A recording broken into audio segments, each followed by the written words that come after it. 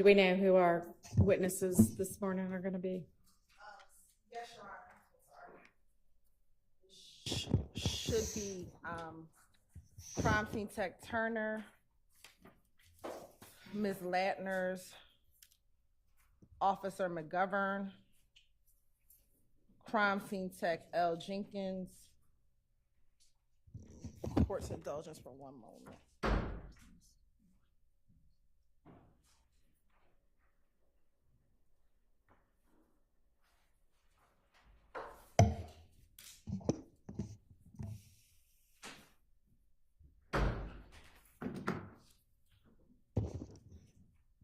Ms. A.S., who we've spoken about previously, Ms. Smith.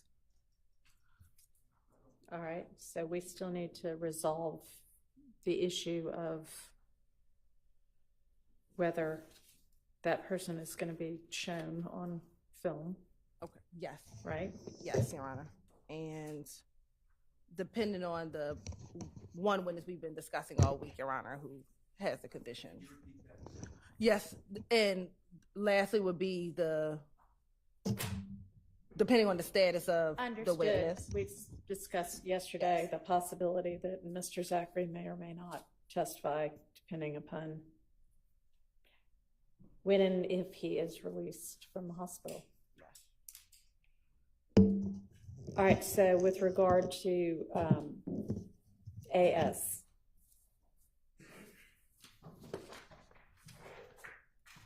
Your Honor, the state's position,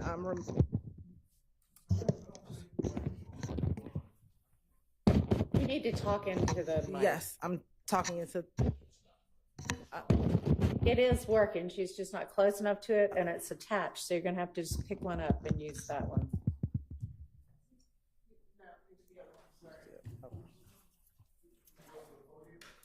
Or go to the podium. Either one. Regarding Ms. A. Smith, again, Your Honor, the state is asking for her not to be shown on television. I believe she still lives in the community in which this incident occurred back in 2020, Your Honor. I believe she has voiced some concern. Ms. Love is the prosecutor who has been in the most communication with Ms. Smith, but my understanding is she has voiced some concern. I can't go into specifics regarding her safety in this case, Your Honor, given that she still lives there. I believe at one point she did communicate with one of our victim advocates that members of one of the defendant's family had approached her. And this was probably about a year ago. And so she was supposed to provide us more information about that particular individual. And so those are some of the things that I am aware of that she has discussed with us and with the state. And so given some of those factors, we would ask for her not to be shown on camera, Your Honor. All right. And is there any objection to just having her audio but not her face shown? Yeah, Your Honor, I object to that. I don't believe that what you've heard from the state today rises to the level that was set by the previous court on the standard by which a witness would not be videoed while testifying. Of course, this is the first I've heard that maybe possibly she may have talked to a victim advocate.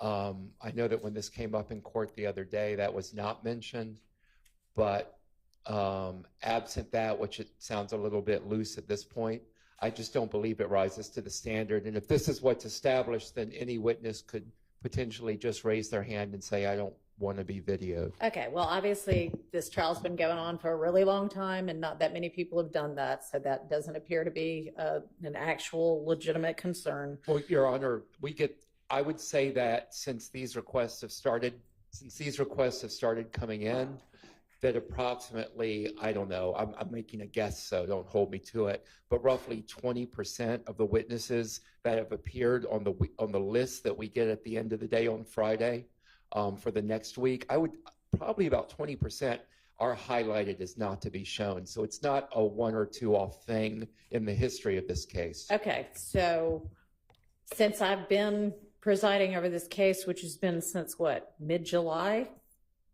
or so, this is the second witness that has had anything raised. So that doesn't seem to be the percentage right now, but that's not the determining factor anyway. It's whether there is a legitimate security concern that can be substantiated by either the witness or the state. I mean, Ms. Hilton, are you representing that she has had threats made to her that she's brought to the state's attention? She's communicated, I know for one specific incident that a family member of one of the defendants had approached her. Okay, but and not what? Approached her asking her not to testify in the trial. She did not say that that individual threatened to harm All right, her. so maybe we find out a little bit more from her when she gets here. Is she here now? I don't believe she's. Okay, well, we'll maybe revisit that issue. And if the victim advocate has further information or you develop further information before then, let me know. Okay. And Your Honor, just to be clear, if she can show that there's been a threat made against her, or you believe there's a threat made against her, then I will not object to her not being shown on video. All right, threat or intimidation? Your Honor? Yes, sir. Turning the page from the video, on video, off video, with Ms. Smith, the information just recited by Ms. Hilton is the first I've heard of this. I don't know what this interaction is, but the state, am I correct that the state, regardless of whether she's shown on video or not, is not going to seek to admit any testimony about whatever this interaction was as part of her testimony, is it? No. Okay, all right, cool. All right, thank you. Okay, is there anything else the state intends to present with regard to that particular 911 call with Ms. Latner's? Mr. Adkins had sort of left the door a little bit open to bring something else up. Your Honor, we're going to hold on that Okay. Call for right now, and so All we'll right. just ask. to Sounds hold for good. that. In addition, Your Honor, the pictures that we intend to introduce today through some of our witnesses are on its way down, so we can distribute to defense counsel so that they Okay. can have them in Go ahead and do advance. that.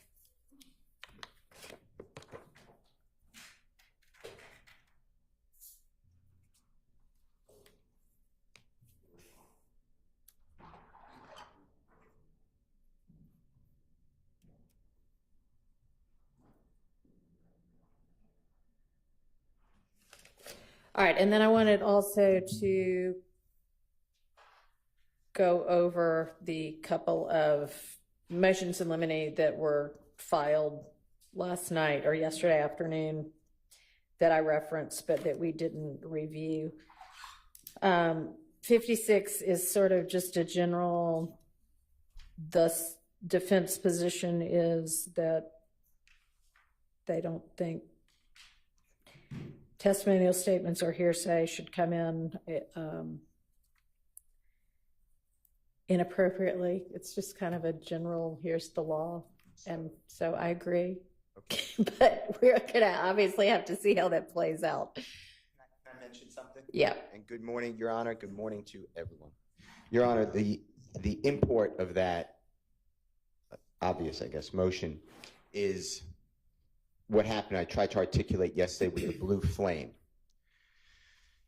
So it has gone on before you or the court that a, quote, gang expert would say, and I'm paraphrasing, I'm not going to tell you who I spoke with. You don't have any of my notes. I did not do a report, although ordered by Judge Glanville to do a report.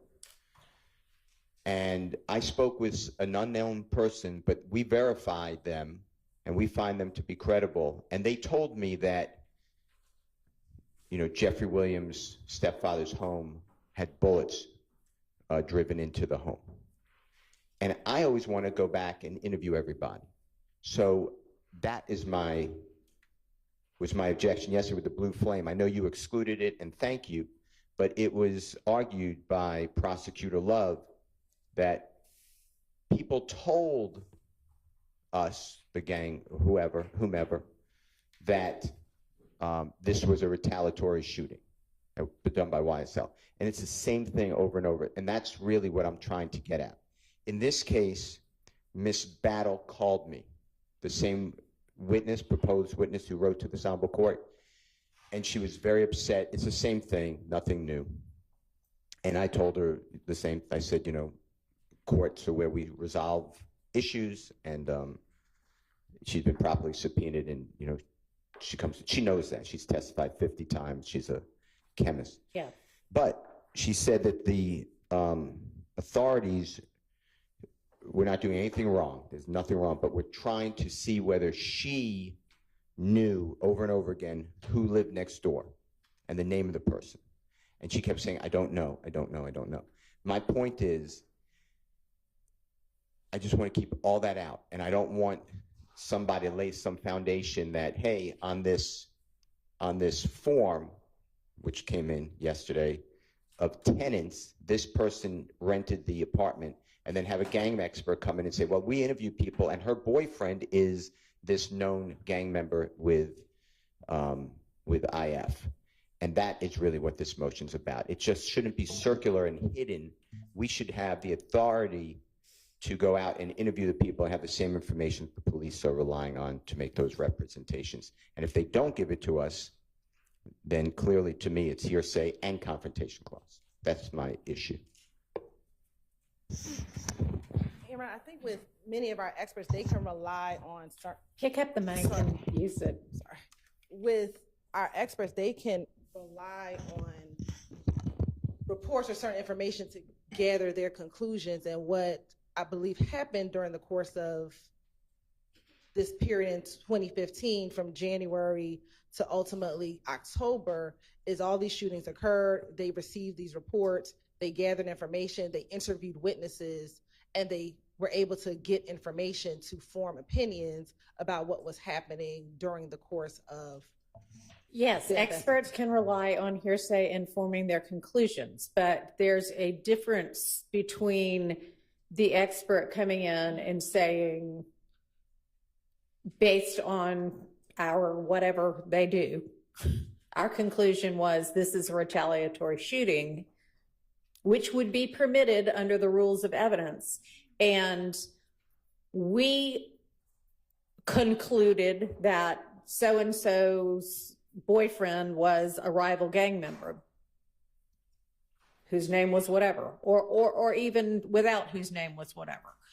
That is clearly hearsay, and so obviously hearsay that the regular rules of evidence have to still apply to that. Right, and so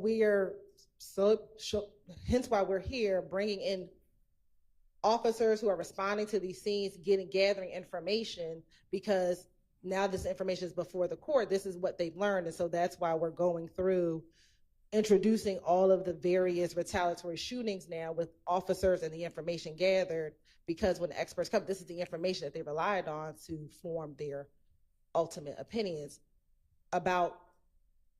Okay, do you understand? I mean, we can't exactly, figure out all of the contours of what might come in beforehand, but an expert conclusion that this was a retaliatory shooting, even if based upon hearsay, would be admissible under the rules of evidence.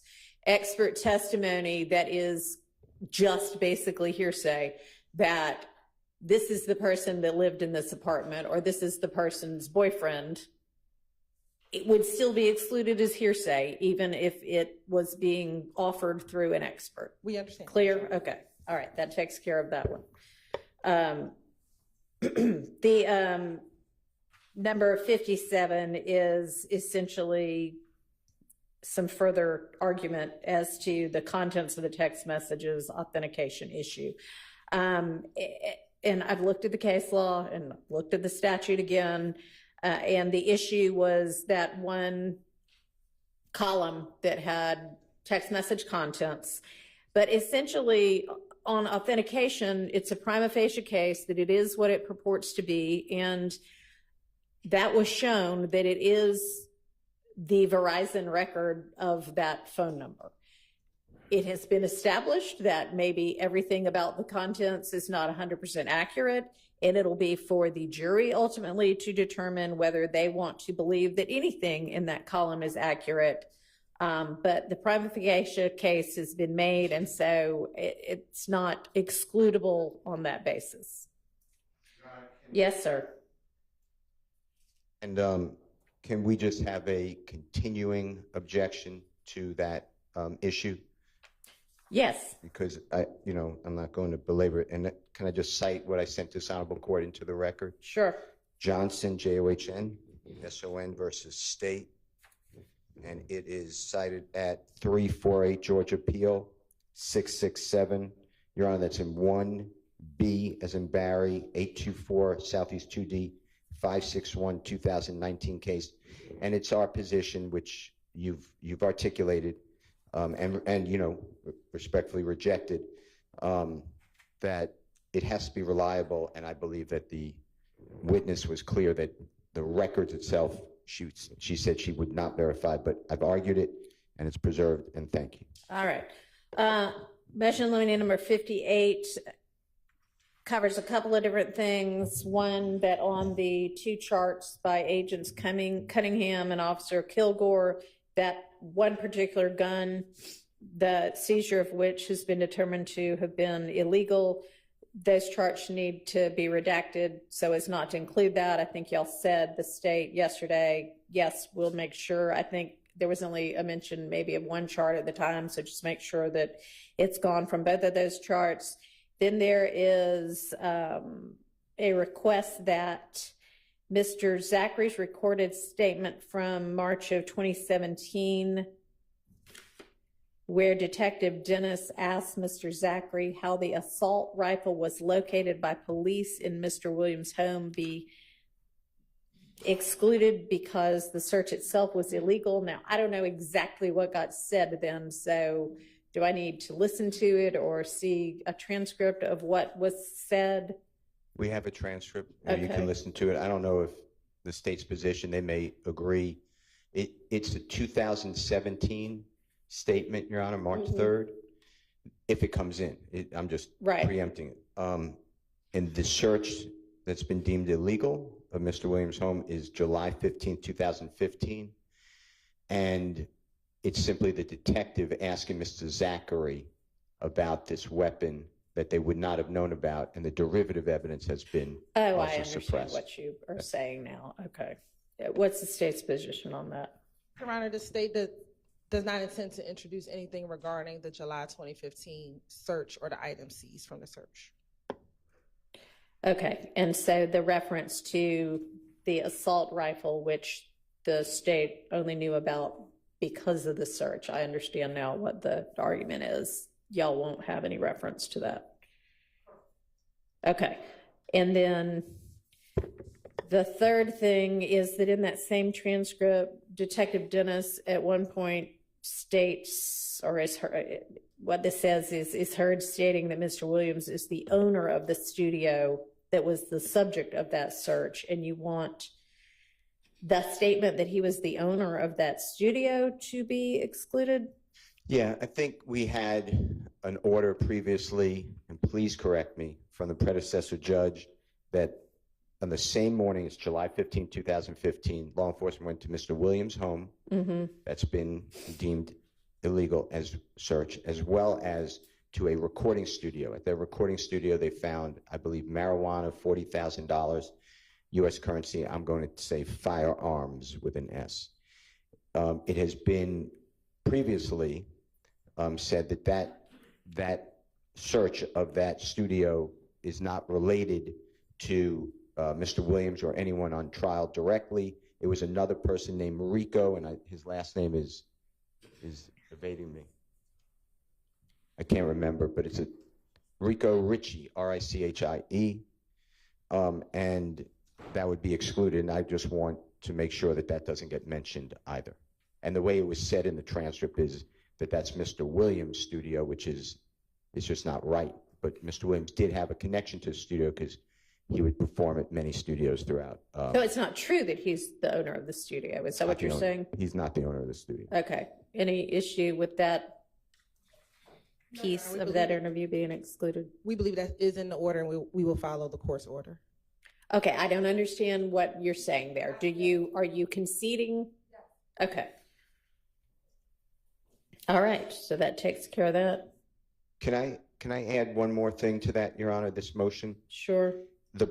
I think the court ordered it yesterday, but the blue flame shell casings are on that same chart that is referenced by Agent Cunningham, according to the state, as an exhibit of hers, as well as Officer Kilgore. So I asked that blue flame mentioned on that chart be please removed. And that's the search by the firearms police database. It will be removed. All right, thank you.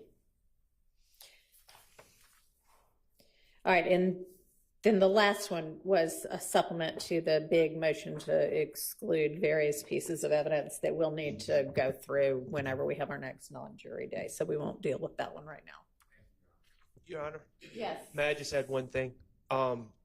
Again, I'm like Mr. Steele said, not conceding the admissibility of any prior statements of Mr. Zachary, but I just wanted to remind the court that there were some matters that we took a wait-and-see approach. Your Honor took a wait-and-see approach to see if a foundation could be laid by Mr. Zachary regarding one.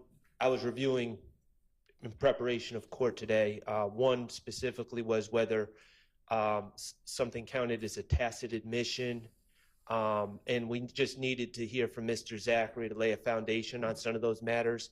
I just wanted to remind the court that we do have that issue out there, those issues out there. There's a few of them. All right, so does the state recall what it is that Mr. Sharp's referencing? Your Honor, I don't.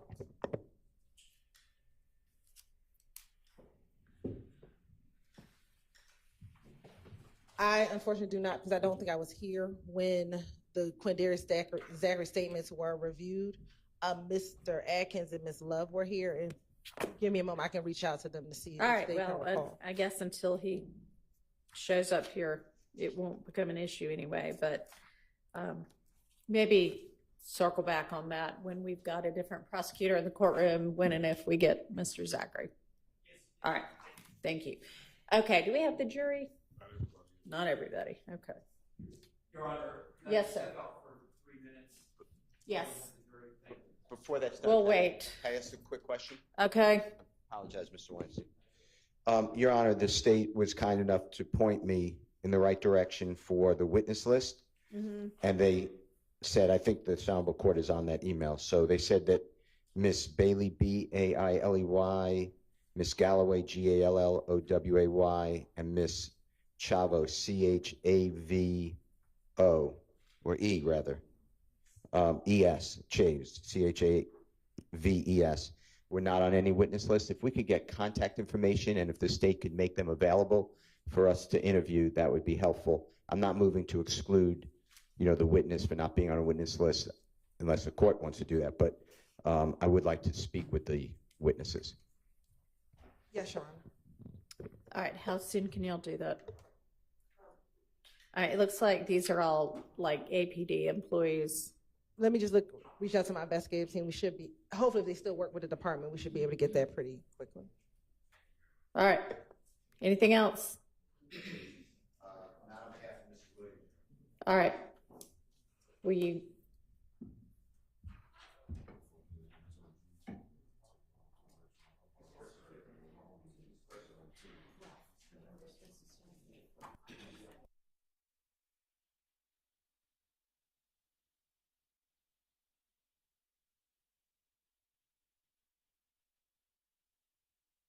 To or want to use the restroom real fast. Hopefully we'll have all of the jurors in the next 5 minutes or so.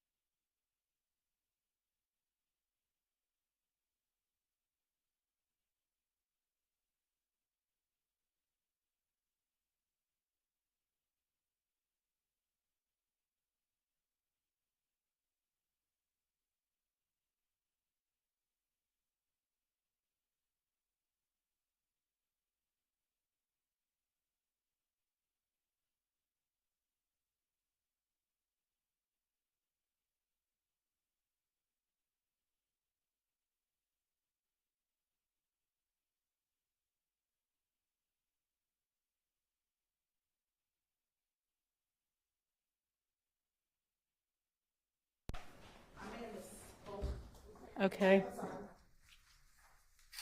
Earlier, when we were talking about A. Smith, and I talked about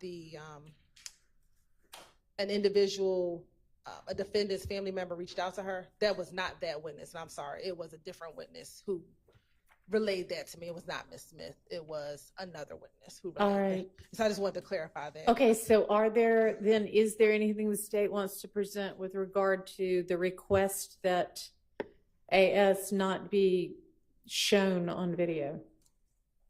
Yes, Judge, and I believe she's on her way, but what she has relayed to the state is that since the time that this has been going on, her family has found out things that she had not alerted them to, that it is causing her, she says, distress.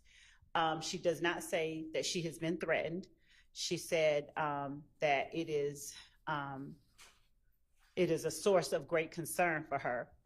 And she has asked that we not, she said she doesn't want to be here, but she certainly doesn't want to have her face publicized. She said that when when her name began being mentioned, that caused problems for her, and she does not want to have to endure that.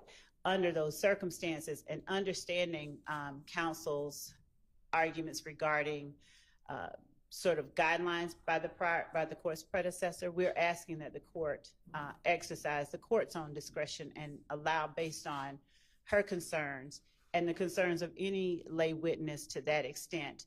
They're not asking to cover their faces in court behind a veil, but to not have their faces publicized nationally is what they're asking. All right, so you say the court's discretion as though it is 100% up to the court. It's not up to the court. It's the case law that guides it. And in Georgia, it is very, very, very tilted towards showing everything all the time. And the court has very little discretion in stopping that from occurring, even if there are, probably none of the witnesses want to be blasted throughout the world, understandably. So that's why the guideline and the determiner was, are there legitimate security concerns? And if there are legitimate security concerns, then detail what those are. So, Your Honor, I do understand what the court is saying. And regarding the rights or guidelines of having the faces shown on camera, prior to today, and it was prior to this particular argument, I had researched when we were looking at it previously with Judge Glanville. My understanding, and the court has a vast amount of knowledge about what the particular laws in Georgia are, because the court has dealt with those. But my understanding was that there is no, just if it were such a right that anyone had to have the faces of every witness shown, then arguably speaking, any trial that's not publicized on camera, their rights are being violated because their faces are not being shown. But to the extent that the camera people decide where they want to put the camera, and if they're okay with not showing the faces, the only argument that I would have is that there's no defendant with any right to show the faces. And I would ask the court for, before we bring her in, that just the ability to, if we can find case law directly on point, to show it to the court regarding that particular issue. Because of course you can do that. And if the media chooses not to show a witness's face because they know that that person has concerns, that's of course up to the media. I mean, frankly, this court is open. Anybody can walk in here anytime they want to and watch the proceedings. But that's just not really the way the Georgia courts overall have perceived the whole televising and videotaping of court proceedings. So sure, I'm happy to consider any kind of case law that you want to present. Thank you. And obviously, if the media wants to focus on somebody else during that time, that is wonderful. But Unless you present to me either case law that covers it or legitimate security concerns, I can't order them not to. Thank All you. right. Thank you. Okay, so are we now ready for the jury?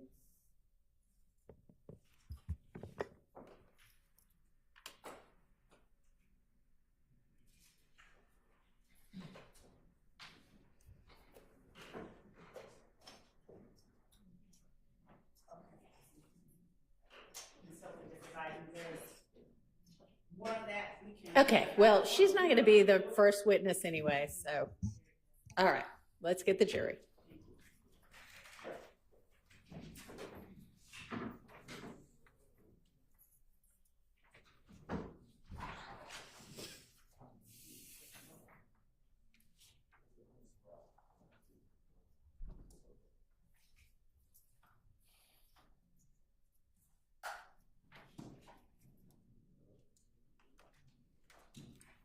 He brought me one from the jury. He brought me one from the jury.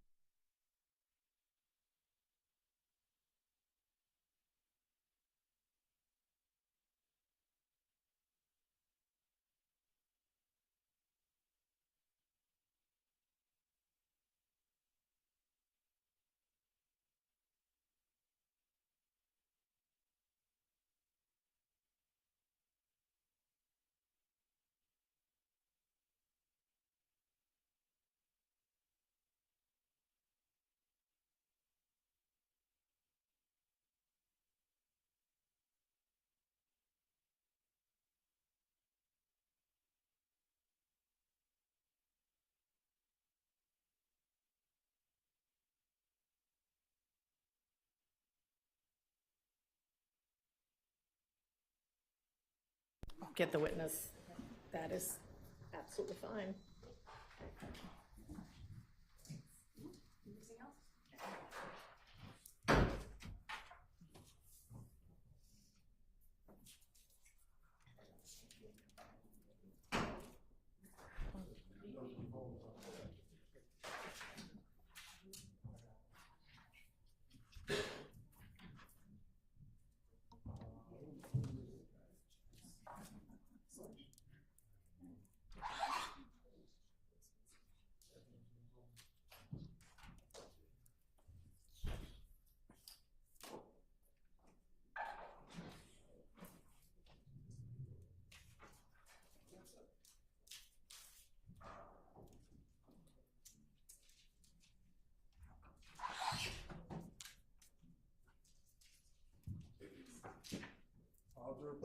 Thank you so much.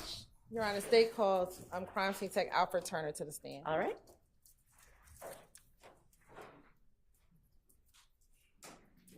Raise your right hand. You swear firm testimony you give the truth, the whole truth, nothing but the truth? I do. That's it.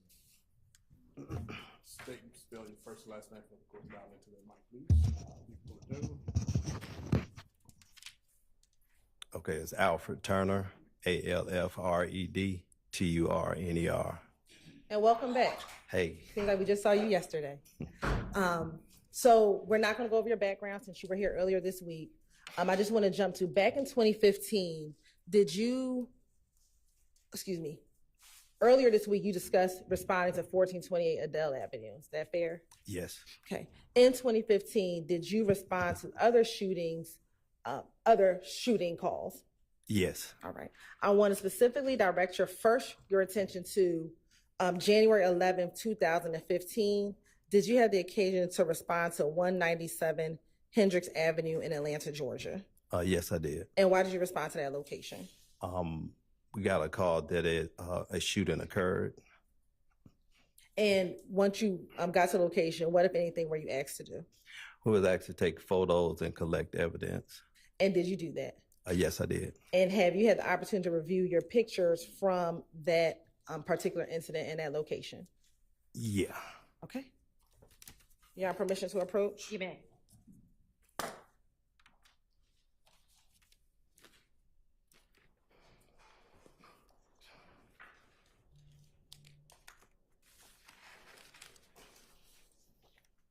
I'm showing you what's been marked as 1 triple DA through 17 triple DA. And were you sent those pictures yesterday evening? Yes. Okay. And as you're flipping through, did those pictures fairly accurately depict the scene at 197 Hendricks from January 11, 2015? Yes, they do. Your Honor, this time the state would like to tender State's Exhibit 1 triple DA through 17 triple DA into evidence. As you're admitted. Permission to publish, Your Honor. Okay.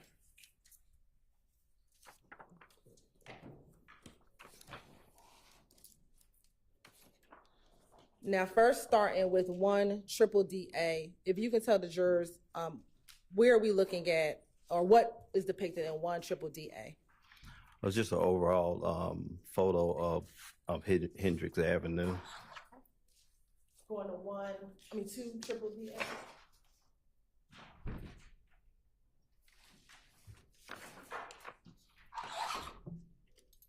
Looking at 2 triple DA, was this the home that was the focus of your investigation? Yes, it was. All right. Looking at 3 triple DA and now 4 triple DA and 5 triple DA. What, if anything, is depicted on 5 triple DA? That's for damage to the screen of the window of that residence. Okay. Now looking at 6 triple DA.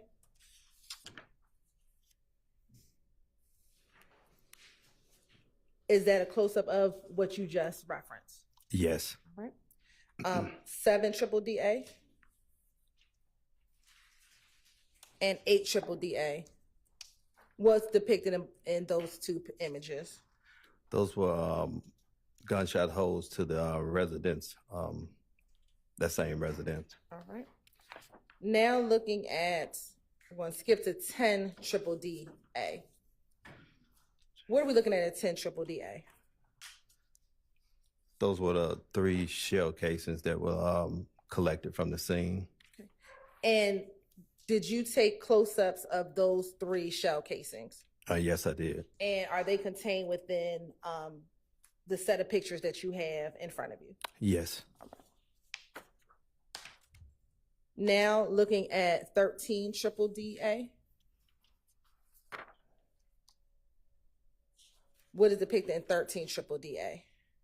That's a shell casing number 4 that was located near the residence. Okay. And were you able to determine what type of shell casing those were? I probably have to look through my notes to see which one it was. Your Honor, permission to approach? You may. And let me ask, will looking at a copy of your crime scene tech report assist you? Could looking at you? No, I have it up here. Oh. Permission to approach? You may. I'm going to show you what's been marked as State's Exhibit 18 triple DA. Is that your crime scene tech report? Yes, it is. And does looking at that copy help refresh your memory as to what size shell casings those were, if noted?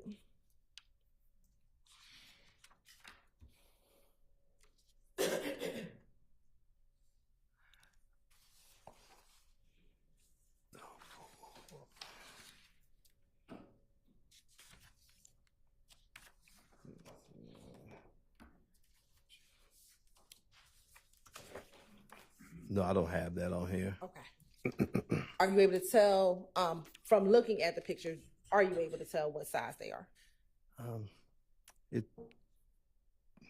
And if not, that's okay too. no. Okay. Now, in that year, did you also have the occasion to respond to 198 Stanhope Drive on January 26, 2015? Yes.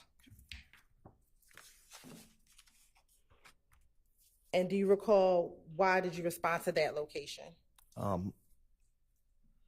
We were dispatched that a shooting also occurred at that location, and it had damage to vehicles.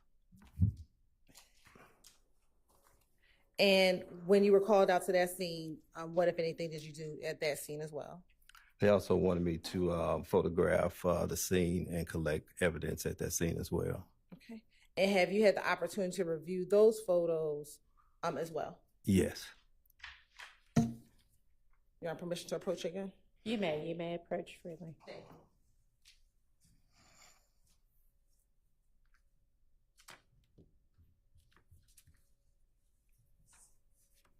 I'm showing you what's been marked as 1DDD through 29, 1DDD subsection C through 29DDD subsection C.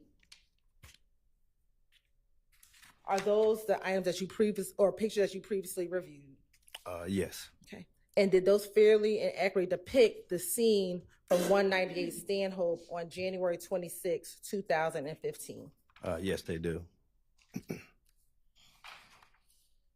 And let me ask you, regarding that particular scene, do you know if there was a victim involved in that scene?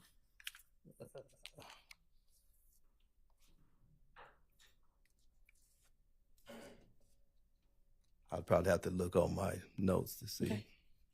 You're on permission to approach. Oh, no, I can approach.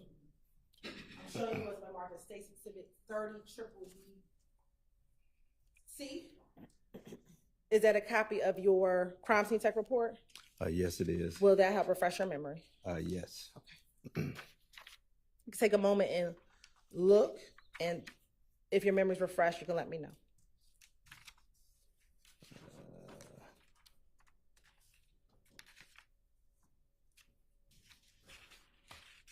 Yes, there was a victim.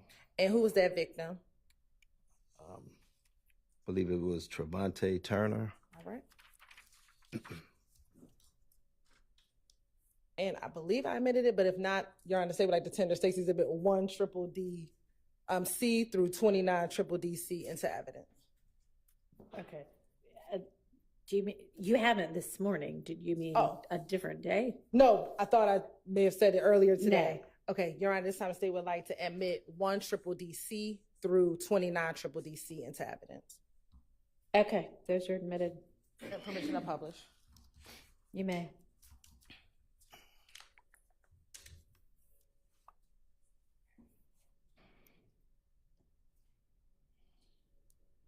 Now, first looking at 1DDD C, tell the jurors what are we looking at in 1DDD C?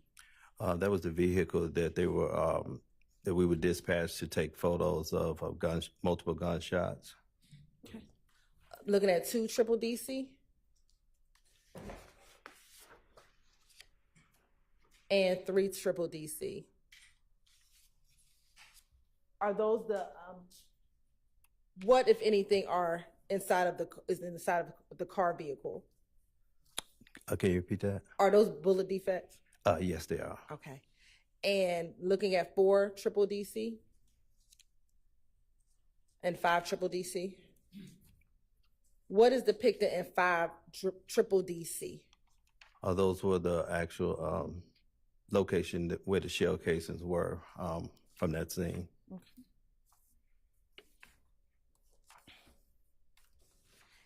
And did you take individual pictures of all of those shell casings? Yes, I did. Okay. And are those included in the stack of pictures that you have before you? Yes. All right. I want to go to State's Exhibit 21DDD C.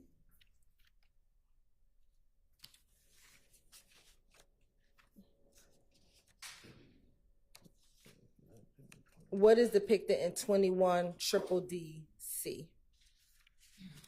That's a photo of a vehicle parked at the residence, and it also had multiple shell gunshot damages to it. Looking at 23DDD C and 24DDD C. Is that the damage that you were referencing? Yes. And now looking at 25DDD C. What are we looking at 25DDD C? That's a residence of 186 Stone Hope. Okay. And did that also sustain damage? Yes, to the window. All right. Looking at 27 triple DC and 28 triple DC. Is that the damage to the window that you were just referencing? Yes. And then looking at 29 triple DC. Was that also a defect to the window? Yes. Right. And after taking pictures, did you collect those shell casings? Yes, I did. And when you collected those shell casings, what did you do with them? They were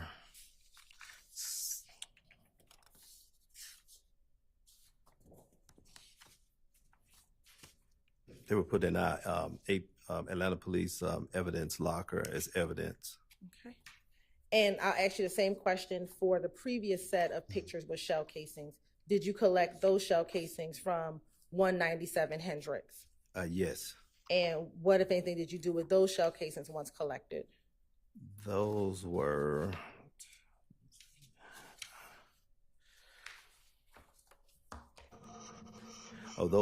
turned over to Officer Williams on the scene.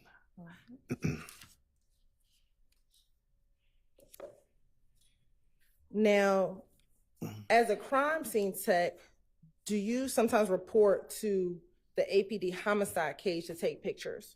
Yes, I do. And when would you respond to the homicide cage in order to take pictures? It's usually after the vehicles has been moved from the scene and actually stored in the homicide cage. Okay. I want to direct your attention to February 20th, 2015. Did you have the occasion to take pictures at the APD homicide cage? Yes, I did. And have you had an opportunity to review those pictures today, or excuse me, before your testimony today? Yes.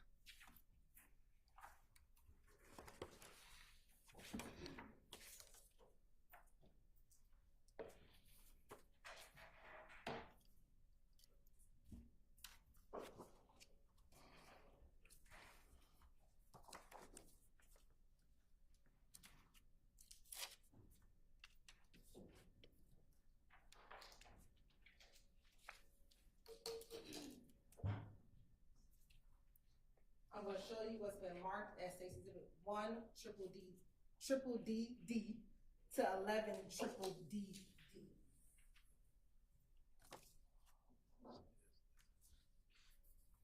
And do you recognize those pictures?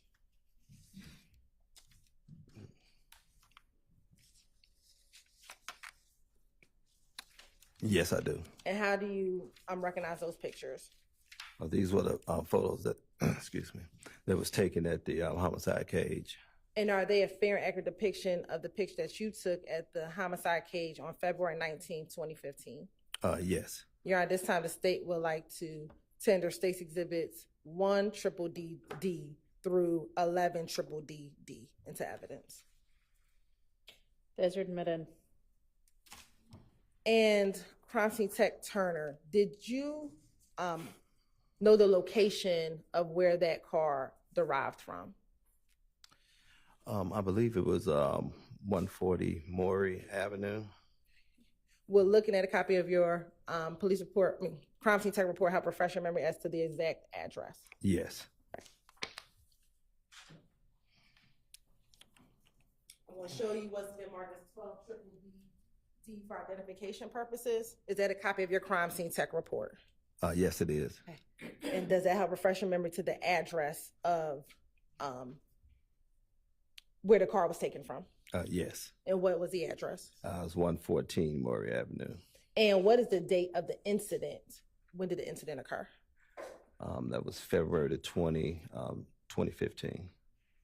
Was that the date of the incident or the date that you took pictures?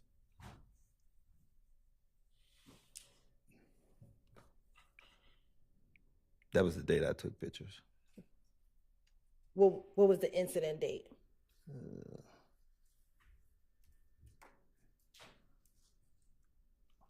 I'm sorry, 2020, 2019, 2015. No, what was the incident date?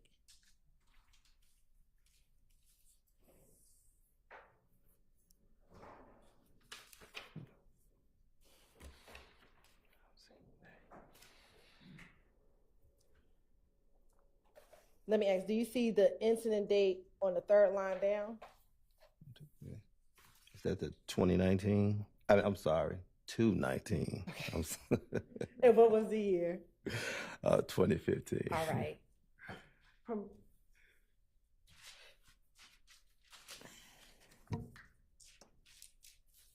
And Your Honor, now permission to publish 1 triple D E D. Triple D D. You may. Okay. What are we looking at 1 triple D D? That's just a rear photo of the vehicle. And 2 triple D D? And now we'll look at 3 triple D D. What was being depicted with the placard for number 1 and 3 triple D D? That was a photo of a cell phone. Okay. Now looking at 4 triple D D. What was being depicted with placards 2, 3, 4, 5, and 6 and 4 triple D D? But first, it was the photo of the back seat inside the vehicle, and I believe there were shell casings on all those. Okay. And did you take individual pictures of those shell casings? Yes. Right. And is that reflected in 5 triple D? Yes. And 6 triple D D? Your Honor, can I borrow your stick? Stapler? Stick. Pointer. Pointer. Thank you.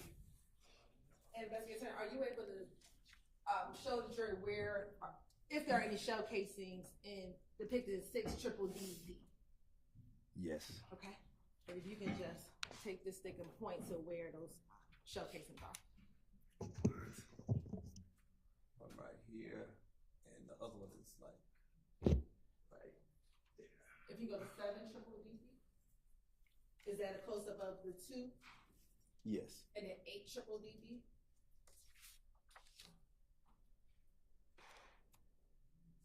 There's actually 3 here. 1, 2, 3. All right. And 9 triple D D? Were those shell cases depicted in 5 and 6? Yes. And 10 triple D D? Were those shell casings depicted for placards 7 and 8? Yes. All right. And 11 triple D D? Is there a shell casing depicted in 11 triple D D?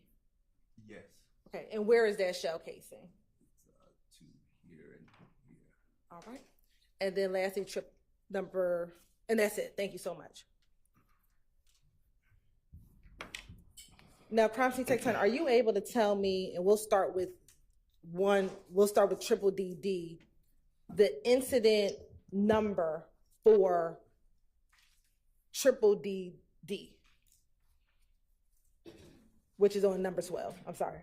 Looking at your crime scene tech report, are you able to tell me the incident number for 114 Maury? You wanted the incident number? Yes, please. That's 150503213. All right. And then can you give us the incident number for 198 Stanhope? That was 150262801. And then lastly, could you give us the incident number for 197 Hendricks?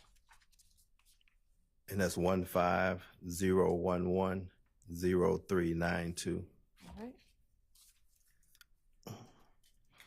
Now, with the shell casing that you collected from the homicide case, from the car in triple D D, what did you do with those shell casings?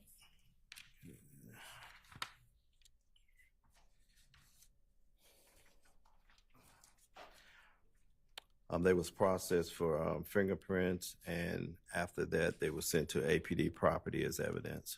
Okay. And do you know if at any point those items were taken from APD property to the APD crime lab? No, I don't. Okay. Court's indulgence.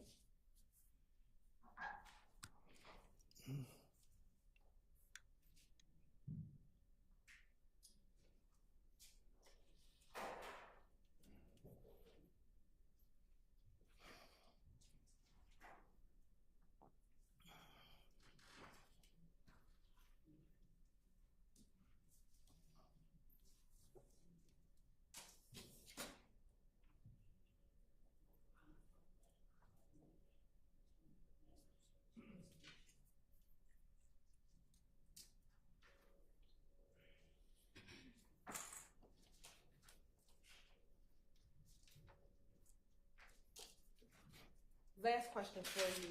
So, Prosecutor Turner, when you package Use the mic if you don't mind. when you collect shell cases from the crime scene, how do you package your shell casings? What we do is individually pack them, usually put them in a little envelope. We put the time we collected, the location, the case number, the address, and I have my initials on it. And are each shell case in an individual envelope? Yes, unless they really close to each other. Okay. Yeah. And when you said the location, what did you mean by you put the location number on there? Like if it's inside a vehicle, you usually put inside the vehicle in the seat or something like that. Okay. Thank you so much. Thank you. Okay. All right, any defense questions for this witness? Your Honor, on behalf of Mr. Williams, we have no questions for this gentleman. All right. Nope. Okay. All right, thank you for your time. You're excused. Call your next witness. Mr. Matthews, is this a lawyer with you or somebody else? Yeah.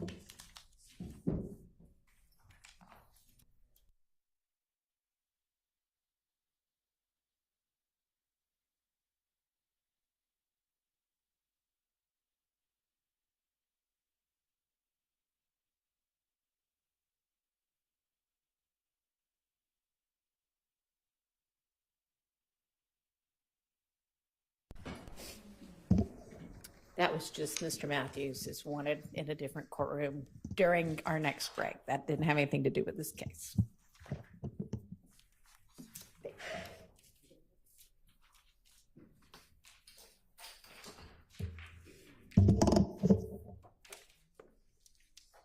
Raise your right hand. You swear affirm testimony you give the truth, the whole truth, nothing but the truth. State and spell your first and last name in the court. Mike. Louise Jenkins, Louisejenkins. Excuse me.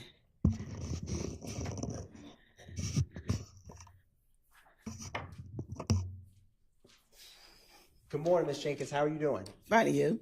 Doing well, doing well. Are you currently employed? No, I'm retired. Happily? Happily. What was your last job? Atlanta Police, crime scene, What year did you retire from APD? 2015, What year did you start with APD? 1985. Can you tell the jury a little bit about your experience when you started working for Atlanta Police Department? I started at criminal records and I did dispositions and I went to court to take dispositions and then I did warrants. And from there, I started crime scene in 1987. How did you end up working in crime scene? It's all in the same department, and I started taking notes and started studying fingerprinting, and I got interested in it, and then I started in fingerprinting. And did you ever become a crime scene technician? Yes, I did. Can you explain for the jury your experience as a crime scene technician? We go to court. We had to go to take classes, and we do collect evidence, process, fingerprint, photographs, go to court, and we take our crime labs to either GBI or Atlanta Police crime scene. Now, did you have any law enforcement experience in any capacity before working with Atlanta Police Department? Not in law enforcement, but I work for state revenue department, and I also work Atlanta Braves security. Okay. How long did you work with Atlanta Braves security? About 10 years.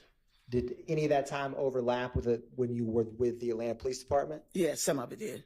Now, were you a crime scene technician from 1987 until you retired? Yes.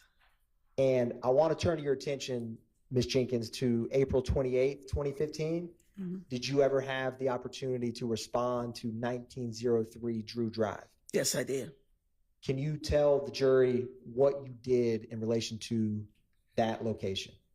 It came up as a vandalism, shots fired, and I went and I took photographs of the scene on the outside and inside, and I collect evidence from the outside, and I turn it over to the officer on the outside, on the scene, and I collect a projectile and 2 bullet fragments from inside, and I took it to our Atlanta Crime Lab and turned it into them. Do you typically process a scene from the outside in?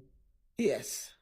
And I wanted just to show you one photograph that's already admitted to publish 62 Lima Lima.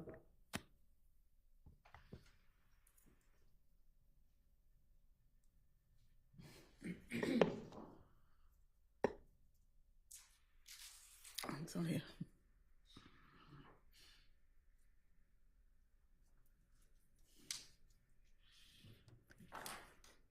It's going to come up here, and Okay. if technology works for us, machine. Do you recognize that photograph, 62 Lima Lima? Yes. And is that the 1903 Drew Drive we were just discussing? Yes, it is. And why is it, or can you explain for the jury, the responding officer collected the shell casings that were outside and you collected the ones that were inside? Is there any reason behind that? Well, it came up as a vandalism. So usually when we have a call like that, we can also turn it, the shell cases or whatever, to the investigator on the scene. Anything mostly on the inside, we collect and we'll turn it into our crime lab or the GBI crime lab. And what protocols did you follow when you collected the shell casings? I photograph, numbered, and collect them in envelopes, label each one of them, and I put them in a bag at the end of collecting everything, and I turn it over to the officer on the scene. And for the projectiles, that you collected from inside, what protocol did you follow with those? We collect overall of the whole place first, and then we collect each items, and we number them, and then I collect them and data them, and take them up, and then send them to our crime lab. After you processed 1903 Drew Drive and collected those projectiles, did you have any other involvement with this specific crime scene? I did not. One brief moment, Your Honor.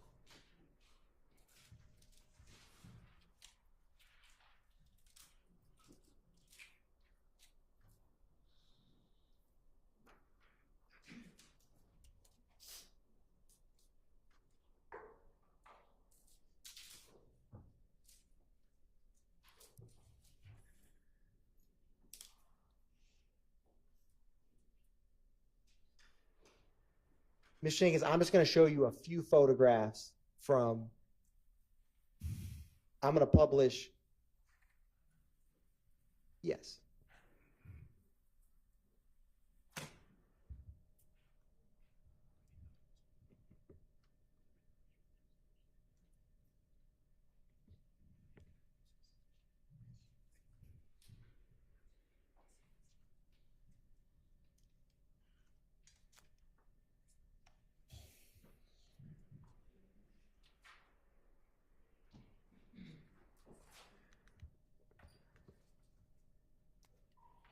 Ms. Jenkins, I'm going to publish a couple crime scene photographs from inside and ask you if you recognize some of these photographs. Okay. And I'm publishing State's Exhibit.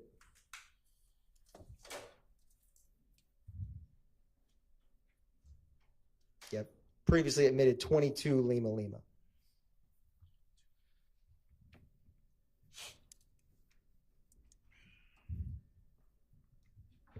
And Ms. Jenkins, I'm going to cycle through a couple of these photographs to specifically see if you recognize some of the projectiles that you collected from this scene. Okay, kid, it's possible that I can look at my notes. Yeah, it's perfectly possible. Yes, ma'am. I'm going to, or is there anything that will refresh your memory in relation to this? The notes that I took, the pictures that I took. And is that in your crime scene Yes. record? Yes. Your Honor, I'm approaching and handing the witness.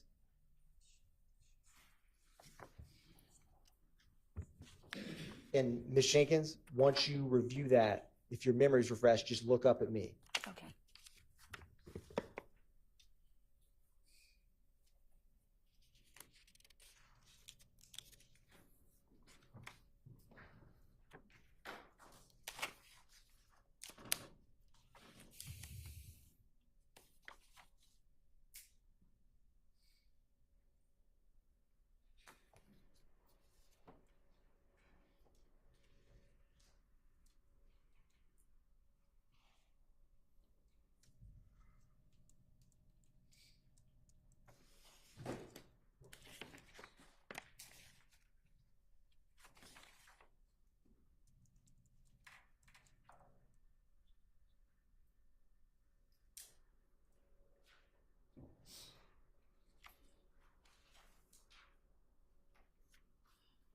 Okay.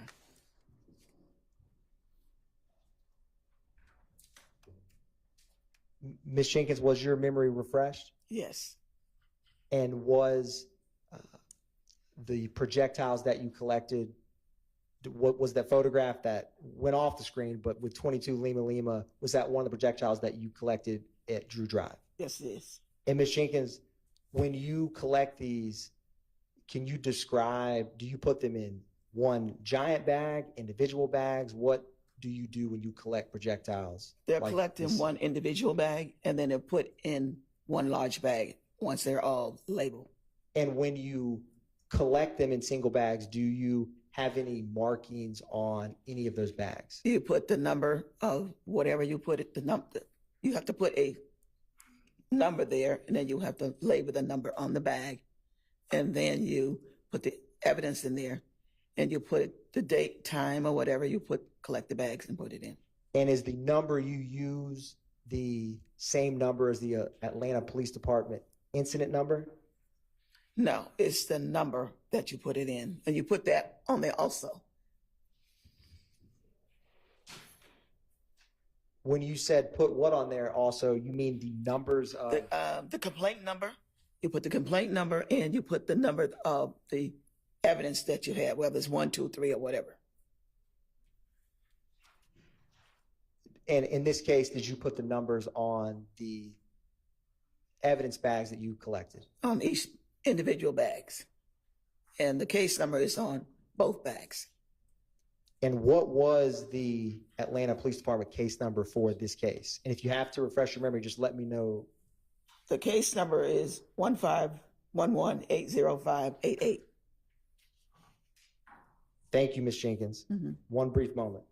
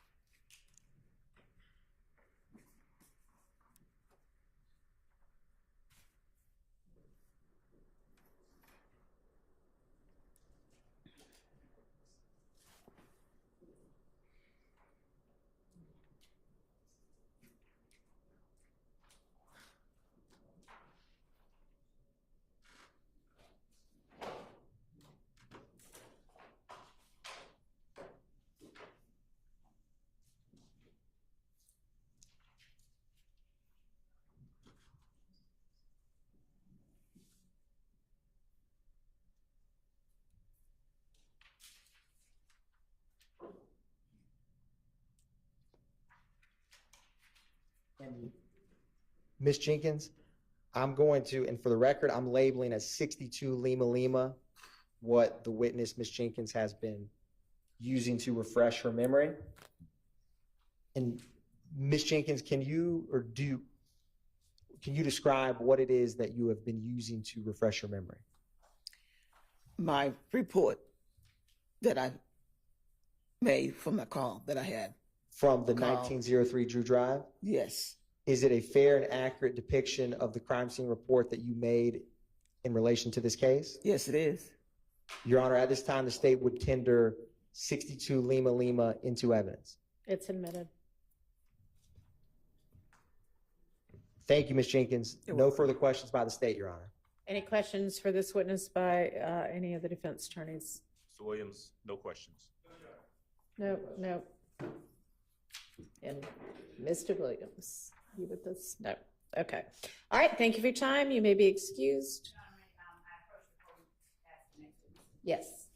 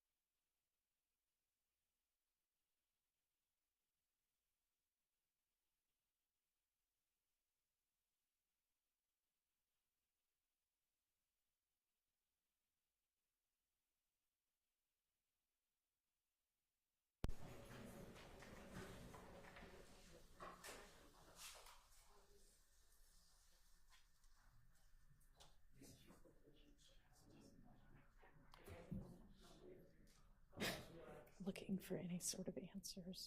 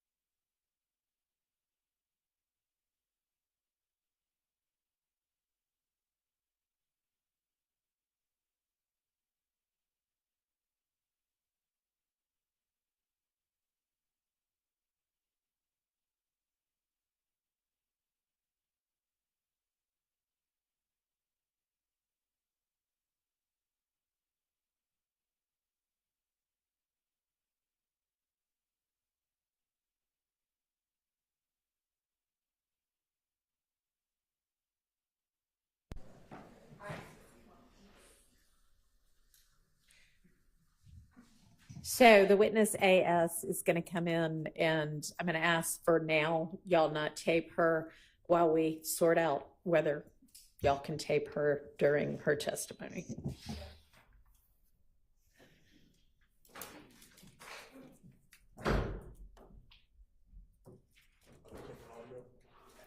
Yeah, audio is okay.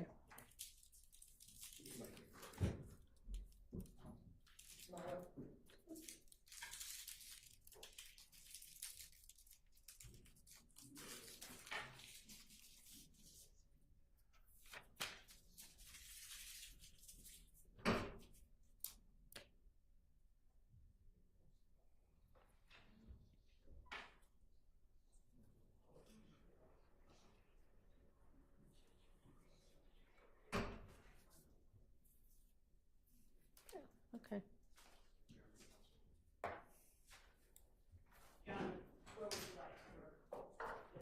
The witness stand, she's not being taped right now. Videotape. Come on up to the witness stand if you don't mind. Okay, go ahead and have a seat. And I understand from the state that you've got some concerns about your face being shown on the live stream. Can you tell me what those concerns are? Just anything doing my job. I just don't want to have no parts in it. I don't want to be on camera. Pull the mic down next to you and try to speak into the mic. So is it anything beyond just not wanting to be on camera? Do you have any concerns about your well-being or your safety? Not really. Okay, well then that's not going to be enough. In the law, sort of the given, unless there are particular circumstances, is that it be allowed to be videotaped. And I don't have a lot of discretion in that regard unless there's some reason that can be presented. So I fully understand you feeling that way. And certainly, as I noted before, the media can choose not to show her face, but I can't order them not to. Okay. All right, so do I need to hear from anybody else on anything? Your Honor, one other thing that we wanted to bring to the court's attention is that previously the media did not have a problem with people that we specified not showing their faces. Okay. It was never, they had no problem ever. It was only objections from counsel for defendants. Okay. All right, does the media have an issue with just voluntarily not showing her face?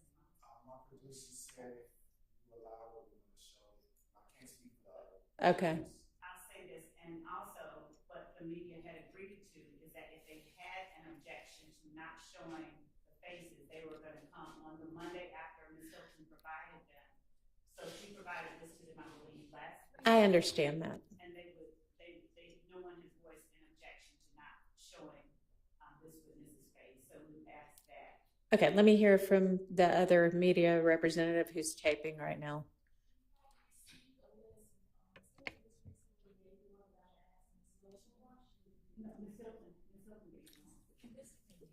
We can't really hear you. Speak up a little bit.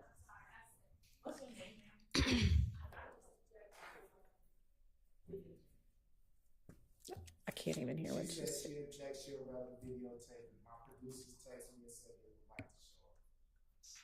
Your Honor, may I also clarify something? Hang on just a second. Yes. So were you saying something about not having gotten the notice? No, I didn't get a notice, and I asked Love. She ignored me, and then she wasn't here. Okay, so who sent the email last week? So, Your Honor, I sent the email last week, and Ms. Sylvia was not on that email. All right, we'll put her on all the future emails. But she did ask for it on Monday, and I forwarded to her on that Monday. On Monday, okay. And well, she did receive. If you'll go ahead and add her to the distribution list for all the future ones. And we will continue to follow the procedure that had been put in place previously that the objections, if there are any, need to be made the Monday morning after the Friday emails. Yeah, and Your Honor, I don't believe that representation made by the state is accurate, that the media are the only people that have the opportunity to object to this. That's not what she was representing. I think what she was saying was that they had not objected before. Ms. Westmoreland, you wanted to say something? Your Honor, I believe it's been clarified. Okay. Turning the page again. I just want to make sure that Ms. Smith has been instructed as a witness. My concern is that there's always rumors, and I just want to make sure that Ms. Smith knows that she's only to testify about things that she actually has personal knowledge of. All right. Ms. Love, I think you know what Mr. Shart's referencing. Have y'all had a discussion about? All right.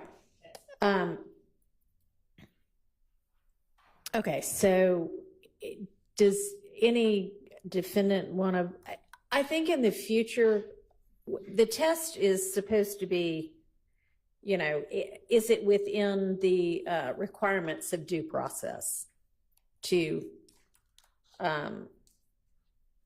cover or exclude?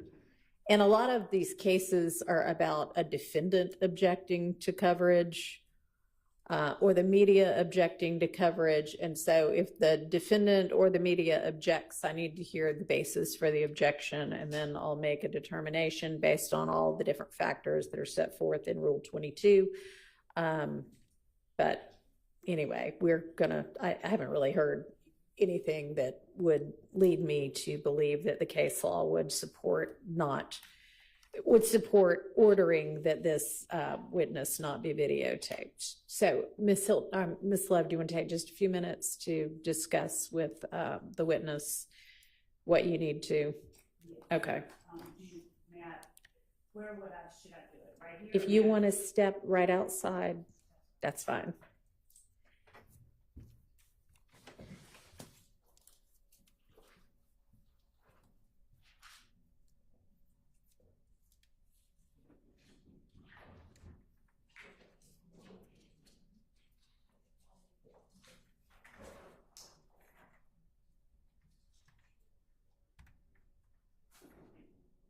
Yeah.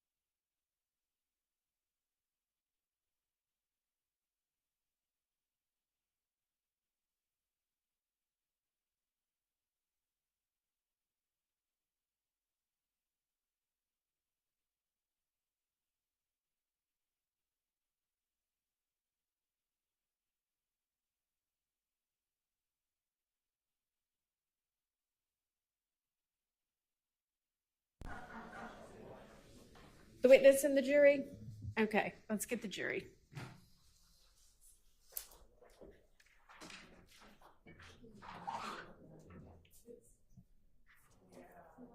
What?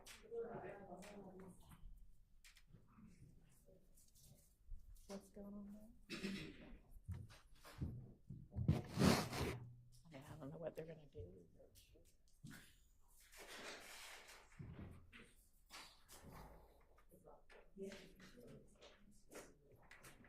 She has not been sworn in, no. No.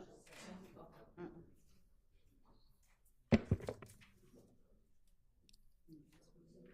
Is it okay if she uses her first initial? That's fine with me. With your name?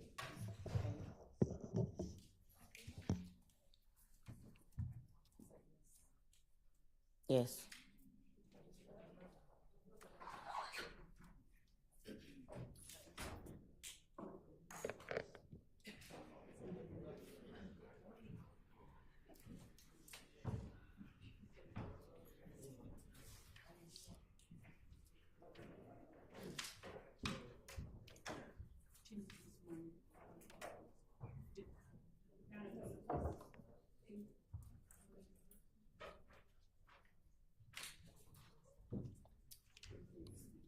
Right.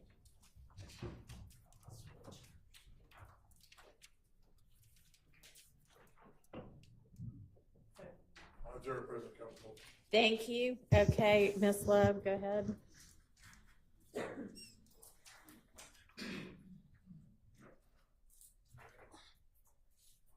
Can you stand up to be sworn, please?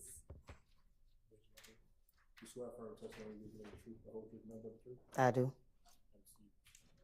I need you to state your first initial and your last name, and spell your last name for the court.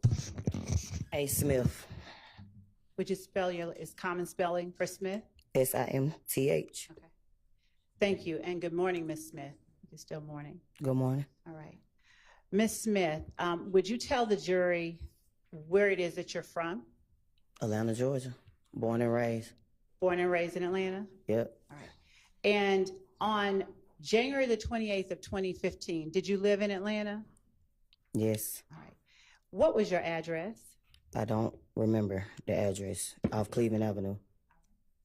Do you recall during that time living on Springdale Road at 2905 Springdale Road? Yes. All right. Now, were you living there with anyone or were you living by yourself? By myself. And is that an apartment, a house, condo? Townhome. A townhome. All right. And you said that it was off Cleveland Avenue? That's what I said. Okay. Ms. Smith, were you living at that time in apartment P3? I don't remember the address. Okay. Do you recall having a neighbor by the name of Gilberti Mack? I do. All right. And do you recall whether you asked Mr. Mack to put cameras on his house? Can't tell nobody to put a camera in their house. That's their house. It is. Do you recall whether you ever requested that of him? I didn't. All right. Now, back on January the 28th of 2015, how long after that date did you live in those townhomes? Left. Did you leave on that particular day or the next day or shortly afterwards? I wasn't there before that. Okay. Now, when you say you weren't there before that, what do you mean? I just wasn't home. Oh, you mean you were home on January 28th? If that's the date, I wasn't there. Okay. When did you move out of those apartments? I don't remember the exact date. The day they said I had to leave. Did anything precede your having to leave? A shootout. All right. Now, when you say a shootout, what do you mean? You weren't there, so what do you mean? And the jury hasn't heard this, so please tell them what you mean when you say a shootout. I mean, I had to go there. I got a call from the rent office saying that my house got shot up. Okay. And was that at night? Do you recall? I think so. All right. And so when you go on scene to see what's going on, what do you see? Bullet holes. Where do you see the bullet holes? I don't remember exactly what a bullet holes was. As far as not specifically remembering them, what I'm asking is, are they inside your home? Correct. All right. Do you recall whether the window or the door was hit or something different? No. All right. Now, when you got there, were there police inside your home? No. Did the police go inside your home with you? With me, no. Did they go inside your home? I'm sure they did. All right. Now, when you say a shootout happened and after that you left, do you know how long it was after that that you left? No. All right. At the time that you lived, and I don't want to get too much into your personal business, but at the time that you lived at that apartment complex off Springdale Road, did you know a person by the name of Kelvin Watts? Of course. Okay. And what did you call him? Shell. Okay. Shell, did you also call him Lil Kel? No. Okay. Did you ever call him by the short No. name Kel? I just told you, Shell. I understand.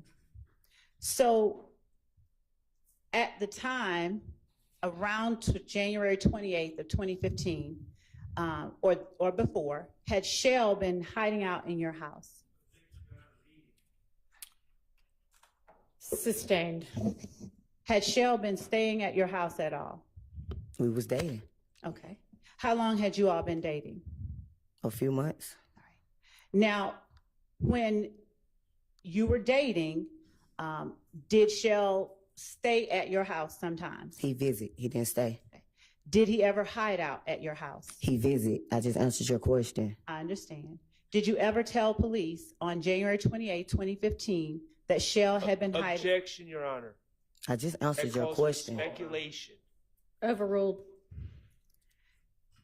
And Ms. Smith, I'm not going to keep you up here very long, but I'm going to ask you a specific question because the jury, Your Honor, if I may just be allowed. Overruled. I'm going to ask you questions so that the jury who doesn't know the answers, so that you can answer for them, okay?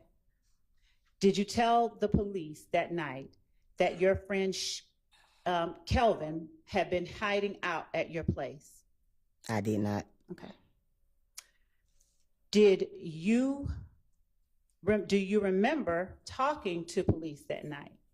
No. Right.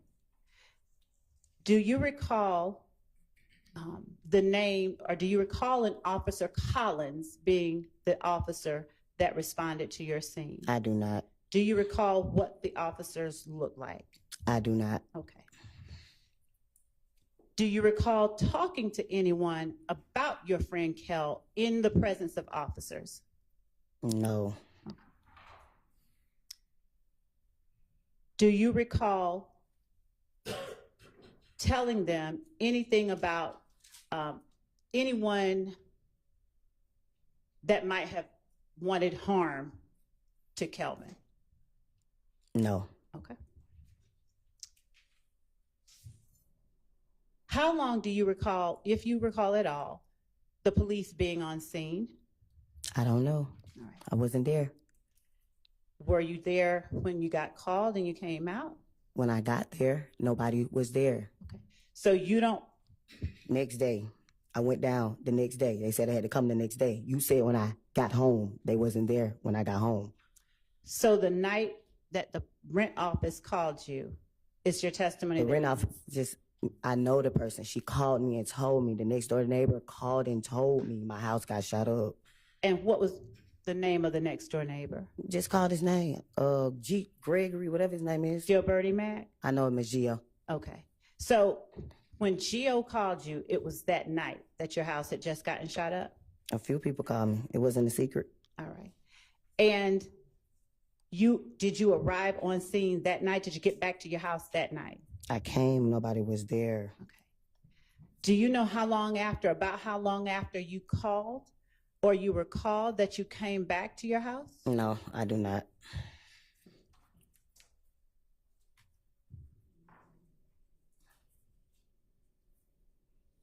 Did you know any members, and I know this sounds like it's obvious, but do you know any members of your friend Kelvin's family? Did you know Donovan Thomas? I did. Okay. Were you close with him? Yes. All right. And were you able to observe Kelvin's interaction with him? I wasn't. Okay. Do you have any knowledge of whether Kelvin was close to him? Nope. I do not. At the time, did you know an Antonio Sledge? Of course I did. Why do you say of course you did? Because I dated him. All right. Were you dating him at the same time you were dating? I wasn't. Kelvin, how long before your house got shot up did you stop dating Antonio Sledge? A couple of months, the same time I just told you when I started dating Kevin. Okay. And what did you call Antonio Sledge? Monktoon. Monktoon? Yeah. All right. How long had you known Monktoon by that time? Been knowing Monktoon since I was like 15, 16 years old. Okay. How long had you known Kel or Shell Kel at that time? Not that long. Okay. Now, at what point do you now recall speaking to the police at all about shooting at your house? I don't. Do you recall ever communicating with the police in any way? I just told you. I went down the next day. You just asked me that. Okay. Who did you talk to when you went down I the next don't day? know. Where did you go down to? The headquarters. All right. Do you recall an investigator, Dennis? I just told you. I don't remember nobody's name. Okay. Do you recall providing a video to the police? I don't. Do you recall a video wherein Antonio Sledge was talking to the camera? It's all on social media. Y'all play it, so of course I seen it. All right. Could you speak into the... It's on social media. Of course I seen it. Now, when you say it's on social media, of course you've seen it. What are you talking about that The you've video seen? that you're talking about. The trial is on social media. Okay. So yes, I seen the video. And describe the video that, since we've shown a lot of them, that you're talking about. The video's a Mooktoon calling Shell Kel out. All right. Did you know at that time Lil D? Of course I did. All right. How long had you known Lil D? I don't know. All right. Now, the video of Mooktoon calling Shell Kel out, did you provide that video to the police? I don't recall. Okay. Do you recall emailing anything to the police? I don't recall. Do you recall an investigator, Gaither? I don't recall. I just told you I don't remember nobody's name. All right. And to be fair, do you have any desire to be here today? No. Okay. Thank you. That's all that I have. All right, do any defense counsel have questions for this witness? Not on behalf of Mr. Stillwell. Thank you. On behalf of Mr. Williams, no question. None, none, none. All right, thank you, you're excused. Call your next witness. Your Honor, the state calls Ms. Ladner to stand. All right.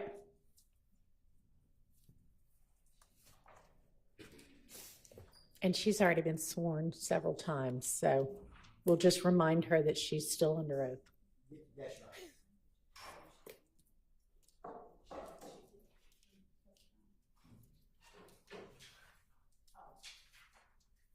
And Your Honor, Ms. Ladner was previously testifying, and so I understand that she was finished. She was testifying during the Burns courtroom, Your Honor. But I believe that she was Okay. outside, so we'll verify. Okay. So y'all are saying don't get on you too much. Yes. Okay. That is exactly what we're Got it. saying. Well, let me ask this. If she's not finished, do you have somebody else ready? I don't think so. She's not finished.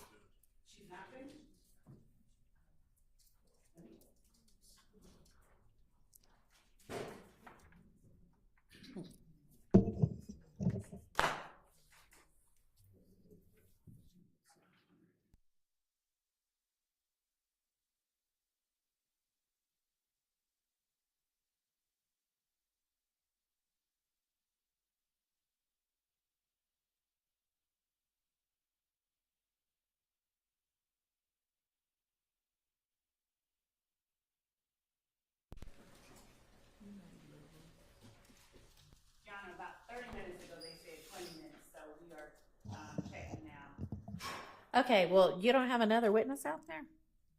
I believe we do it just Hilton. Then let's just do another witness.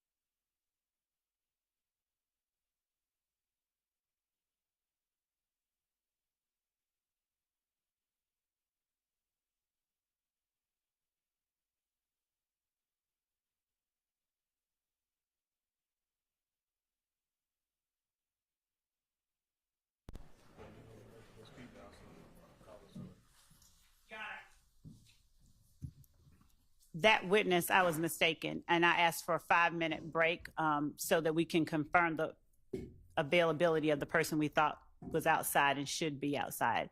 And if not, to see how long it will be before Ms. Latner's is Okay, so done. do you have anybody other than Miss Latner's out there?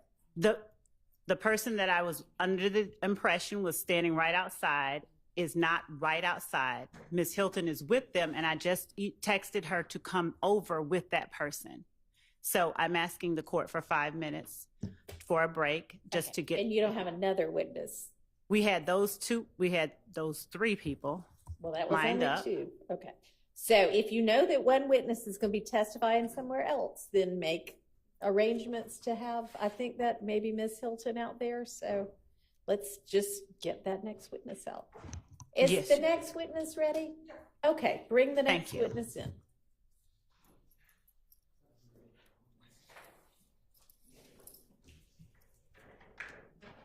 Coming up to the stand, if you don't mind.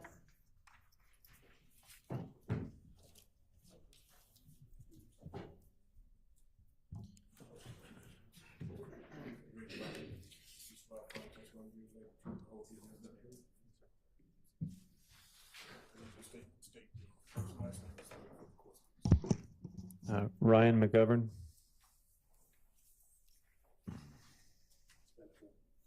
RYANMCGOVERN. Good morning, Mr. McGovern. How are you? I'm doing well. What type of work do you do? I work at Consolidated Engineering Company. And how long have you been with Consolidated Engineering Company? About 5 years. Prior to being with Consolidated Engineering Company, where did you work? I had a few different jobs. I was doing rental property management and some construction work, and prior to that, I worked in law enforcement. Okay. And when you worked in law enforcement, what law enforcement agency did you work for? I worked for Atlanta Police in Sandy Springs. Okay. When did you work for Atlanta Police Department? Roughly from about 2009 to 2015. And when you were working for the Atlanta Police Department, did you work in a specific zone? Yes, Zone 3 primarily. What year did you work in Zone 3? Pretty much my whole career, but towards the beginning, I was on a crime suppression team that would bounce around from zone to zone. When you were in Zone 3, did you serve solely as a patrol officer? Yes, ma'am. Okay. And briefly, what were some of your job duties and responsibilities when you were working as a patrol officer in Zone 3? Respond to 911 calls for service and do reports. Okay. I want to take you to 2015, specifically January and September of 2015. Were you working in Zone 3 during that time? Yes, ma'am. Okay. Specifically, I want to take you to January 19th, 2015. Did you have the occasional response at 807 Pryor Street Southeast? Yes. And why did you respond to that location? There was a shooting. Okay. And what happened once you arrived at that location? I spoke with And are you looking at something? my police report. Okay. Would looking at your police report help refresh your memory as to what occurred back on January 19, 2015? Yes, ma'am. Okay. What I'm going to ask of you to do is if you does anyone want to see his report that he's looking at? Okay. What I'm going to ask of you to do is just look down at your report, and once your memory is refreshed, then testify from your memory, okay? Yes, ma'am. Where did you respond to? 807 Pryor Street. Okay. And do you recall if you responded to that location with any other officer? Officer Fagan. Okay. And was Officer Fagan a partner of yours, or was she just he or she someone that just responded with you to the scene? At the time, he was just somebody that had responded to this particular call. Okay. What occurred once you arrived? I located the victim. He stated that he had been shot. Was that immediate upon getting to the scene? Yes, ma'am. And did he appear to be in distress from being shot? Yes, he had said he had been shot. All right, And- so overruled on that objection. Go ahead. And he had been grazed in the back. Okay. Do you recall what location he was at? Was he able to tell you where he was when he was shot? I don't. Okay. We'll take a look at your report, help refresh your memory as to where he was or where you interacted with him at. I'm sorry. 197 Hendricks. And once you spoken with him, did you see that he was grazed on his back? Yes, ma'am. Okay. Once you spoke with him, what did you do? I called for an ambulance. Okay. And did the ambulance ever come? Yes. And when the ambulance came, what did you do?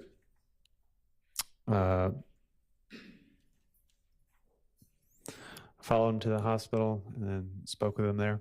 All right. And once speaking with him at the hospital, did you ever return to the scene? Did you ever return back to 807 prior? I don't believe so. Okay. Let me, as we're looking at anything, help refresh your memory as to whether or not you returned back to 807 prior. Yes. Permission to approach? You may.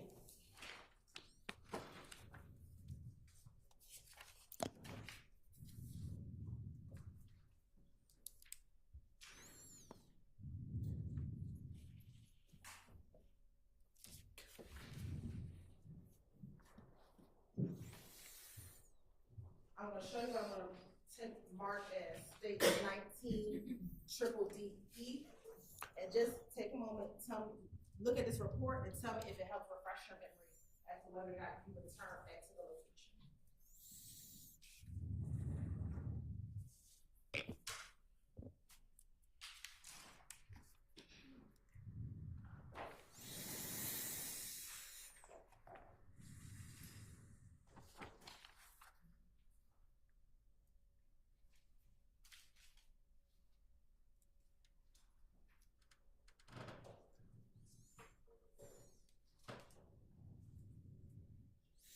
Yes, I did return to the location. And when you returned, what did you do? I met back with Officer Fagan, Okay. and I gave him some new information regarding Terrence Reese. All right. And was Officer Fagan the primary officer for the crime, for the actual incident location? Yes, ma'am. All right. And after reporting back to Officer Fagan, what the information that you learned from Mr. Reese, did that conclude your involvement as it related to this case? Yes, ma'am. All right. I want to transition you to September 13th, 2015. Were you still working with Zone 3 in September of 2015? Yes. Okay. And in September 2015, did you have the occasion to respond to 322 Glen Street Southwest?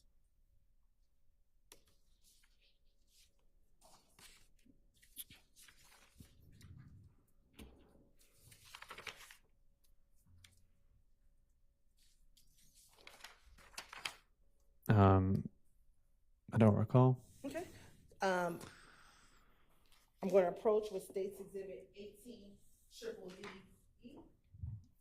Tell me if you recognize State's Exhibit 18, triple D.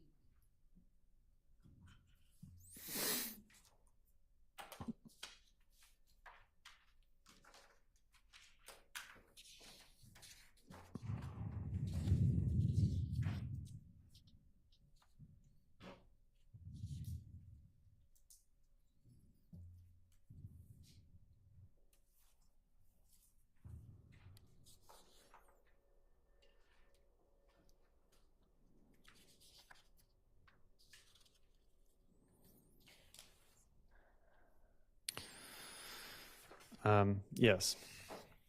And why did you respond to that location?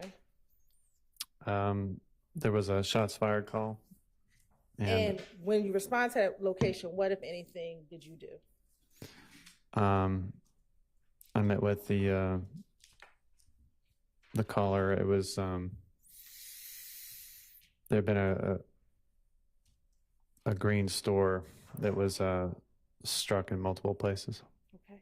And had you ever been to that store previously? Yes, we visited there frequently. And were you familiar with the store itself? Yes. All right.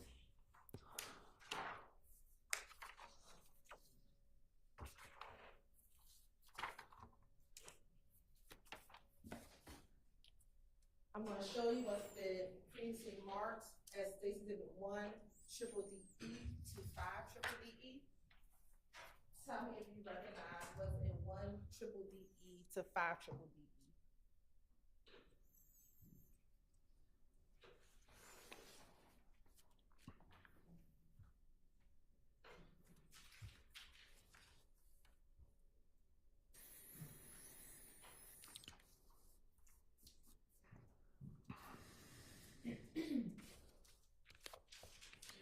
Yes, I remember responding to this location. And is that a fair and accurate depiction of the green store that you responded to back in September of 2015? Yes, ma'am. Your Honor, this time the state would like to tender State's Exhibit 1 triple DE to 5 triple DE into evidence. All right, those are admitted.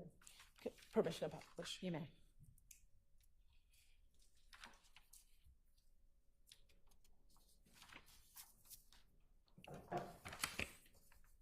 Now, Windsor and Glen Street, what's depicted in 1 triple DE, is that a location within Zone 3? Yes, ma'am. All right. Looking at 2 triple DE, what is depicted in 2 triple DE?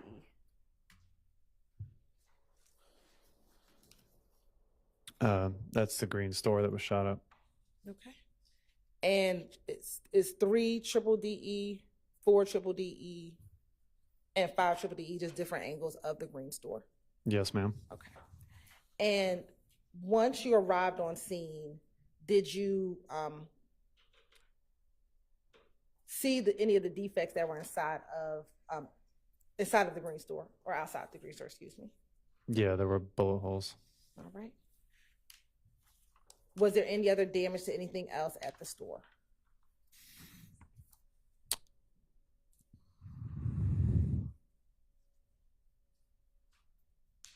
Yeah, I think looking at my report, a vehicle was struck as well. And what type of vehicle was struck? A silver Chevy Malibu. Okay. And once you observe both the building, the defects to the building and the car, what, if anything, did you do while on scene? We roped off a crime scene and notified supervisors, and evidence was collected. Okay. Shell casings. Without telling what anyone said, did you speak with any witnesses while you were on scene?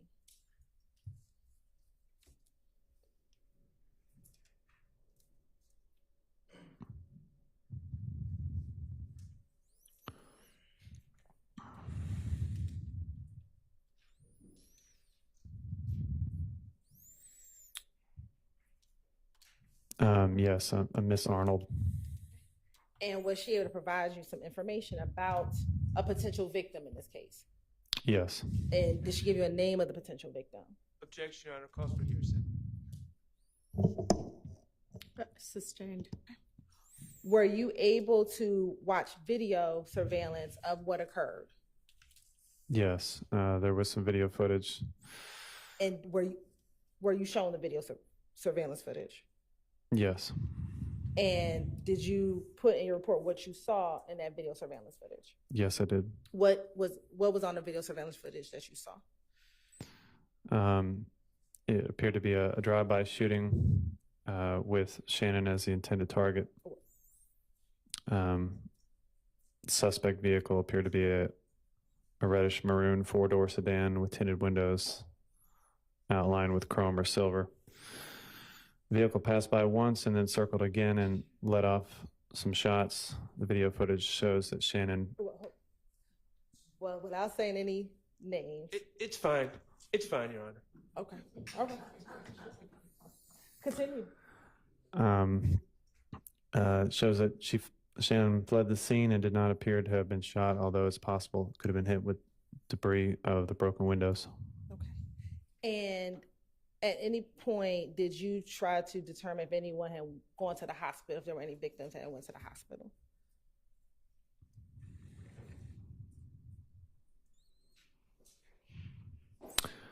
Grady Hospital was notified of the incident, but there was no shooting victims that came around at about that time. Did you ever call out any crime scene techs to come and collect the evidence from that scene?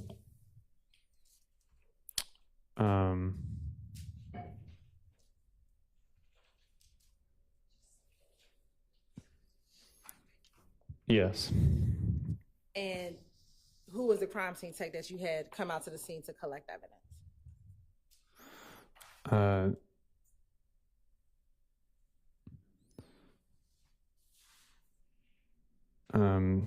Unit Pebbles and Unit Moore, 7324 and 7340. And after calling out crime scene, would that have concluded your involvement in this case? Yes, ma'am. All right. Court's indulgence. Oh. What was the case number assigned to, I'll first ask you about the case that we're on, the September 13th, 2015 case. What is that case number?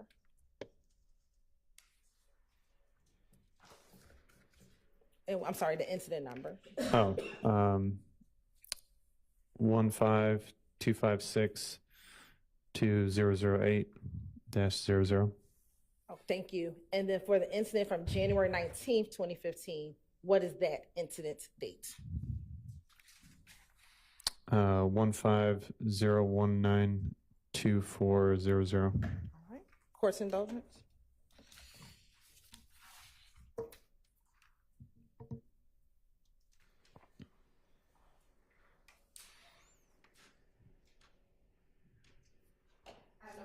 All right, thank you. Any defense questions? All right.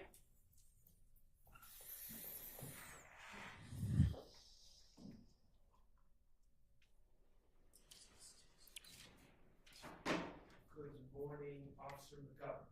Good morning. My name is Max Shard. I represent Shannon Stillwell. Sounds like you responded to the Green Store on September 13th, 2015, correct? Correct. And the Green Store is located on Glen Street, a couple hundred yards from McDaniel Street, correct? Correct. Now, you spoke to some witnesses about these shots fired, and you learned that there was a car that drove by, and someone had shot at a shin, correct? Correct. All right. Shannon did not, from your understanding, Shannon did not do anything except get shot at, correct? I don't recall. Sorry. Well, does the report indicate that Shannon had done anything other than get shot at? Nope. So, did you look for witnesses? Yeah. And you spoke to Miss Arnold, correct? Correct. You also, and this Green Store is also known as Mommy's Neighborhood Grocery, is that correct? Sorry, I don't remember. Could you look at the pictures of that Green Store? Is there a sign? Is there signage that indicates the name of the store? It says, well, it's partially busted out, but neighborhood grocery, I assume, is what it says. Okay. At 322 Glen Street. All right, great. And did you, after speaking to Miss Arnold, did you look for surveillance video at this Green Store? Yes, sir. Okay. And why did you look for surveillance video? I assume it would just be standard procedure to gather as much evidence as possible. Okay. Surveillance video doesn't lie, does it? No, sir. All right. You thought it was very important as part of your investigation into this incident to obtain that surveillance video, correct? Mm-hmm. Okay. And you spoke to a Maricelis Ayuso, is that correct?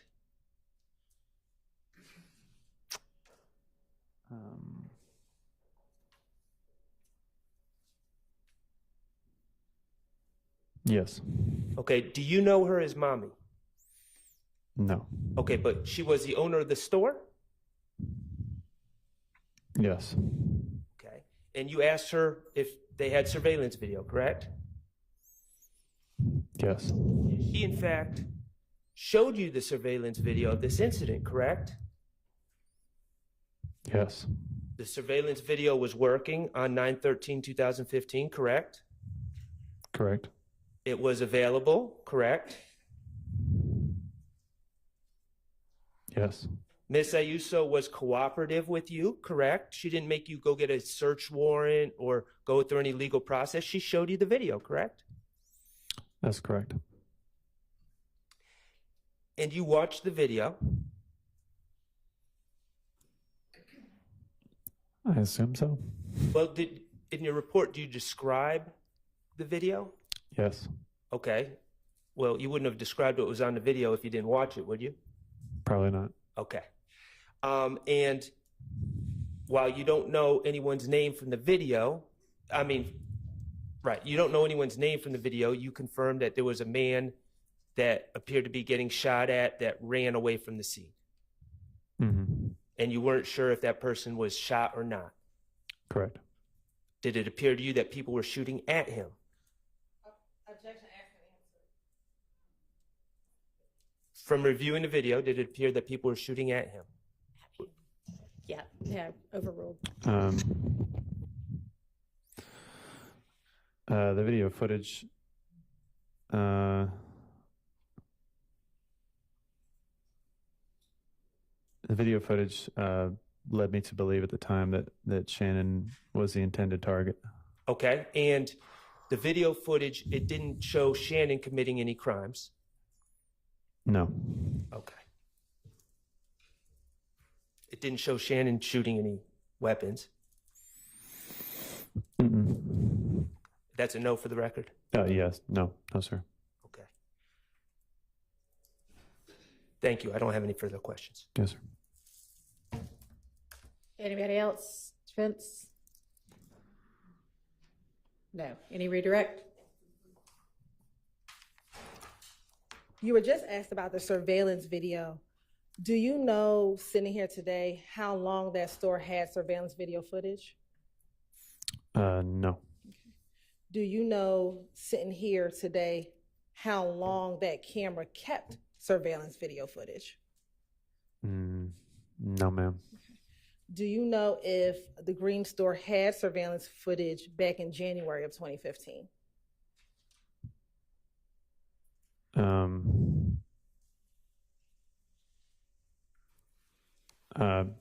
I don't think so. I'm not sure. You're not sure? I'm not sure. Thank you. No further questions. All right. Okay.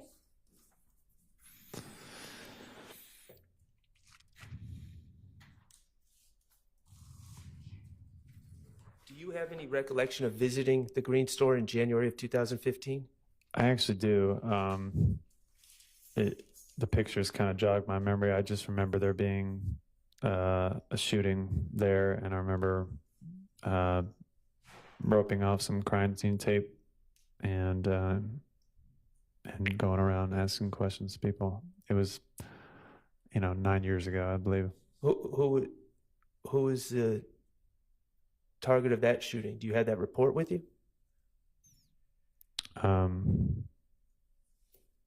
Which report are you referring to? This thing 9 years ago, January 2015.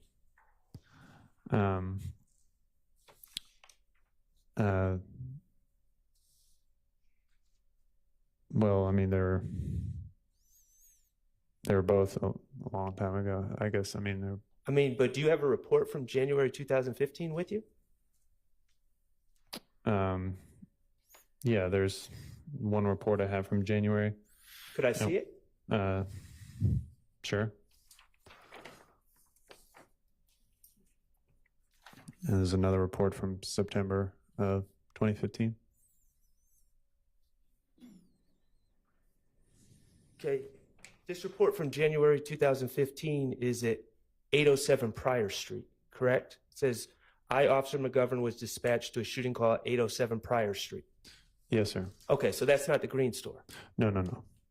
They're both 9 years ago. I'm just saying it was a long time ago. That's all I'm saying. I understand it's a long time ago, but you're not this.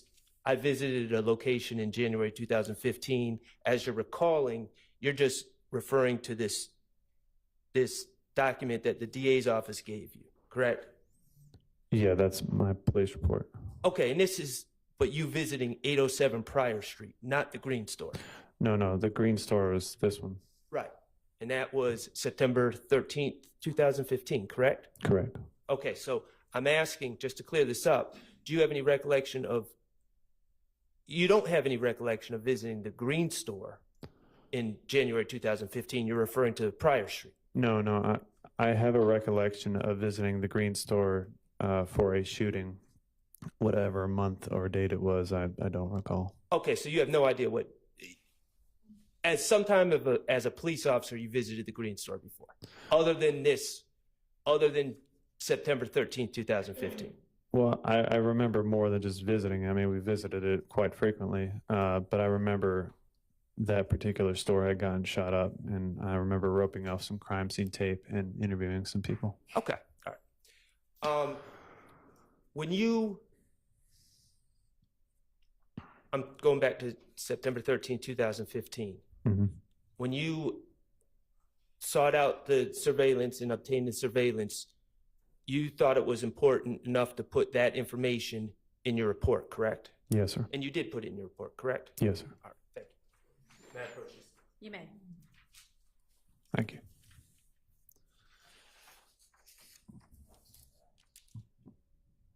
All right, you are excused. Thank you for your time. How long is your next witness going to be?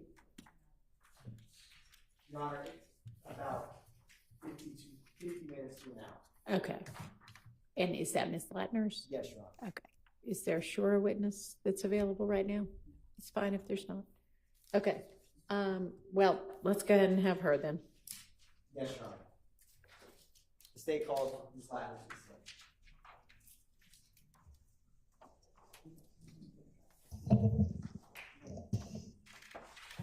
He needs to speak up more quickly.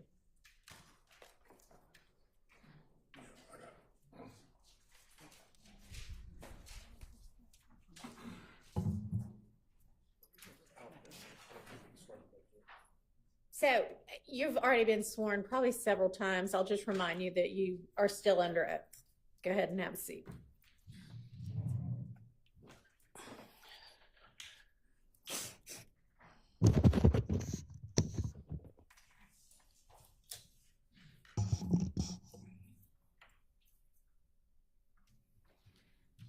Good morning, Ms. Latner. Good morning. Is this the second courtroom you've had to testify in today? I haven't testified yet in the first one yet. Oh. Well, I'm sorry to hear that, Ms. Latner. With that said, Ms. Latner, before your testimony today, did you and me meet and go over some of the physical discs for you to mark? I did. And did we review a number of CAD reports associated with those 911 calls? Yes. Now, Your Honor, I'm going to approach Ms. Latner's with 124 Charlie, Charlie, Charlie, 124 Charlie, Charlie, Charlie, Alpha, 1 Golf, Golf, Alpha, 1 Juliet, Juliet, Charlie, and 1 Juliet, Juliet, Delta, 2 Tango, Tango, 2 Tango, Tango, Alpha, 1 Oscar, Oscar, 2 Papa, Papa, and 2 Papa, Papa, Alpha, and 1 Romeo, Romeo, 1 Romeo, Romeo, Alpha, for the record. All right.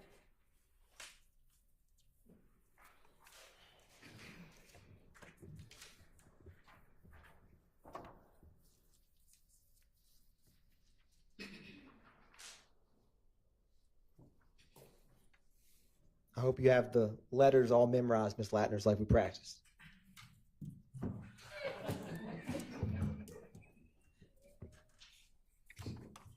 Now, Ms. Latner's, once you can take a minute to review those, and if and when you recognize those, just look up at me. Thank you, Ms. Latner's.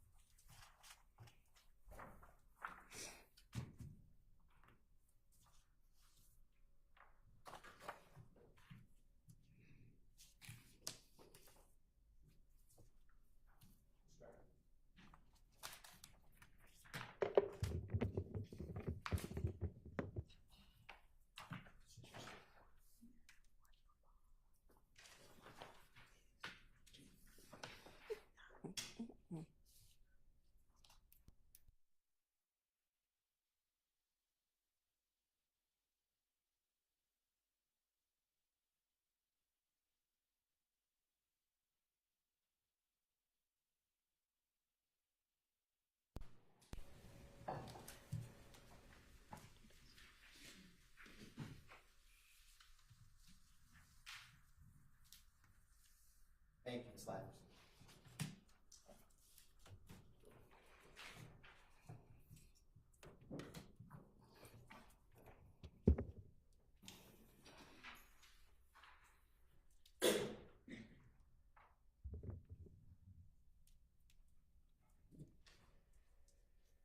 Have you had time to review those, Ms. Latner's? Yes.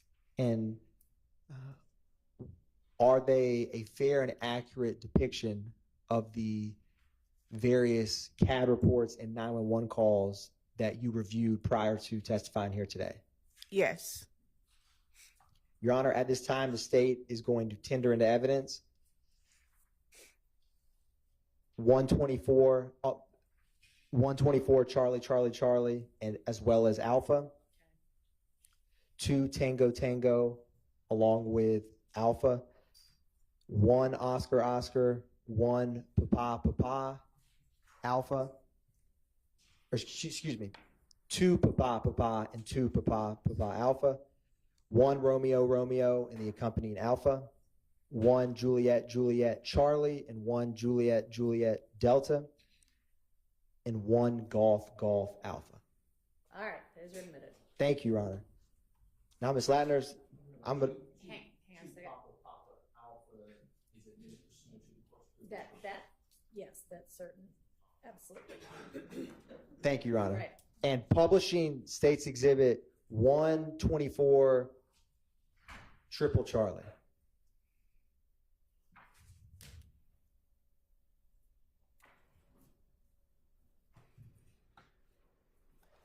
Now, Ms. Latner's, what is the date of 124 Triple Charlie? January 28th, 2015. What is the call type that this call came in as? Shot fired. And what was the location? 2905 Springdale Road, Southwest, apartment Peepaw 2. What zone and beat within the city of Atlanta was this call? In zone 3, 3 is 11 beat. And for the record, what is the APD incident number associated with this call? 150280046. Was this officer generated or 911 call? 911 call. What time was this call placed?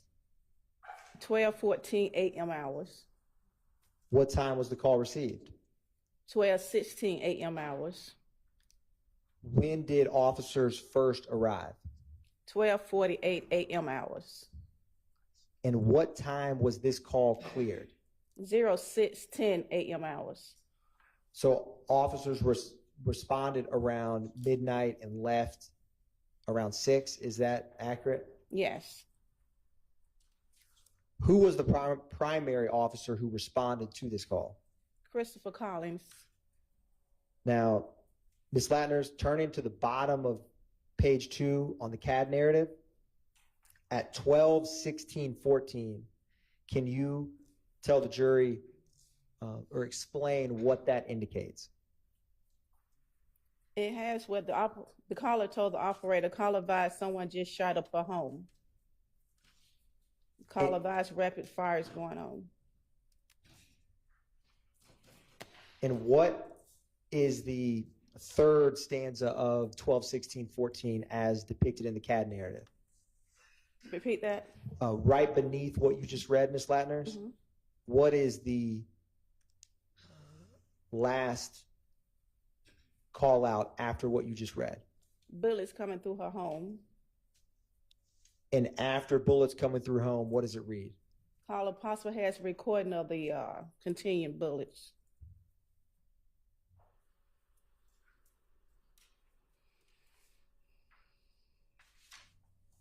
Now, Ms. Latners, I'm going to publish for you, and you have before you 124 Triple Charlie Alpha.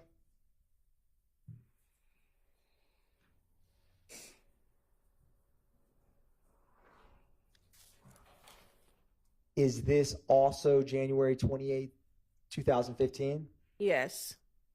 What's the call type for this CAD? Shot fired. Is the address different or the same from what we just discussed?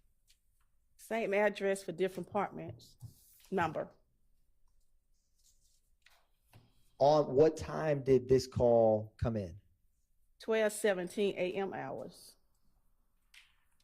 Is that close or far in time from the CAD report we just discussed? It's close. What time was this call cleared and reflected in the CAD? It was cleared at 12:19 a.m. hours. If you turn to the CAD narrative, this second line from the bottom at 12:19:13 a.m., what does that indicate? It advised that the caller advised the 911 operator heard about 5 shots in the area, no further. And Ms. Latners, what was the disposition on this CAD report? The operator stored the incident because she found an incident before that, so she just relayed the calls to that incident. Is that a possible explanation for why this CAD reflects such a short, cleared call time? Yeah. Yes. Now, Ms. Latners, I'm going to publish 1 Golf Alpha.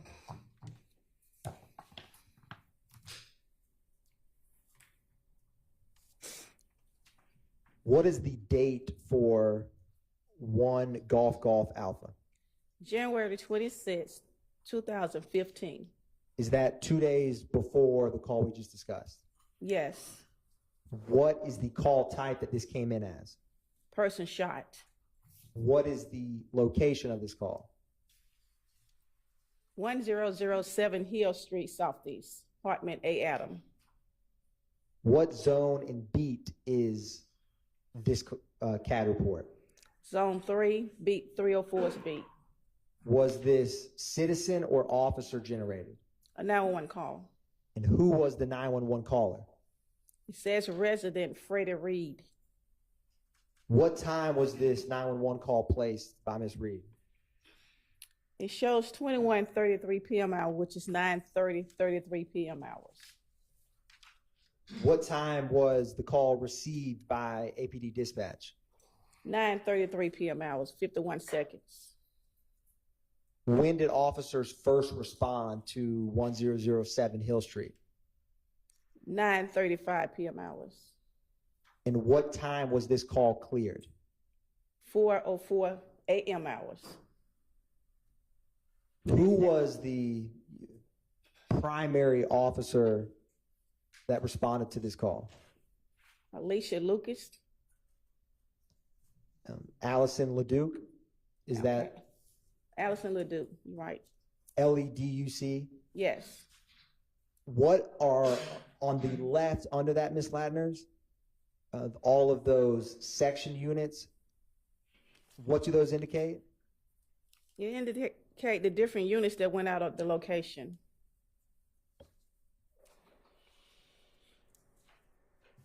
Now, Ms. Latners, if you can turn to the CAD narrative on page 3.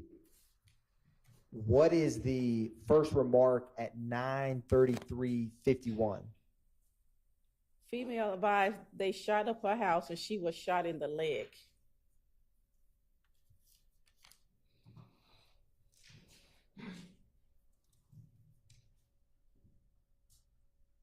And Ms. Latners, if you can flip back one page to the CAD narrative, page 2, or excuse me, the CAD report, page 2, do you see the time or the call out? It says LC 10:20:43 p.m. It's almost right in the middle of that page to help orient you. 10:20 what? 10:20:43 p.m. Okay. What does the LC indicate? Location change. And what at 10:20:43 p.m. where was that location changed to? Greater Hospital.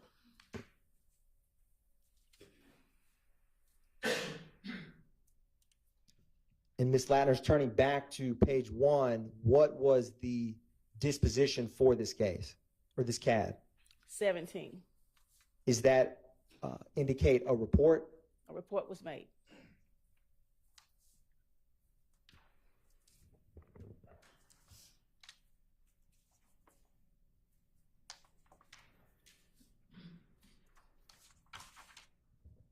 Now, Ms. Latner's, I'm going to publish for you what's already been admitted as 1 Juliet Juliet Charlie.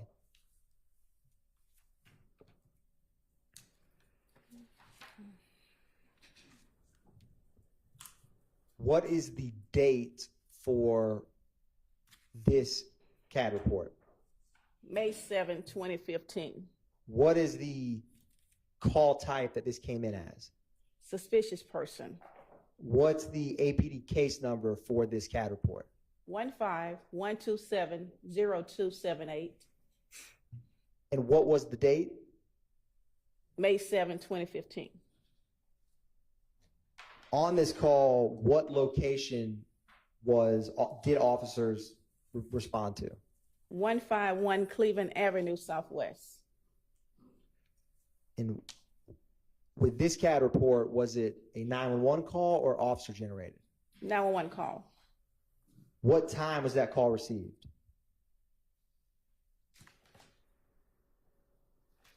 It received at 2:05 a.m. hours. What time were officers dispatched? 2:08 a.m. hours. And how quickly did they arrive? What time did they arrive? 0:10 a.m. hours. And what officer was the primary unit that arrived on the scene? It shows 1312 Baker. What time was this CAD report cleared? 0709 a.m. hours.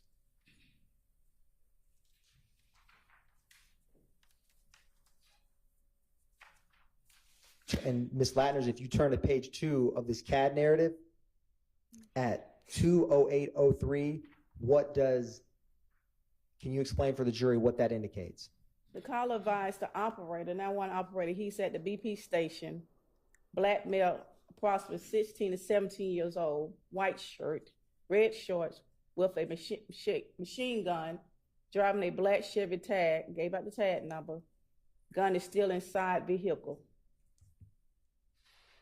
And does that tag, Ms. Latners, end in 880? Yes. Now, Ms. Latners, is one of those discs before you that we admitted 1 Juliet Juliet Delta? Yes. Is that the 911 call that corresponds with the CAD report we just discussed? Yes. Your Honor, the state is publishing 1 Juliet Juliet Delta. All right.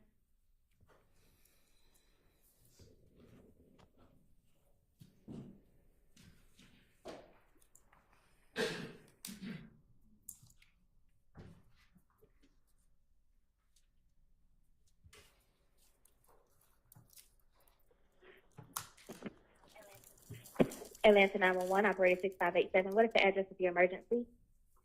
Hey, I'm up here Chef at the BP gas station. The address is 151 Cleveland Avenue. Got a black 4-door Chevrolet. I was walking out the store. Okay, I got out like with a Sir, is that Cleveland Avenue southwest or northwest? I mean, southeast or southwest? Okay. Southwest. Okay. 151 Cleveland Avenue southwest, and you said it's a BP gas station? Yes.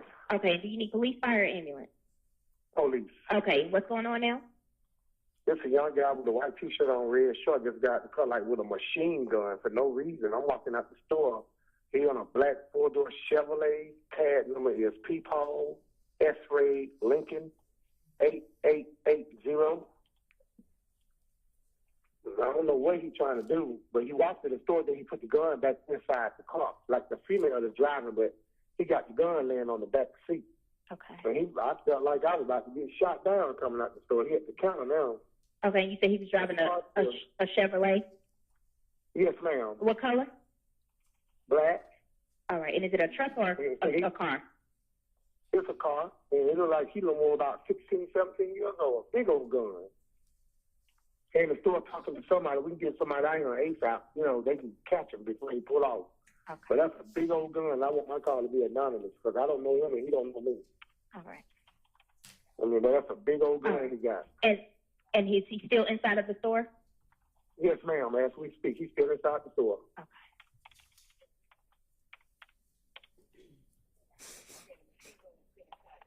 All right. And the machine gun is still inside of the car?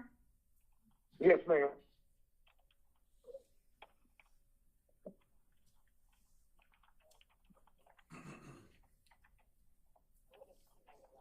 All right. And what does the female look like? I didn't get a good vision. I just saw wild hair on her head. It looked like a female from behind. And is she black? Is she black, white, Hispanic? Both of them black. Okay. But he like he was about to walk in the store with it. He goes sticking it down in his shorts and stuff. Then he saw me when I turned around. He jumped in the back seat and put the legs down on the back seat. Okay. You know.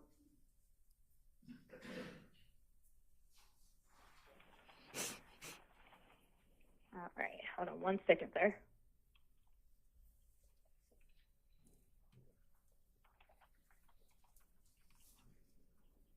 And you said he had on a white shirt and red pants, right? Red yes, shorts? ma'am. White shirt, red shorts. All right. Okay. And he's still inside the store at this time as well? Yes, ma'am. Okay. Yes, ma'am. All right.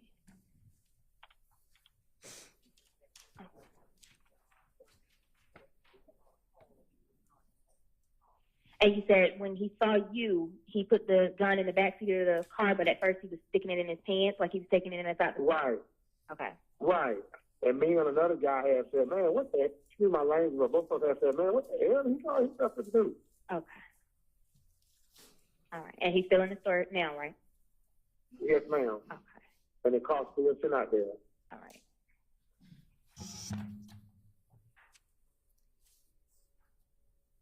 What is the female doing? Is she just sitting in the car?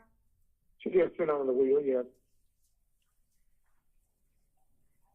I don't know whether a machine gun or a chopper, but whatever it was, they had a big old banana clip on it.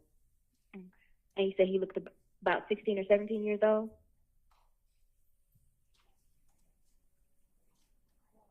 Hello, sir.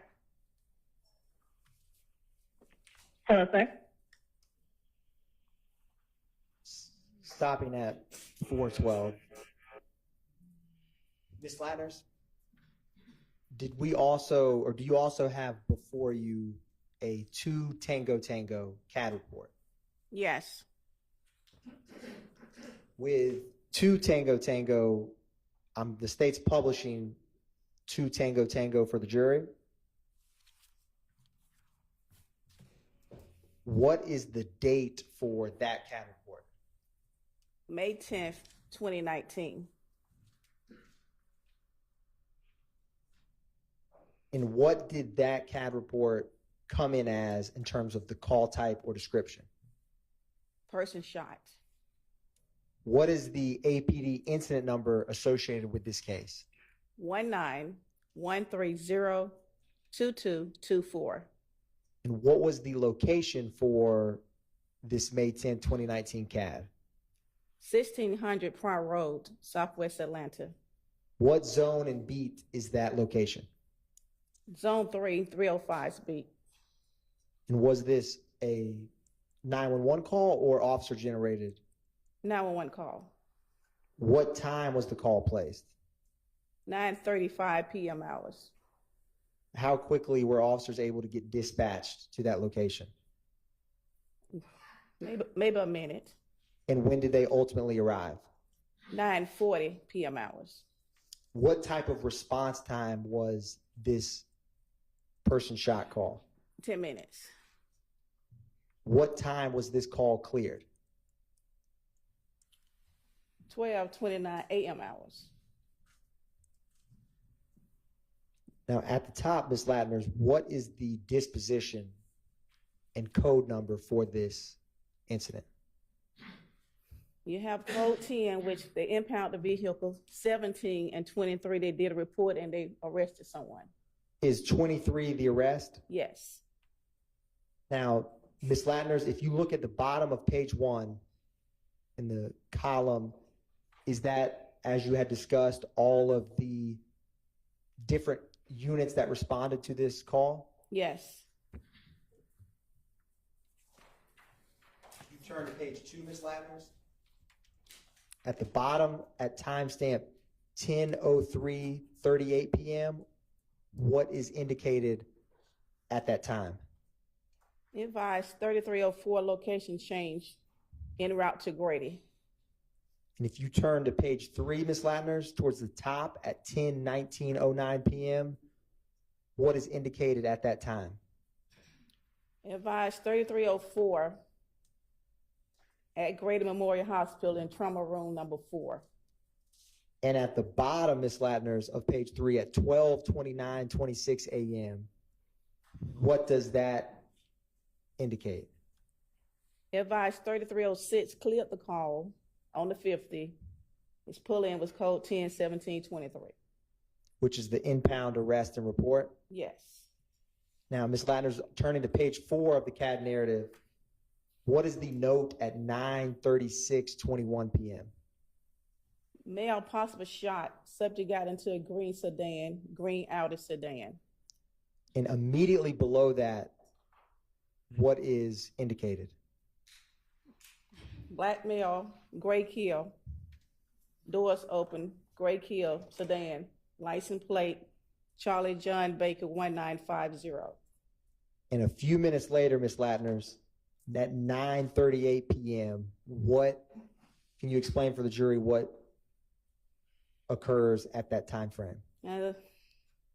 7300 unit advised a person on fleet on foot towards the apartment complex. What does it, do you see no further 78 Sierra? No further 78 on the subject. And what does that mean in CAD parlance? They have no more description of the person. Now, 1 minute later, Ms. Latners, at 9:39, what is the CAD call out at that time frame? Advised left vehicle on Park near a three-way grocery store.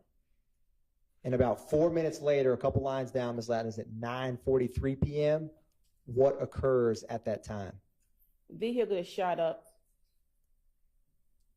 And do you see the unit number 7171 also at 9:43? Yes. What does that unit advise at that time? 3303 advised shot in the neck. Someone shot in the neck, alert conscious and breathing. And 3 minutes later at 9:46 p.m., what occurs at that time? 3303 advised suspect is a vehicle possible towards Amer Drive. And Ms. Latners, 4 minutes later at 9:50 p.m., can you explain what occurs at that time frame? 3309, which is overtime unit, advised Pride and Thornton shut down. They are trying to shut down an intersection. And when it says MARTA notified, is that MARTA police or something else? That's the MARTA bus line. When we shut down a location, we advise the MARTA bus station that we're shutting down the locations. Now, Ms. Latners, about 9 minutes later at 10:01 p.m., unit number 6181, what occurs at that time? They request K9 units out to the location to do a search with the dogs. Does at 10:08 what does it indicate when it says GAT on scene? That's a specialized unit that's doing the search with the dogs and the, it's more like an undercover units. Understood. And about 6 minutes later, Ms. Latners, at 10:14 from unit number 6181, what occurs at 10:14? One of the unit 6181 advised at least 3 people fled from Grayford Fusion and at 10:14 hours. And 6 minutes later, Ms. Latners, at 10:20 p.m., what occurs at that time frame? Unit 3304 advised victim has 2 gunshot wounds to the left shoulder. And 4 minutes later, where it starts with the word tracked, what does that indicate? 1892, which is a Red Dog unit, he advised they tracked someone running at the fence line in the back of the apartment. And 1 minute later, what is the updated CAD report indicate at that time? He advised that Gibbon Road subject possibly jumped the fence. Now, Ms. Latners, also before you, do you have 2 Tango Tango Alpha, which is a CD? Yes. Is that the 911 call that corresponds with the CAD report we just discussed? Yes. Your Honor, at this time, the state is publishing 2 Tango Tango Alpha for the jury.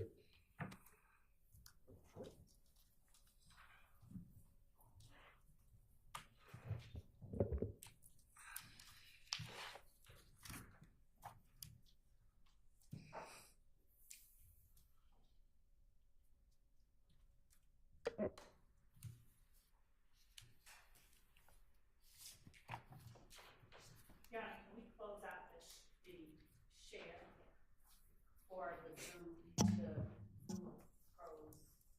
Yes, but I'm not sure what you're asking. One brief moment, Your Honor. Okay.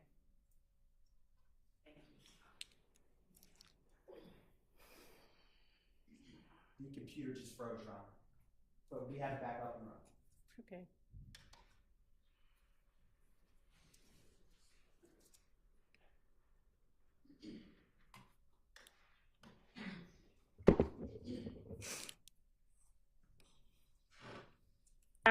Operator 7300. Yes, there's some boys that just ran out of the car and they just shot fires. They just shot someone. What's the location? Got out of the car and ran. Okay, they shot someone or they were shooting?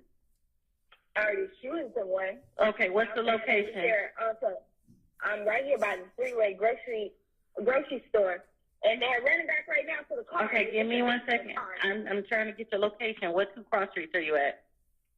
I'm at Pryor Road in Clare, and just as we turn on Clare, right by the Pryor Road in Clare? Yeah. They're running right now. Okay, was someone shot or are they just shooting? They just it looks like they shot at some boy. I don't know. I just ran past it. I'm by the car right now. What's the color, make, and model of the vehicle? It's an Audi, but I'm like away from it because what color is it? Like a gray or blue.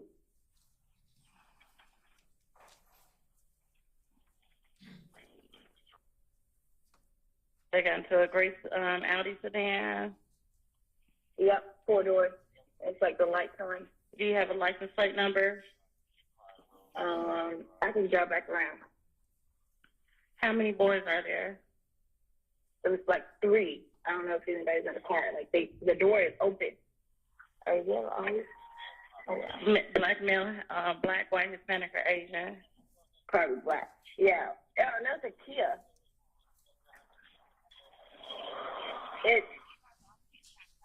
It's C. Hold on. It's like a 3-way.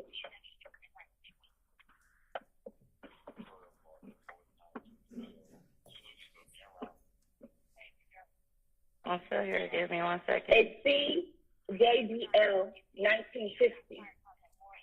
CJB 1950. Okay, that's Charlie John Bravo 1950, and it's a gray Kia sedan. Yeah. And you said the males left. What direction did they run in? Oh shit, that's just they went, I guess, what is this, north, south? I mean, on Pryor. Okay, so they went on. It's Fort South, right? Okay, they went on Pryor. towards what? Like, give me somewhere where they went towards a place or a street. To the right, there's apartments over here. There's just a fence. There's a three-way grocery store right here. And give me 1 second. I'm still here. Bear with me 1 second. they ran toward these apartments. And there's a shoe, little boy's shoes. They only took off the shoes right there. Okay, give me a description of some of the males. You said they're black males. What are they wearing? They hoodie and regular clothes. I mean, I was far away. I couldn't identify them. Okay. But we're by the park place. They left the vehicle near the grocery store. Yep, right here on Pryor Street, like went Fort South to the right. And what was that grocery store name? Three-way grocery store. Did you want to meet with police when they get there? Excuse me? Did you want to meet with police when they get there? No, I'm gone. Okay. I didn't see anybody. I didn't go by the car remotely. Okay, thank you so much for calling. If anything changes or you see anything more, can you...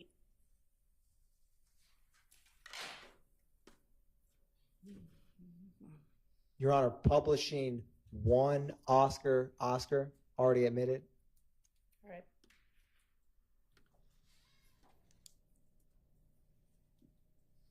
Ms. Latners, do you have before you a CAD report marked one Oscar? Yes. What is the date for that CAD report?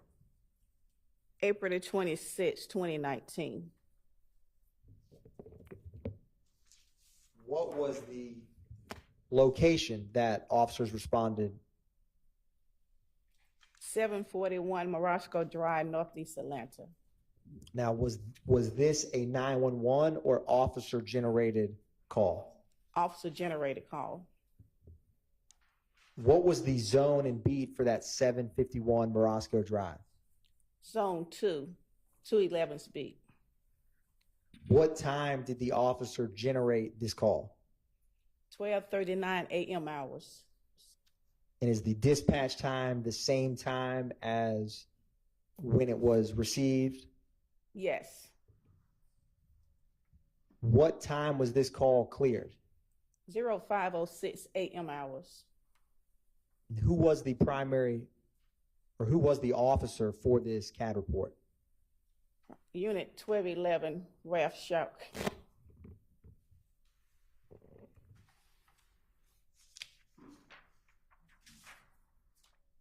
Is this a 10-minute response call? Yes. And what was the call type and description for this? On page 3, he advised he was flagged down for this call. And Ms. Latners, what was the disposition ultimately for this CAD report? 17, report made. And did additional officers ever arrive with Officer Suck? Yes. Roughly how many? I see 5. And Ms. Latners, if you turn to the CAD narrative on page 3, do you see the time at 12:39:33? Yes. Can you explain for the jury what happens after you had just mentioned he was flagged down?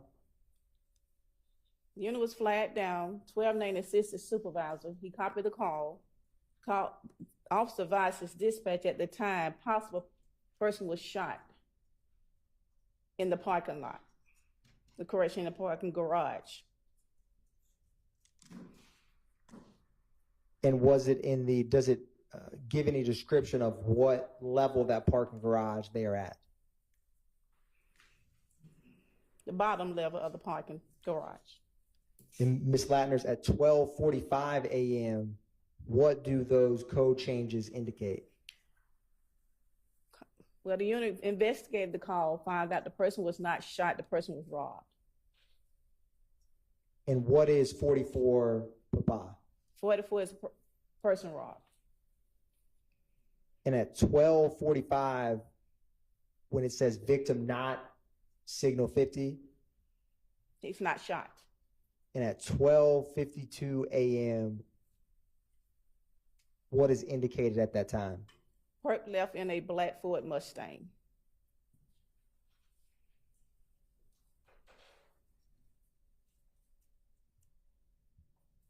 Ms. Latner, do you also have before you 2 Papa?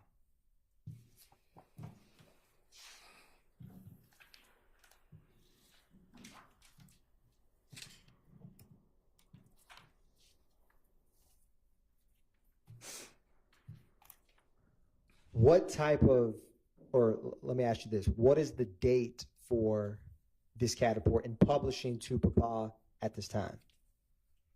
October the 1st, 2020.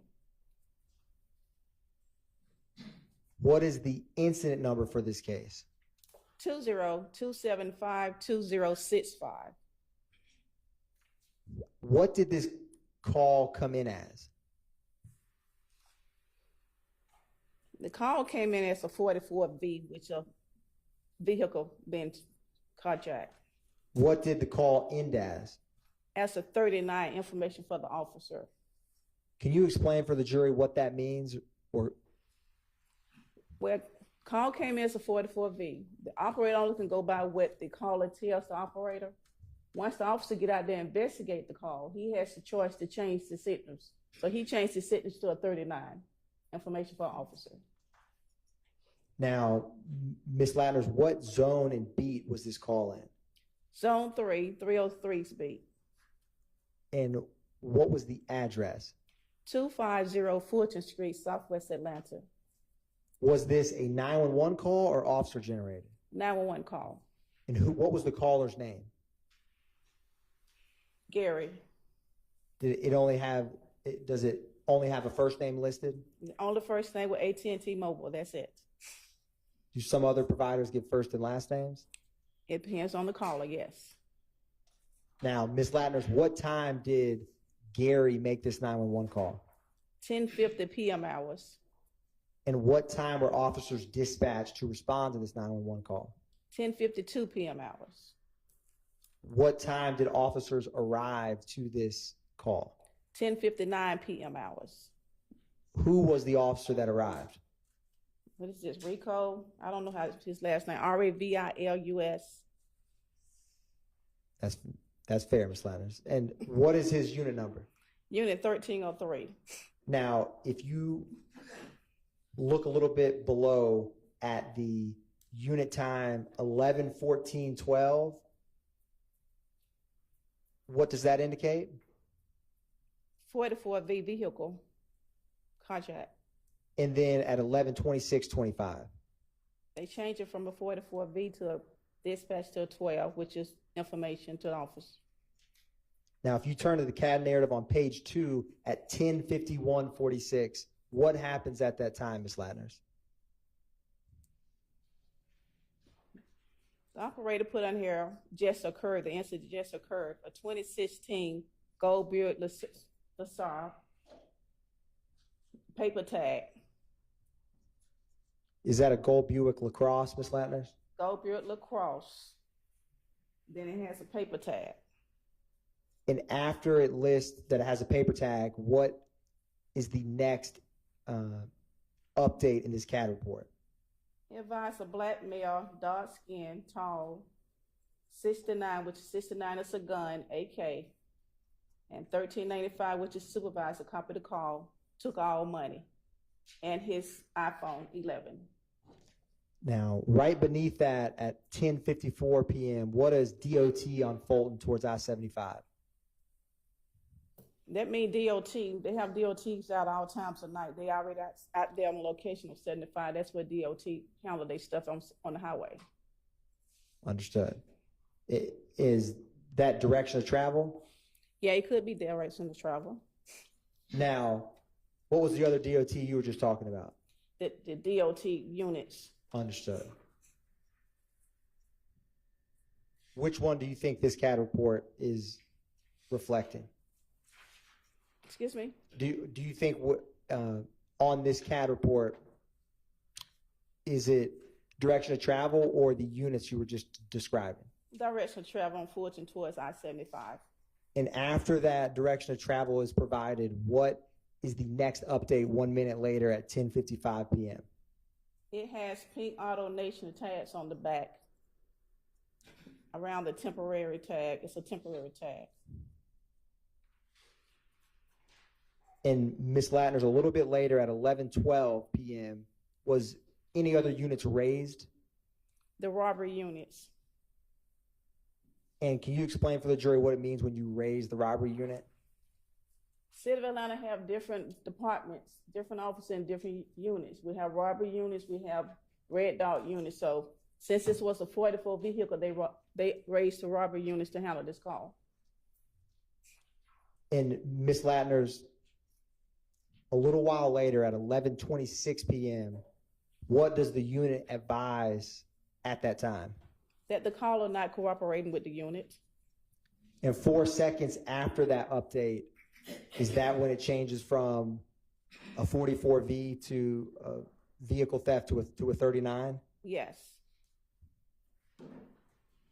Do you also have before you, Ms. Latner's, the accompanying 911 call that is to Papa Alpha? Yes. And is this the 911 call from what we just described, the gentleman with AT&T known as Gary? Yes. Your Honor, at this time, I'm going to publish to Papa Alpha. All right.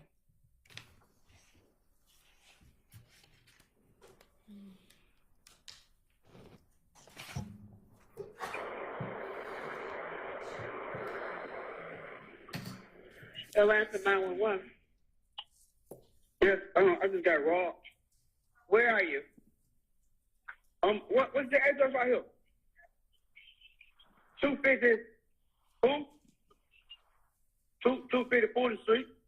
What happened to you? Okay, everybody coming to you. What happened? I pulled up to meet my nephew homeboy, and him and his homeboy robbed me. Your nephew robbed you too?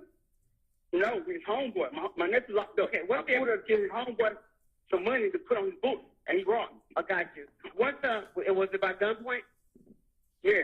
Okay, what's the apartment? They got my car and everything. They took my car and everything. Okay, so you were carjacked? Yeah. Okay, listen to me. What's your name? My name is Gary Holland. Gerald? Gary, G-A-R-Y. Gary, what kind of car you got? 2015 Buick LaCrosse. 2016? Yes, Buick LaCrosse. What color? It's gold. Okay, gold Buick LaCrosse. Anything hanging from the rearview mirror? Any special tires? No, it's brand new. I just got it a month ago. Okay, what's the tag number? It's a digital tag. It's a paper tag. Okay, but that's tell me. I gotta know. Hold on, because I'm gonna be looking for it. Anything else when you hang from your rearview mirror? No. Okay. The guy, now, since you came up to pay him, right? This is what I'm asking you. What did he look like? So I know who's in that car. He's short, black male. Who jumped in my car? The one that jumped in my car was dark and tall, like about 5'8". Black male? Yes, hoodie on. Dark skin? Yes. Okay, and he's tall? Yes. What's he got on? I don't know, man. That's okay. No, you're doing good. You're doing good. So he had on a hoodie. Okay. Yes. You're doing really good. What about my phone? Oh, good. Okay, that's good too. He took my other phone. He don't know I had my other phone in my pocket. That's what I'm talking about. Gary. You're doing good. As long as they didn't hurt you. He had a weapon, correct? Yes, they had an AK and the other one had a handgun. You serious? The one that got in your car got an AK? Because I didn't know when the police pulled him over. The one that got in your car, does he have an AK or a handgun? AK. One got an AK, one had a handgun. Both in the car with you, right? Both what? Both guys are in the car? No, one is in my car, the other one's in the other car. Now, the one that is in your car, does he have the AK? I don't know, man. I walked this up in the boat. I don't know. No, listen, you're doing good. No, I'm doing a lookout. So we're giving everybody, I'm telling everybody on the radio what's going on, okay? Because we're coming to you. Don't worry about that. But I want to try to find him. Okay. I know I have my phone good. That's why guys know me. He took my phone. Okay, I just need you. You're doing really good, Gary. I need you on the recorded line. Okay. All right. So you came to pay. Well, how much did you give him? They took our money. Okay. Our money. Okay, gotcha. I haven't even given, you know what I meant. Okay, now what kind of phone did they take from you? iPhone. Okay, iPhone. iPhone 11. iPhone 11. That's good. That helps me a lot. They're gonna have to explain it. Okay. 6, 7, 8. Do you know which way they went? They went down 4th Street, like towards 75. 6, 7, 8, 7, 8, 8. Okay, on towards 75 north or south? 7, 8, 8. 5, 7, 5, 4. Don't worry about the phone number. I need you to pull towards 75. Yes. All right, you doing good. Are you hurt or anything? You need an ambulance or anything? You all right? No, man. Yeah, I'm good. That's okay. You know, your object is to go home. Okay. All right. And they took you. I got you on here. It's going to be a 2016 gold Buick LaCrosse with a paper tag, correct? Let me ask you something. Where'd you buy your car from? Auto Nation. So Auto Nation. Is Auto Nation on the back? Yes. Good. Okay. It says. What? No. Who is that behind you? Hold on, baby. It's a female right here. Okay, tell her, hold on for me. It says Auto Nation on the rear bumper. It's a pink. It's a pink. Okay, so a pink Auto Nation tag, that helps. Okay. Yeah, okay. They are already rolling to you, and they're looking too. Pink. Okay, then your nephew, does he know them, or did he just call you on the phone and tell you that lie that he was in jail? No, I know you locked up. So he called me like, no, I said give him some money on his book. I pull up and give some money put on my nephew's book. Gotcha. Wow. Sorry about that. All right, we're on the way. I'm going to look out for your vehicle. We'll be there in a minute. Okay? I want you to stay where you are, Gary, okay? Gary? Yes. We're coming to you. Stay where you are, okay? Okay. All right.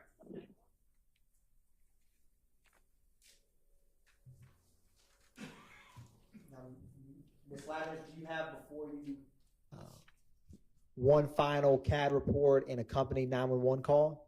That is 1 Romeo Romeo. Yes.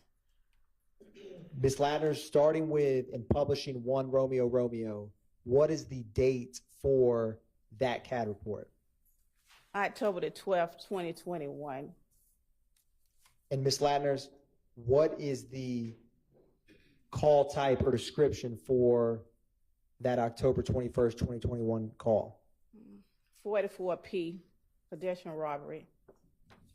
What is the incident number that accompanies this pedestrian robbery? 212851437. What is the location for that call? 47 Cleveland Avenue Southwest, apartment 47. Is that zone 3? Zone 3. Was this a 911 call or a officer generated call? 911 call. And what was the caller's name? Demarcus Smith. Darius Smith? Smith, yes.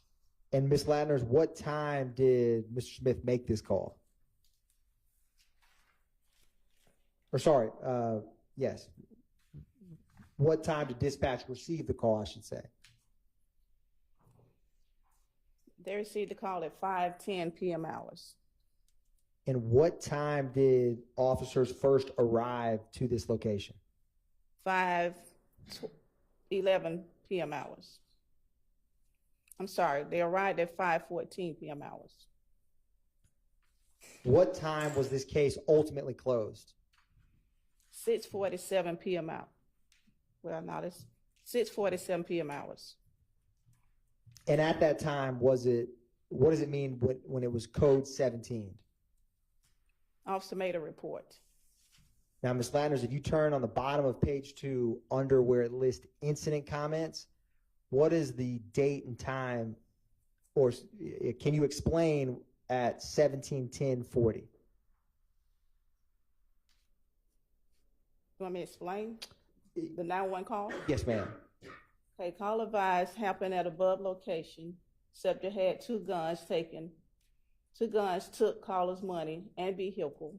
Gave description of the vehicle, a white van, 2003 GMC Savannah, with the tag number, Georgia plate tag, X-ray Paul, Lincoln 2301. direction of travel, he advised towards the highway. 2 black males, unknown clothing, 69 gun. Caller will be waiting at 349 Cleveland Avenue at the Crystals.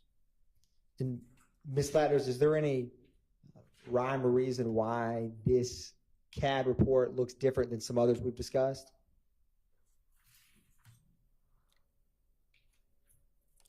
Well, it all depends who print the CAD report out. Understood.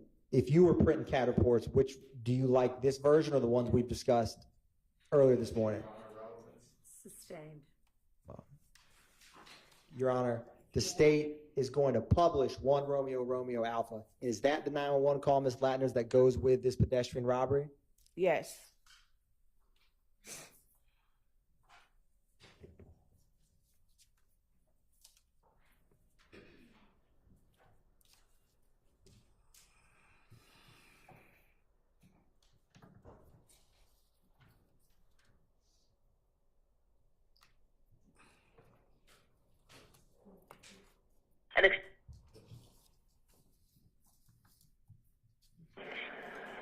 Atlanta 911 operator 7663 with the address of the emergency.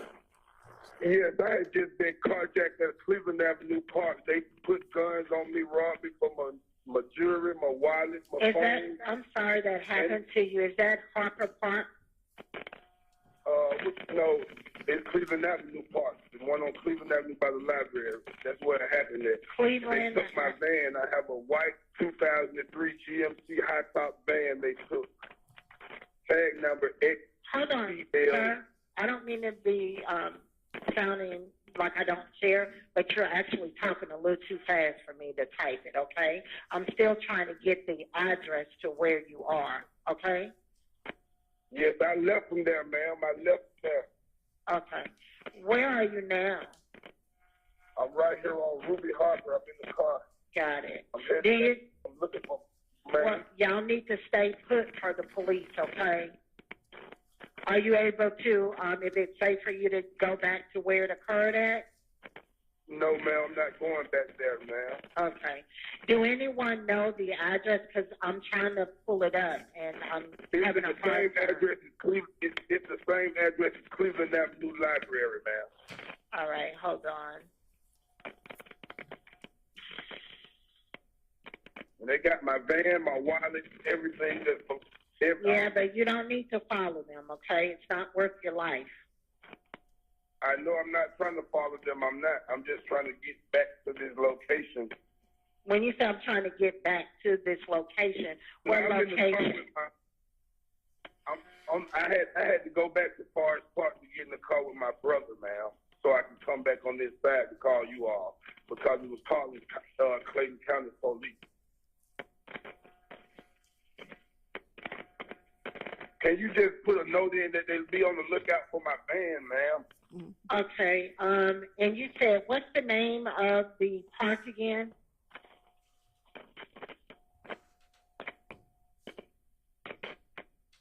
Hello? Caller, are you there?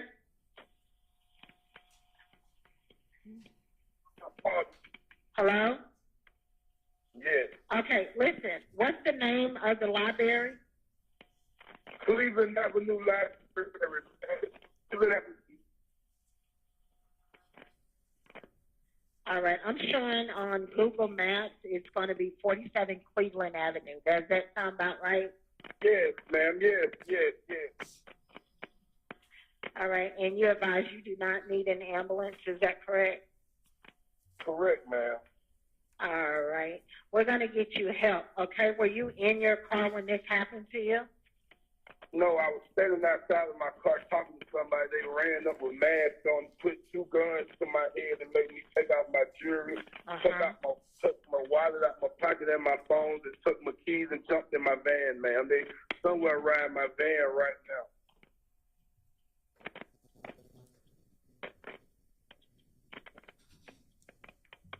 And, okay, and your vehicle's a white van?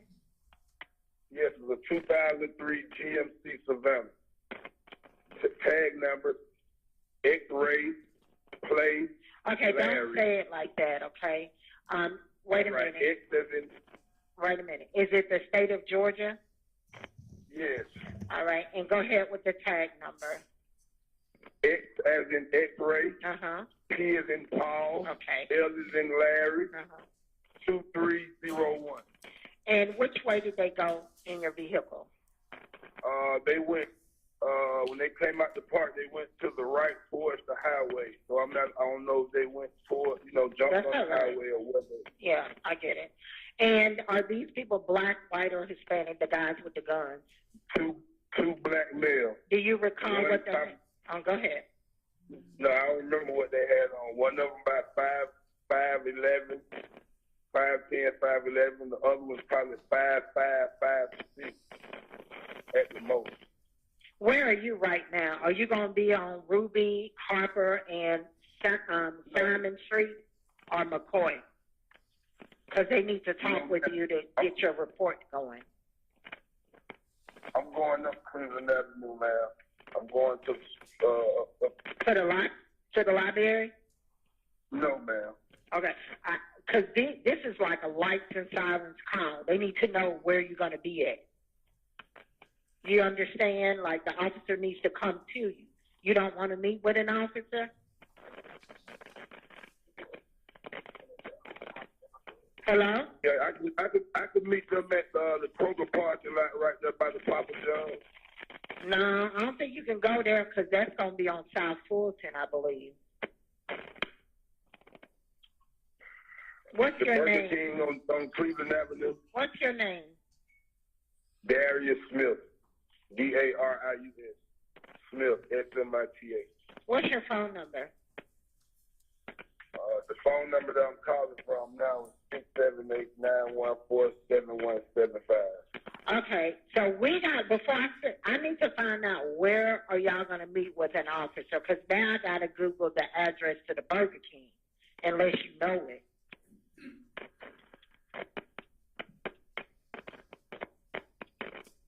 You can just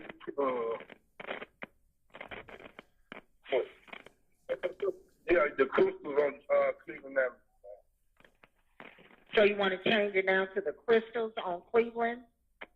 Yeah. Hold on, let me Google that address.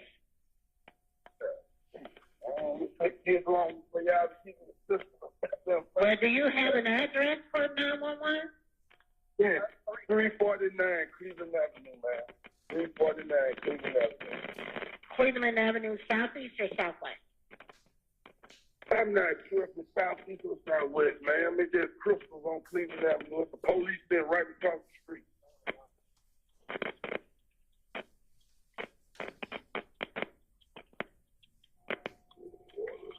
All right, sir, we're going to get the officer out. It's an emergency call. Like I said, they're coming to you, okay? All right. All right, bye-bye.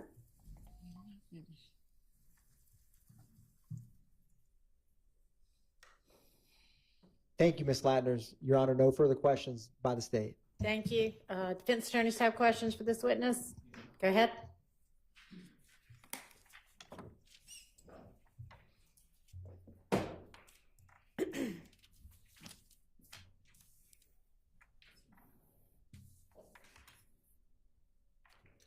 Good afternoon. Good afternoon. Ms. Latners. Ms. Latners, I want to ask you some questions concerning various matters here this afternoon. I'd like to begin, Ms. Latners, with an October 1st, 2020. That's going to be a CAT report that's been put into evidence as 2 Papa.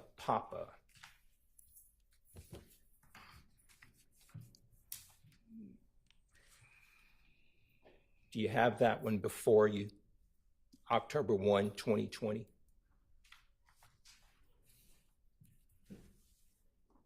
Yes. Okay. Now, you've testified numerous of times in this case this year, correct? Correct. And we have heard today numerous 911 calls, right? Yes. We've heard numerous 911 calls through throughout this trial, correct? Yes. And the callers that are calling in, they are giving information to the 911 dispatcher, right? 911 operator. The 911 operator, correct? Correct. They're giving a story. They're telling a certain story of what they say happened, right? Correct. Sometimes it's true, correct? Correct. Sometimes it's not true, right? Correct. Okay. Now, I want to direct you to October 1st, 2020. That call began at 22:50 hours. That would have been around 10:50 in the evening, correct? Correct. Nighttime in the state of Georgia, right? Correct. Okay. Now, I want to direct you to page 2 of that CAD report. Specifically at 10/120 at 10:51, it says 44V. You've testified that that would be a robbery or carjacking or something of that nature. Is that correct? 44 is a vehicle robbery, right? A vehicle robbery of a gold Buick LaCrosse, according to the report, right? Correct. The caller indicated that his name was Gary, correct? Correct.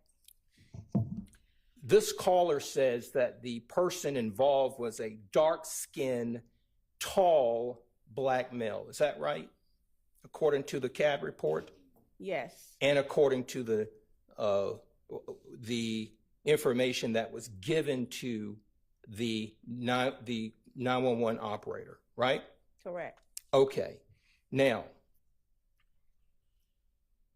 during the course of this CAD report and the officers being out there, there was an officer who responded, right? Correct. And according to the report, the officer that responded was a Officer Revillis. Is that right? Correct. Okay.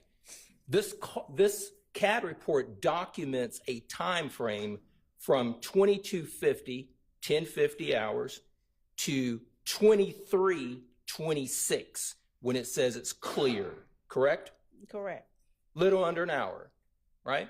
Correct. So that tells us that the officer is with the caller, Gary, during this period of time. Clear, correct? Objection, Your Honor. Calls for speculation. Sustained. Now, Ms. Latners, let's talk about the entry where it has on page 2, 10/120, 11/12. It says raised robbery, correct? Yes. That means that Officer Revillis is raising up or calling a robbery detective. Is that right? That's right. Okay. Now, when that's happening, there's an entry in the CAD report that then tells us on 10/120 at 11:26, look at the jury and tell them what it says with regard to that particular entry. Unit advised, caller not being cooperative at 11:26 p.m. hours. Ms. Latners, tell this jury, how long have you been doing this work? 34 years. You are set to retire this year, correct? Again, yes. Until we let you go. No, I'm retiring. Okay, that's right.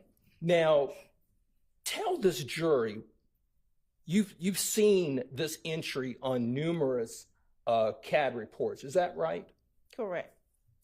Tell this jury, based upon your experience, your 34 plus years of doing this kind of work, coming into a courtroom and talking to a jury and giving us information, caller not cooperating. Tell this jury what that means. Objection, Your Honor. Relevance and compound. Sustained. I'll break it up. Ms. Latners, can you tell this jury, based upon your experience as a 34-year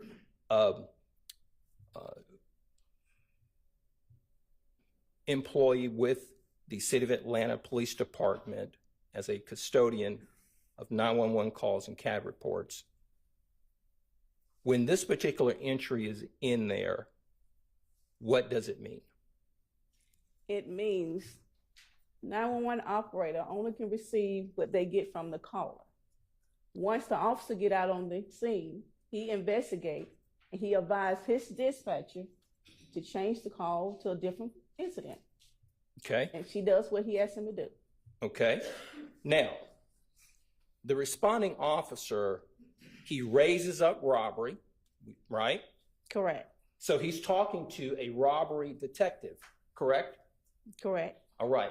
Now, when he's talking to a robbery detective, the Officer Aviles then goes to a code of a 44V. Tell the jury one more time what 44V means.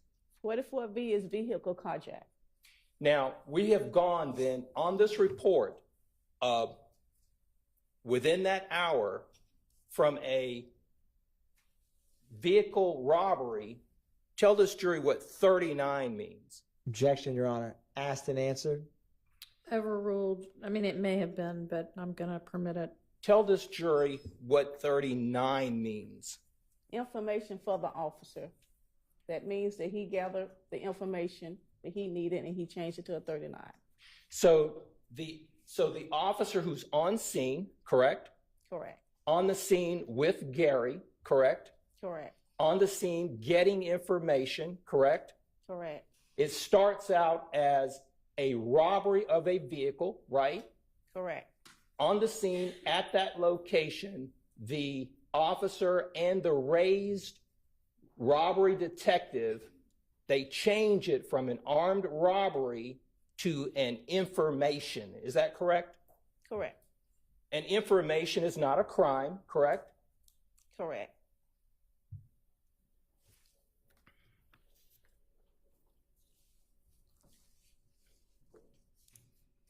Now,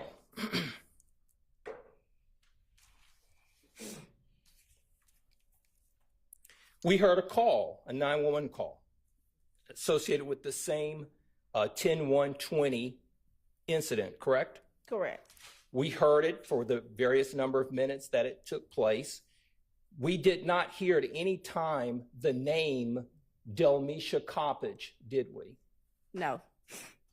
We did not hear that she was robbed, did we? No. We did not hear that her vehicle was stolen or carjacked or robbed, did we? No.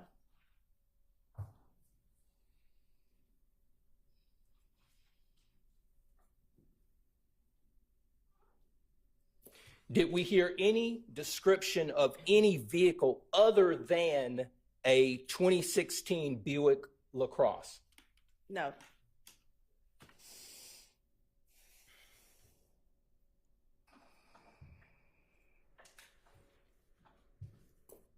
Did we hear any description in the 911 call other than strike that?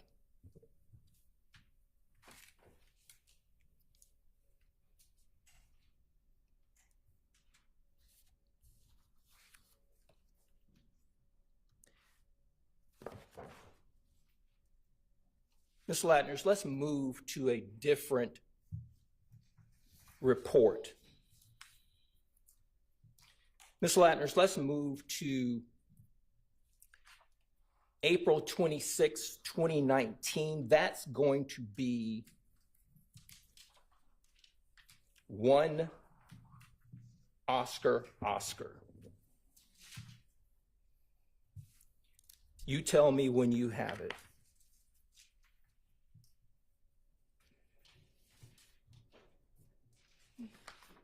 Okay.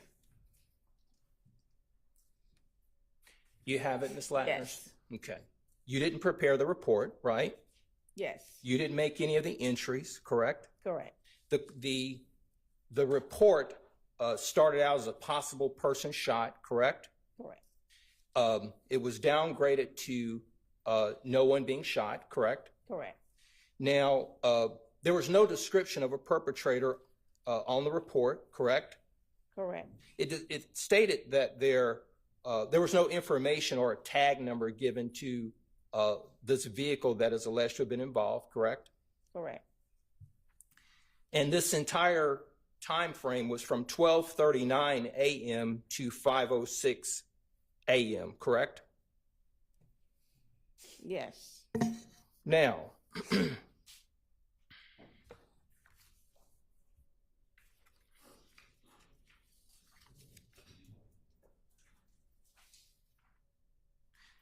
I want to direct your attention to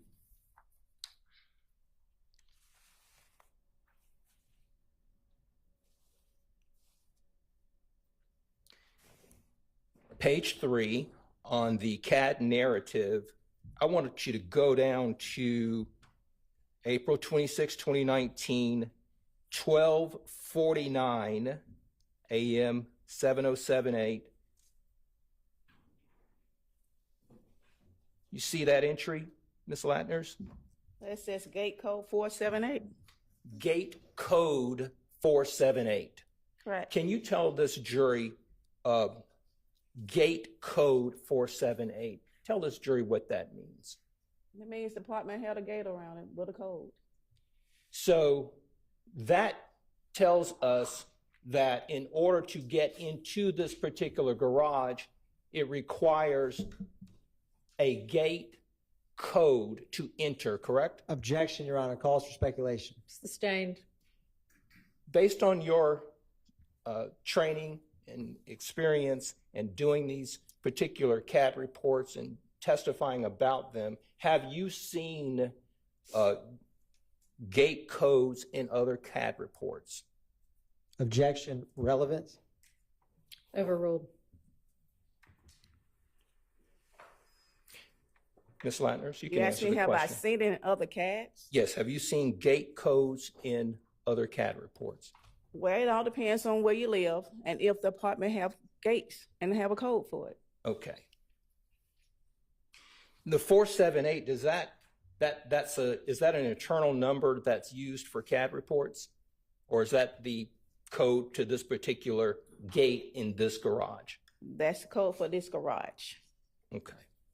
So the person, so if you punch 478, you will gain access to this particular, according to this CAD report. Objection, Your Honor. Calls for speculation. Sustained. Okay.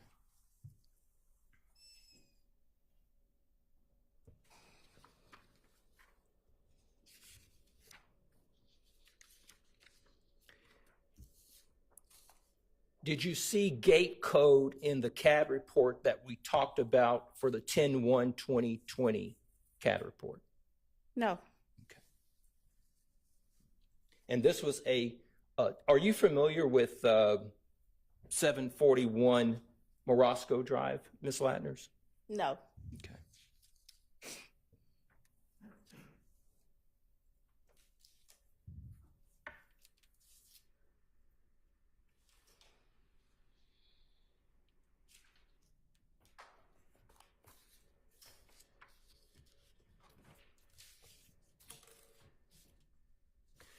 Your Honor, thank you.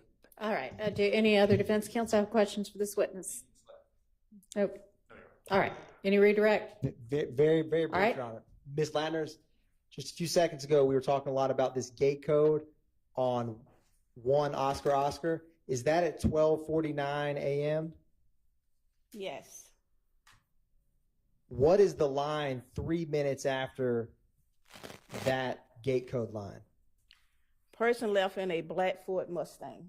Does it say perp or person? Perp left in a black Ford Mustang. Now, Ms. Latners, going back to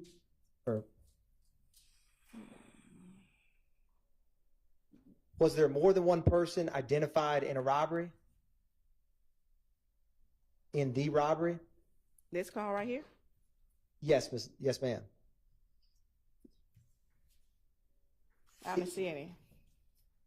Does the caller indicate, is there anywhere in this CAD report that has any information about how someone entered a parking garage or location on that CAD report?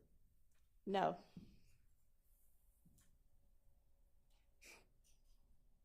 Is there any information at all about, is there anything else other than just that line of the gate code 478? That's it. Is there any information about whether you need a gate code to walk in? Well, no, if there's any information, overruled. Is there any information about whether that gate is broken? No. Is there anything in this CAB report that indicates whether the robber was visiting someone in the complex? No. And Ms. Latner's going back to Papa, when a call comes in on cross-examination, you were asked about some information's true, some information's false. Do you recall that? Yes. Is there any way to know when someone, before officers arrive, what's true or not true about what a 911 caller is stating? No. And from the 911 dispatcher's perspective, do you try to determine if what is being said is true or not true before you respond? It's not their job. And is the initial officer's perspective of an on-scene victim the end of any further investigation? You can answer that if you know that from your personal knowledge. Repeat the question. If an officer, do you remember on cross, you have discussed about the 44V being changed to 39 info for officers? Correct. In Atlanta Police Department protocol or procedure, if you know it, does that stop a case? Can no for Overruled. Based on your own knowledge. Can you complete the question, please? Yes. Can further investigation by the Atlanta Police Department be done on a case where the initial officer changes the call to 39 info for officers? Overruled. Yes.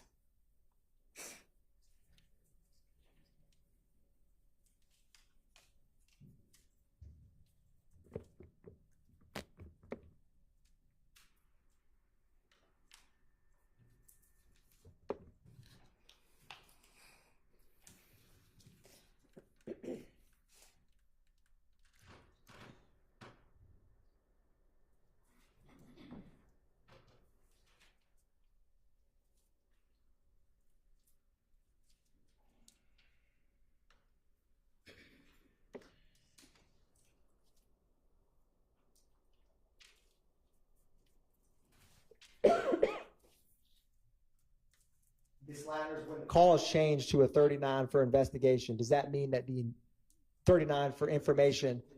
Your Honor's objection mischaracterizes the 39. I misspoke, Your Honor. My apologies.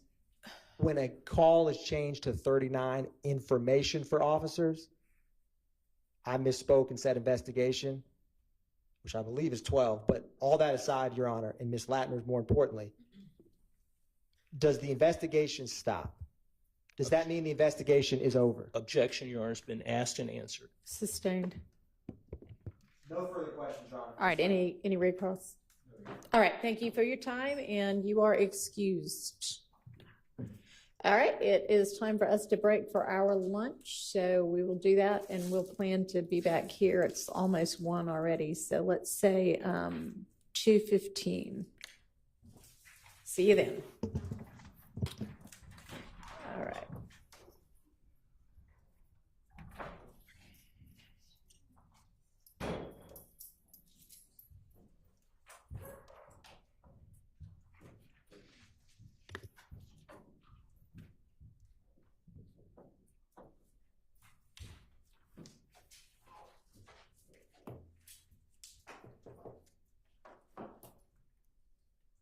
All right, Sarah, we're back in a little over an hour and 15. Yes. I think Mr. Schott is here. Is it, can we take it up after? I'm trying to get somewhere. Okay. All right, see you at 2:15. Thank you.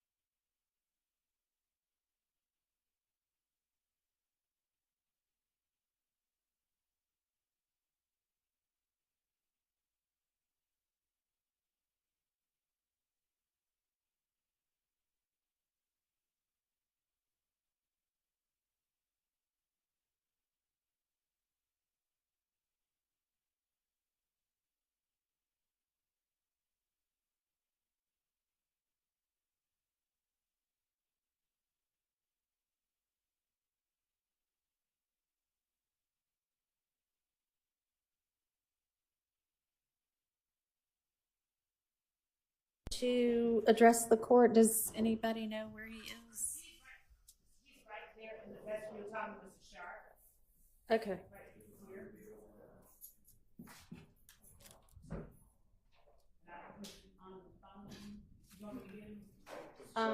Yeah, if you don't mind.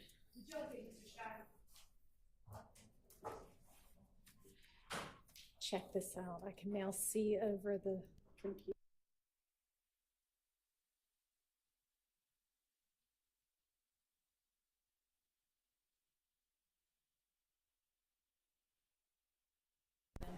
Is there anybody from the state? Okay. All right, Mr. Scheib, I know you had wanted to address the court, I believe, about something. So, yes. Bench conference? If you wanted to be, sure. This doesn't have to be with everybody. Well, yes, it does, as far as I'm concerned. We're not doing that again. It's something personal. Personal about you? I've been doing this a long time. I've never had anybody accuse me of lying. I'm not going to go over what happened yesterday, but I don't come to the court and lie. I understand somebody, I'm not going to go over what he said I wasn't truthful about something, and at the doctor's. I asked the doctor a question about my client's mental competency to take certain medication. I said, will it affect him? The doctor gave me an answer. Right. That was it. The phone was about 10 or 12 inches away from me, and I asked the question. And once I got that, then I relayed it to the court. I understand somebody came in here and said, what I said wasn't accurate. I don't lie to the court. I've never lied to the court. So that's all I'm saying. Okay, I appreciate it. And so you're talking about when, and I don't know exactly who was on the conversation, but so the conversation was at your behest with Mr. Zachary's doctor, and I don't know if it was an ADA and an investigator. Abasi, and an investigator, and y'all were all on the phone together with the doctor. The phone was right here. The doctor was someplace else. My client was here. I was about 12 inches from the phone. Actually, So the doctor was on the phone, and the doctor was on the phone? Okay, and you and Mr. Abadi and the investigator were all talking with the doctor. Okay. that was a conversation when I came in. Okay. Court, I understand. The ADA came in and said something different, indicated I was not being truthful. Okay. I don't lie to people. I don't believe that you do, and I appreciate that, and I didn't take it, I don't think he said anything as strong as, Mr. Scheib lied. I think it was just, that's not exactly what got said. And two people can hear the exact same words and take it two different ways anyway, but I appreciate that. With that being said, I talked to Zachary Okay. about 3 minutes ago. Okay. He's at the hospital. He's had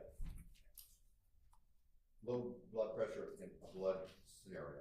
They were going to release him today. They didn't. Okay. They're going to maybe release him in the morning. Okay. But he asked me a criteria of blood pressure and blood problems. Okay. I don't know. So he may be released tomorrow. He may not. I've got 5 courts and 5 different jurisdictions tomorrow. So have you filed a conflict? No, well, all those are like trial calendars, cases 3 or 4 years old, trafficking and different things. This is, I'm an attorney for a witness. Right. I know. And so I think they take precedent. I'm trying to get this in. I mean, I would be happy to, given the circumstance of your particular client and the request that, he not be held anywhere and that he get this over as soon as he possibly can. I am happy to communicate with the courts if you'll let me know and see if they can. We'll see what we can do. I've been here all day, every day. Yeah, I want to get it done. I know. I know everybody else does too. I know. What I was going to ask for under 601 is have a hearing to deal with his competency. I think it would be something short as to mental competency because he is on drugs. He is on Dilaudid, and so under 601, the court. Well, I don't know what he's going to be on when he gets released. Can't read without these are painkillers. Okay, lots of people, and I don't mean to interrupt you, but lots of people can take and do take painkillers every day, and depending upon what it is and the amount and what have you, it treats their pain. It doesn't necessarily make them incompetent or unable to do things. So, I mean, if I am presented with something that makes me believe that there is an actual issue as to his competency, then certainly I can entertain that, but. That can only be from him testifying, number one, to that issue. And the other issue, he doesn't recall, this is 10 years ago. Well, he may or may not, and he'll just have to say that on the stand. I mean. And then also we deal with scenario of immunity. We want transactional immunity. Well, that's something between you and the state. You can order him up there. I'm not arguing about that, but he's not going to testify unless he gets immunity. Because he was an unindicted co-conspirator in reference to this stuff, and he did prison time. Have you talked to the state about any of this? If I may, Mr. Shive has talked to me, and what he has said has nothing to do with concerns about a legal exposure. What he has said has to do with fear and not fear. It has to do with fear and his client's desire to not testify, period. You see, I didn't know until yesterday. Excuse me, can y'all mic up? Can y'all use the microphones? Yeah, just walk back to the podium. You'll only be 3 feet further away, and then they can hear. I'm sorry. It's okay. I didn't know until yesterday he was part of this 10 years ago. I did not know. He did prison time, but I didn't know that he was part of this. And as far as immunity, he could be brought in. I mean, as far as conspiracy, and if he goes up and testifies and says, hey, I was involved in this and involved in that, they could prosecute him. I didn't know that until yesterday he was involved in this scenario. Okay, I don't quite know what you mean by he was involved in this scenario, but. He did time for some of these acts involved in this. Well, he certainly can't be prosecuted for anything he's already done time for. I mean, that's double jeopardy. Well, and I don't know if, as far as conspiracy to commit murder and everything, I don't know what he was prosecuted for entirely. I just found out, and the family has told me more today. I thought I was getting involved in I'm fine on it, getting involved in a scenario where I was going to help him, give him information, whether to testify or not testify. Right. But it turned out to be, and that's fine. I like this. It's a lot more to it. So I have to protect him. I understand. So, I mean, Judge, I don't have any problem doing that, but I just do want to make the record very clear for a couple of things. I don't believe that Mr. Shive has, and I don't think that the court entertained it, so it may be worth nothing, but the competency Mr. Shive doesn't have, I don't believe, maybe I'm wrong, standing to assert regarding competency, a hearing regarding competency as far as this person as a witness. But second, given, I don't know what all Mr. Shive knew, but given the given the communication between Mr. Zachary's father and our office, right? I don't know how, and given what I was told, not yesterday, but I think day before yesterday, regarding what Mr. Zachary would and would not do and why, I don't know that it. I don't know how that there was no knowledge of what his involvement in this was. There was specific commentary, and I'm not saying that. I don't know either. But I mean, Mr. Shive's right. Based on the way this case has been indicted, even, I mean, the RICO count seems to be something that if the state wanted to, they could indict anybody on who had any involvement in any of the crimes, even if they've already been, I mean, I don't know that, at least be indicted. Whether it would hold up or not, I don't know. But so, Your Honor, as in as much as there is a concern, I assume that there is a concern regarding Mr. Zachary, I don't know, implicating himself in something that he could get indicted for. We don't have any problem asking the court to compel his testimony pursuant to the same statute that we have had to compel others. We don't have any problem doing that. All right, well, it sounds like y'all might need to get some sort of an agreement in place between yourself and Mr. Shive. Definitely like something in writing. I mean, that's basically what you're saying, Mr. Scheib, right? Is that he, Part of the situation. And also, I think I ought to make Mr. Scheib aware. I just want to make sure he's aware that part of the requirement for that statute is that he not commit perjury on the stand. And Mr. Zachary is currently on probation for a long period of time. And so I'm going to put that out there. That's it. all righty. Well, Mr. Scheib has been a defense attorney for more years than probably he can count anymore. And a good one, and a highly experienced one. And so he'll be able to advise his client as to all of the, potential drawbacks and dangers and what have you of such an agreement. Not a easy, clear-cut scenario. We're going to wade through some things. Okay. Okay. So we'll draft up that document. Okay, but considering that it sounds like it may be as early as tomorrow morning that, I mean, I don't know. We'll have that. Doesn't sound like anybody knows yet. It's a developing kind of thing about when he might be released, but y'all need to get on that. So we'll have that drafted this afternoon for All Mr. right. Scheib to review. And It's Mr. standard. Scheib, if you want to communicate with my office about wherever we might need to be able to talk to other courts about your presence here. I have a simple way of doing it. If you issue an order me back into your court tomorrow, that'll You know make- what? If you want to draft one up, I will I sign will. it. Okay, I that'll will. be We'll great. send it over And to do you in a couple hours. Great. You've got all of the addresses, right? Okay. I'll see you tomorrow. Thank you. All right. We need anything else from Mr. Scheib? Anybody? I don't need anything from him. If the court would indulge me what I asked right before he came in, because I have the next witness Okay. and I don't want to. Because during the whole entire lunch break, you didn't go to the Okay. Thank Okay.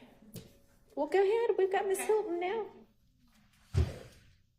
All right. Anybody need to bring up anything before we get the jury in and start with our next witness? Anybody? No? Okay. So we got yet another motion in limine. The people at Mr. Steele's firm are working full time on filing motions in limine. It's very impressive.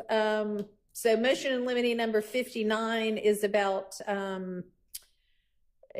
potentially excluding certain portions of a interview with Mr. Zachary from March 3rd, 2017. And I was trying to find, I've got two of his interviews and March 3rd doesn't seem to be one of them. Is this one that we went over? Should have, and his two are August 5, 2015, Your Honor, and then March 3, 2017. Okay. Well, I don't know why I have April 13th, 2017 written down, but I do. But it's the other one the only one from 2017 is March 3rd. Okay. Yes, it might be the transcription date in April. Okay.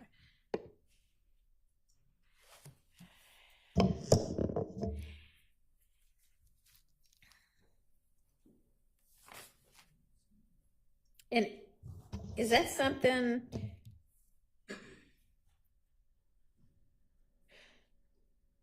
So if it's the bottom of 124 through about halfway through 127, my notes say that the state, well, all my notes says is okay, but what that meant in my shorthand was that the state agreed that they weren't going to utilize that. Perfect, so that's why I did that. Okay, that would be great. Hey, Your Honor, is that the issue we talked about this morning or something? No, this is yet another one. I don't have Mr. Steele's email, and because I was not present during. So if you want to just, I mean, I printed it out because I'm old, and you can just look at the highlighted portion and see what it is he's talking about.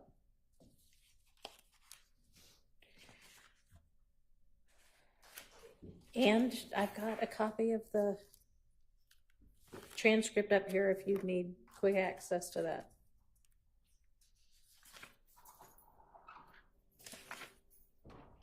But my notes at least say that y'all said okay on that one, meaning we won't use that one. Do you need to look at the transcript?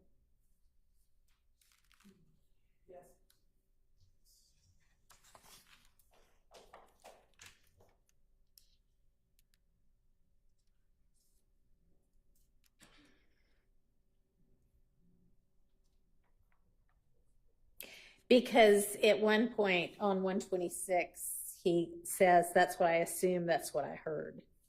Correct, Your Honor. We're only going to play portions that we believe he was told as either a co-conspirator statement, which is probably not reflected as much in the March 2017. Okay, but y'all agree that y'all don't intend to use that portion, correct? Just so Yes. we're all on the same page? Yes, Your Honor. All right.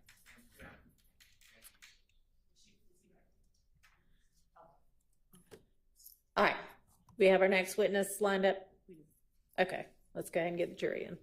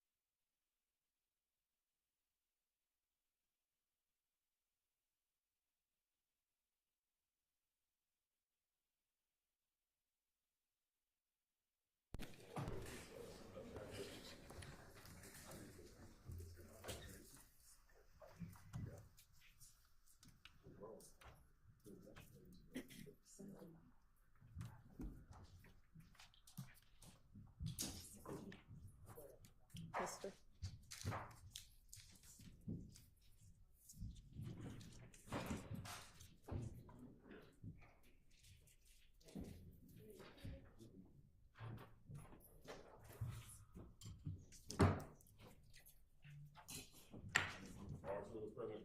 Thank you. Okay, call your next witness. State calls Mr. Collins back to the seat. Oh, right, we were in the middle of him. Or no, we weren't. We weren't. Has he just already testified? He has. Okay. Okay. All right, so we'll re-swear him, I guess, since he'd been released. Raise your right hand. Do you swear affirm testimony you're about to report the truth, the whole truth, nothing but the truth?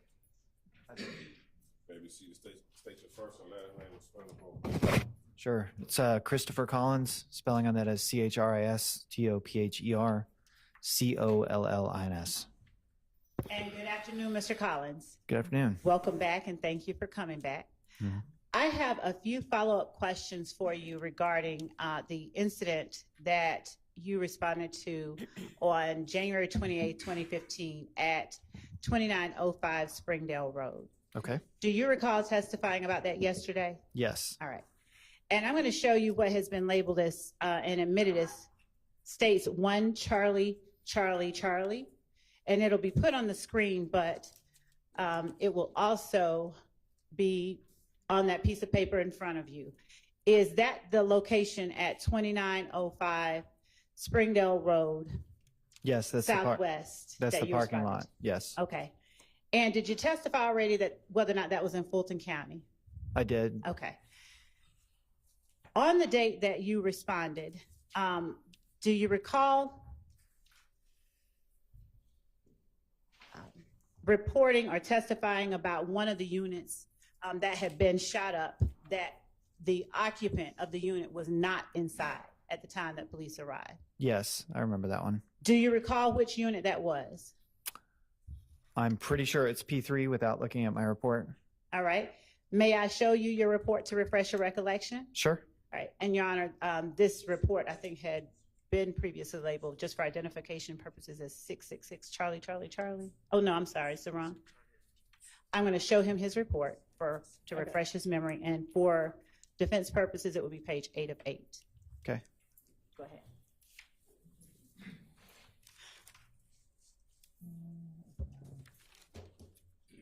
Yep. Apartment P3 was the unoccupied apartment. And when you say unoccupied, I'm going to take this back, okay?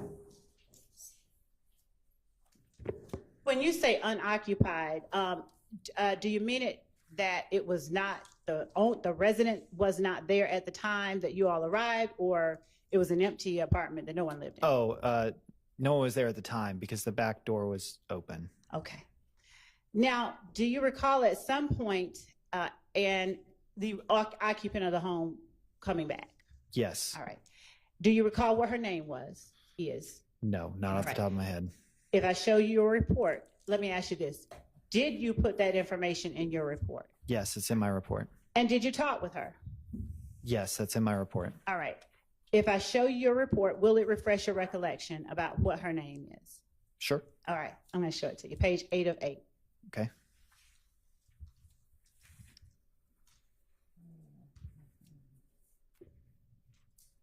And I'll just, for brevity's purposes, point you to that last. Yeah.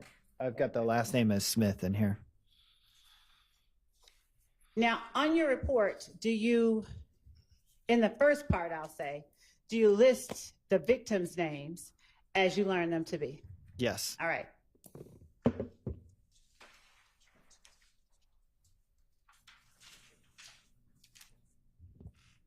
Do you recall the occupant of apartment P2? Do I recall their name? I believe that was his name, the occupant of P2. I remember the last name from yesterday when I testified. Okay, and was that Mac? Yes. Gilberti Mac? Yes. All right.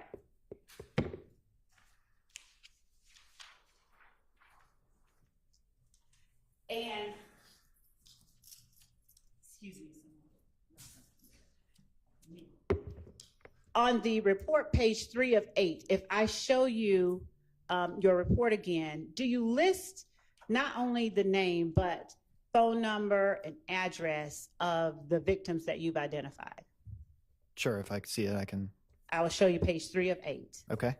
Would you look at what you've written for unit P3 and tell me if it refreshes your memory? Yep. All right.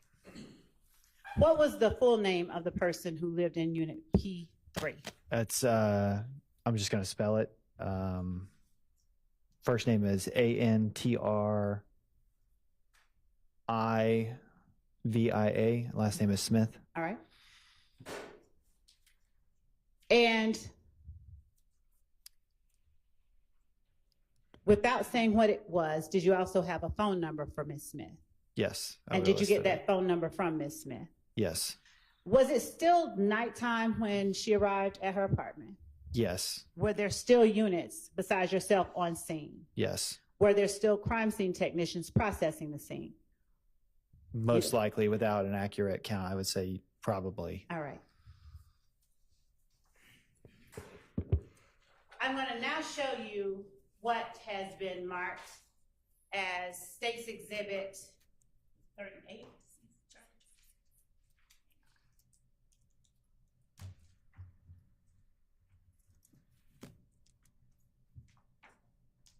'65, Charlie, Charlie, Charlie.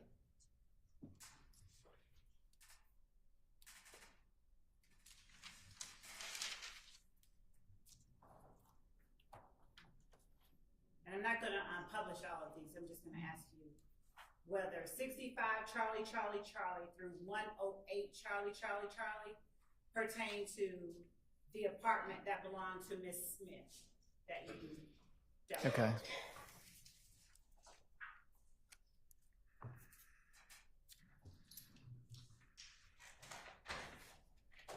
Could you publish the first one?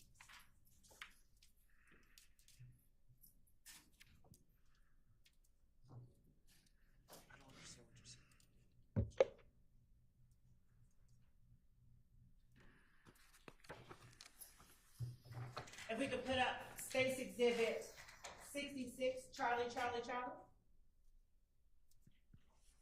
Yes, those do pertain to that. That's what you were asking, right? Yes. Okay. You would just Yeah. to the microphone. Those do pertain to apartment P3. Okay. Yeah.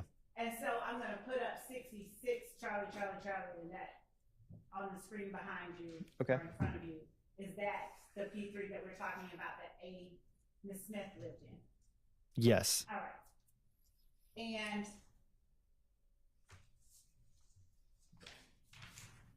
do you have any independent recollection of how long you spoke with Ms. Smith while she was on scene? No. Do you recall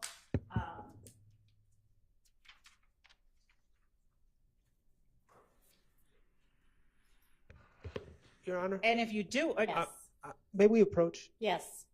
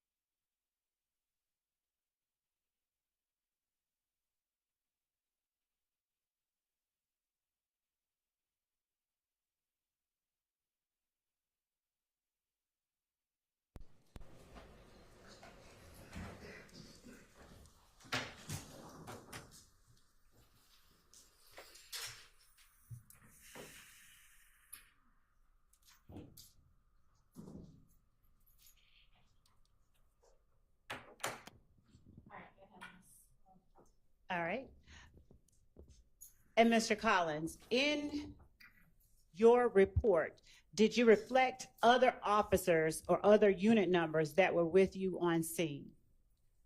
Did I write them in there? Yes. Yes. And do you recall, as you sit here today, who they were without refreshing your memory? Yes. Who were they? Would have been Kenneth Robinson responded, and my lieutenant, one of the sergeants. I want to say it was Lieutenant Bruce, probably Sergeant Dawson. And do you recall who would have been unit or 4380 and 6161? 4380 would most likely be a support person, like a crime scene tech, and the 6 number would be a detective. Would looking at your report aid you in remembering who it was? Yeah, All right. because I might have that backwards. I'm going to give you the whole report, and you look wherever you need to in your report.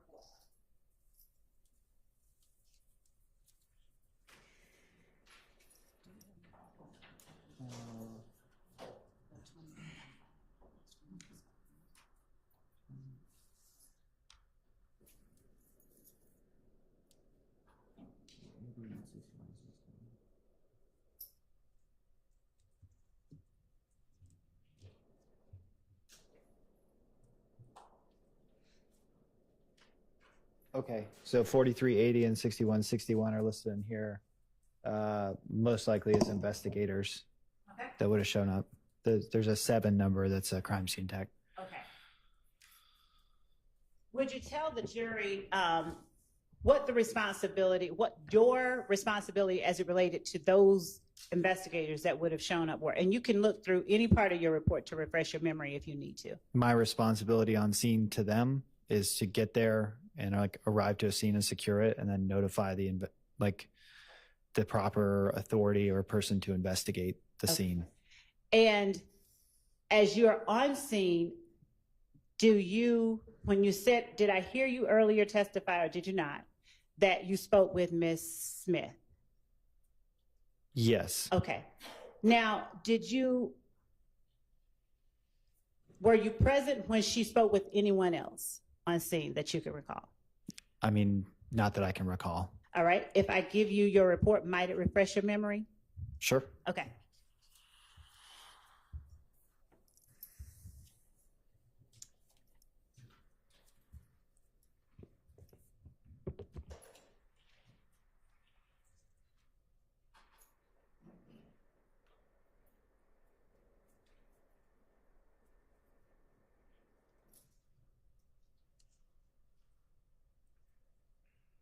Okay. Yeah, I read it. And were you present when she spoke to these people? Or I would have still been on scene, but I don't know if I was sitting in on their conversation. Okay. But I did. Yeah. Oh, but you did what? You can say whatever it is. I mean, I wrote down in my report that she had made statements. Yes. Yeah. Okay. Now, do you recall what statements she made to you, or what statements you heard her make? I do, after I've just seen my report. Okay. And so that I can be precise and we cannot be imprecise. Yep. Did she tell you who was either staying Your at Honor, her? I'm going to object on foundation. It's not been properly laid at this point. Your Honor, the witness just stated that he recalled after reading the report what he heard or what. The witness recalled in response to Madam Prosecutor's question that he was present for a conversation between the witness and the other two, and he was there on the scene. It's not been clear who the statements were made to. He just said he remembered what he recalled hearing, so overruled. Do you recall hearing Ms. Smith talk about a friend of hers who had been at her place? Yes. And what was that friend's name? I believe she gave a nickname. What nickname was it? If you need to look at it again. Yes, so I don't misspeak. Okay. And just the name. I wrote in here Lil Kel. And how did you spell Kel? Kel. All right. And without going into anything else beyond, let me be very specific here.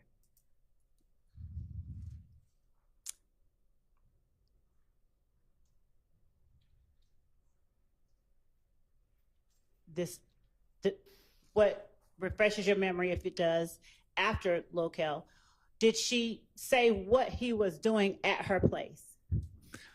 She stated that he was like hiding out Okay. at her place. Hiding out at her place? Yes. All right. Now, did Ms. Smith also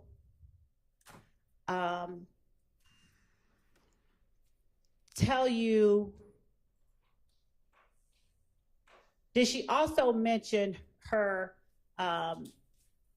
boyfriend's brother? Yes. Would you tell the jury only what name of the boyfriend's brother that she gave? She gave the name Peanut. Okay.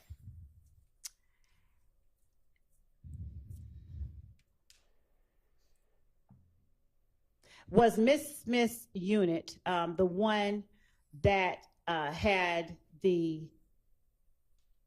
television shot and that sustained, would you say it sustained the least, the most, or the same amount of damage as the other units? That one looked like it received more damage than the other units. I'm sorry, could you say it a little bit More. That one had more damage than the other units. Okay. And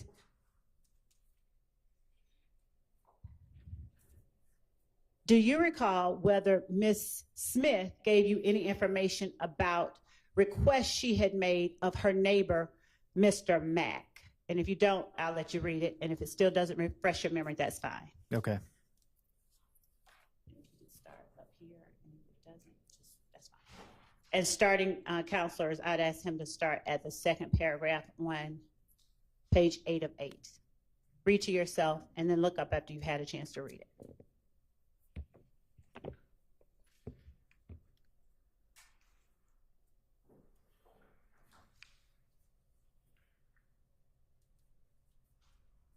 Okay. Yeah, I wrote here in the report. Don't Okay. say what you wrote in the report. Yeah. My question is, do you recall, after reading your report, whether Ms. Smith relayed to you or within hearing of you anything about requests she made of Mr. Mack? I don't remember Okay, that. all right. Now, did you list in your report the names associated with those numbers that you mentioned, those unit numbers? Yes. And would you read or find that area in your report where you list the names associated with those unit numbers? Just, you can turn on any page that Sure. you need to. Well, they're all written like in order of the Okay. apartments we went to in the narrative. All right. And so in the last paragraph, where there is unit number 4380 and 6161, are you able to say which names are associated with 4380 and 6161? Did you write that in your report? Anywhere? And you can look on other pages. Yep. I did write it down. So which names were associated with which name was associated with 4380? That's Bacon. It's an investigator. All right. And what kind of investigator is Bacon? He would have been a general investigator. And what does the general investigator do in relation to what you do? They respond to any major incident that happens overnight when all the rest of the units are not in. They're kind of like a catch-all detective. And 6161, who is that one? That last name is Curry. Okay. And is that investigator, officer? That is a gangs unit. Okay. So Now, how did the gangs unit get involved? Do you know? Without saying anything in particular. Just yes. If you don't, that's fine. it's typical to notify them in a situation like this. Okay. Without talking about what anyone said, when you say in a situation like this, are you able to explain what you mean? We had responded to several of these in the same area. In the same area? In the same part of town, yeah. Okay. And when you say part of town, could you be any more specific? In the southern part of Zone 3. Okay. And in your report, do you indicate that Ms. Smith spoke with both Investigator Bacon and Investigator Curry? I do. I All indicate that at the end. Now, in your report, do you say specifically that she spoke with you?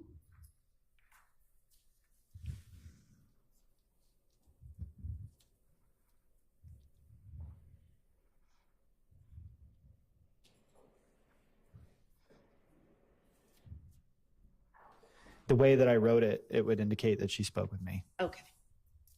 And it would be reasonable to say that she would have had to speak to me to get to another investigator. Say that for me one more time. It would be like normal procedure. If somebody's arriving on scene, they don't just immediately speak to a detective. They would talk to a patrol officer first who's manning the crime scene tape or doing some other kind of task. And is it customary for you, when you're on scene, for you to either point victims or witnesses to the investigators, or even relay to them information that that victim or witness has shared with you? Yes, that's Okay. normal. All right.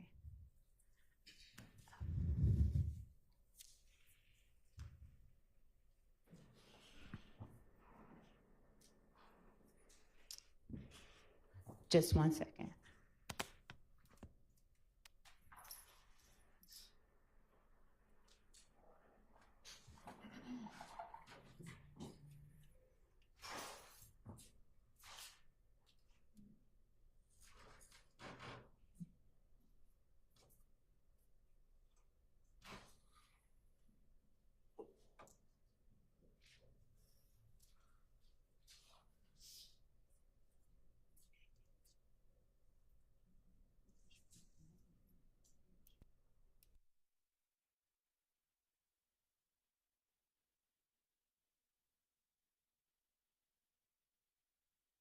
Thank you. That's all that I have for now. All right, defense questions for this witness?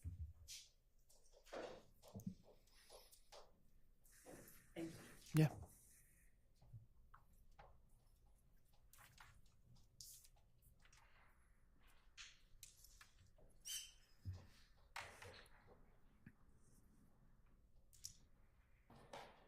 Mr. Collins, good afternoon, sir. Good afternoon. My name is Keith Adams. I represent Mr. Williams, who's sitting over here. Okay. And I've got a couple questions for you about what you just testified to, okay? Sure. All right. If I heard you correctly, you responded to this location on Springdale Road back in 2015, true? I mean, without referencing my report, that sounds correct. Right. Could be. Is that your report right there that you've been looking at? Believe so. Yeah, Judge? Yes. I'm going to go ahead and leave this with you, so if you need to reference it. Cool. Please feel free to do so, okay? Sure. All right. 2015, I think I heard you testify yesterday when you were here previously that was a long time.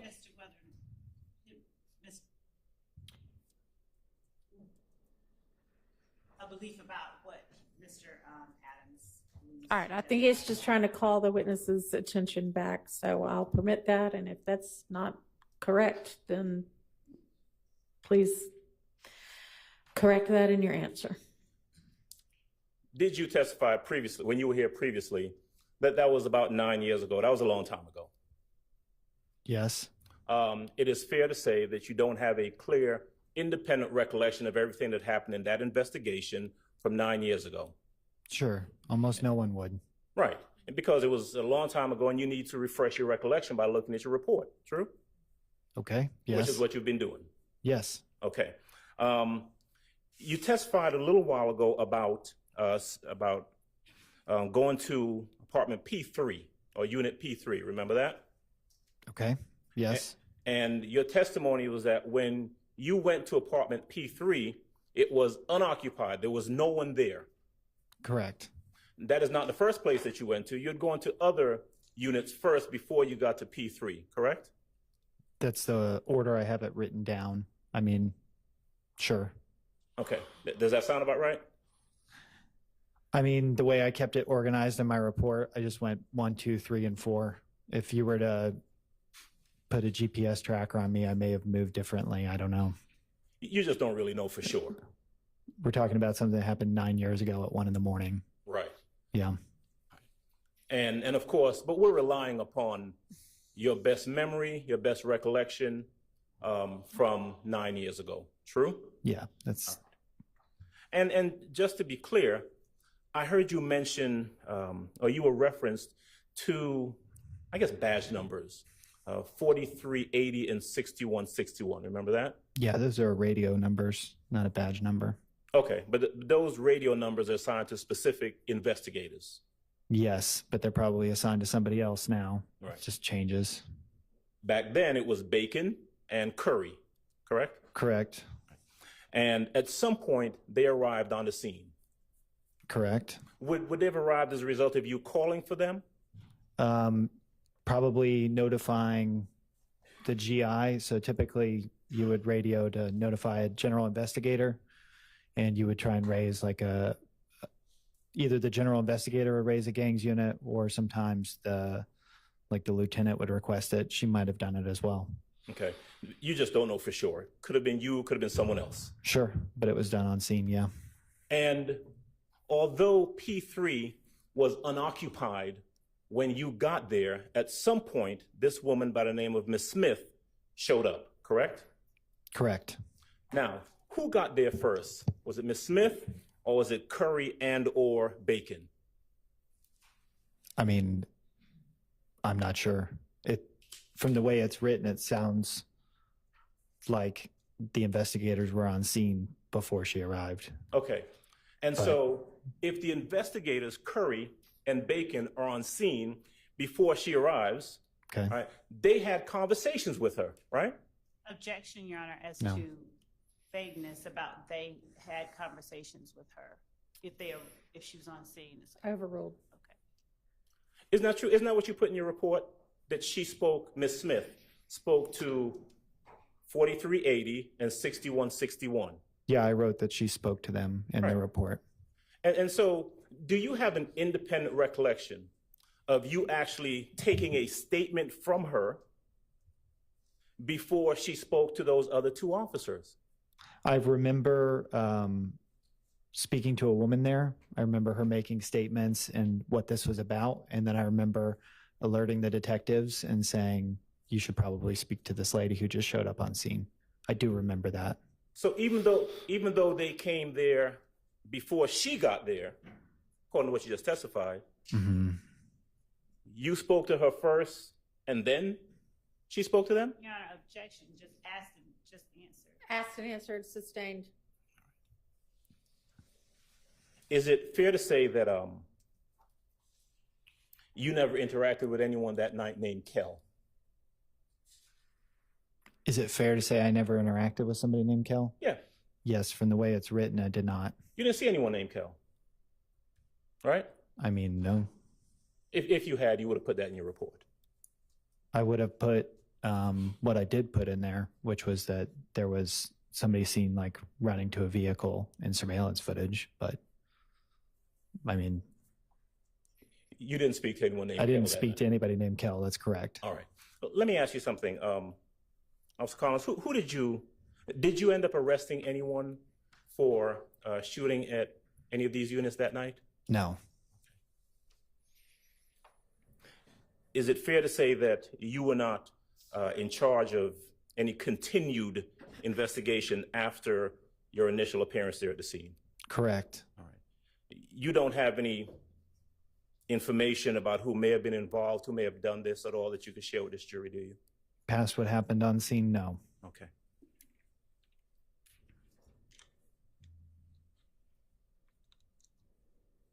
All right. Ms. Collins, that's all I have. Thank you. Thank you. All right, anybody else? Okay, any redirect? No, Your Honor. All right, thank you for your time. You're released, excused. Released. Yes. Call your next witness. Released. Release. Thank you. You're under the state called Bam and Kelly to the stand. Okay.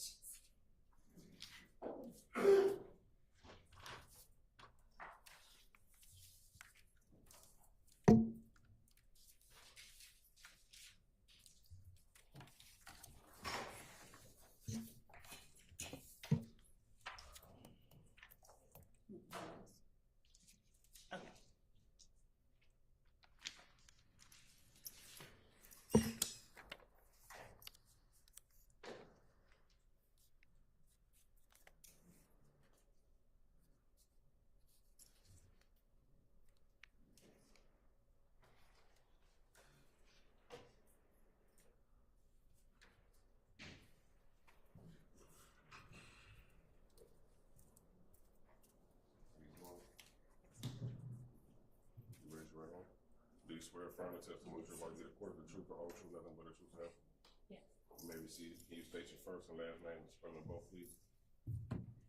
Vanna Kelly, VANNA KELLEY. And good afternoon, Kat. How are you? Good afternoon, good. God bless you. Where are you employed?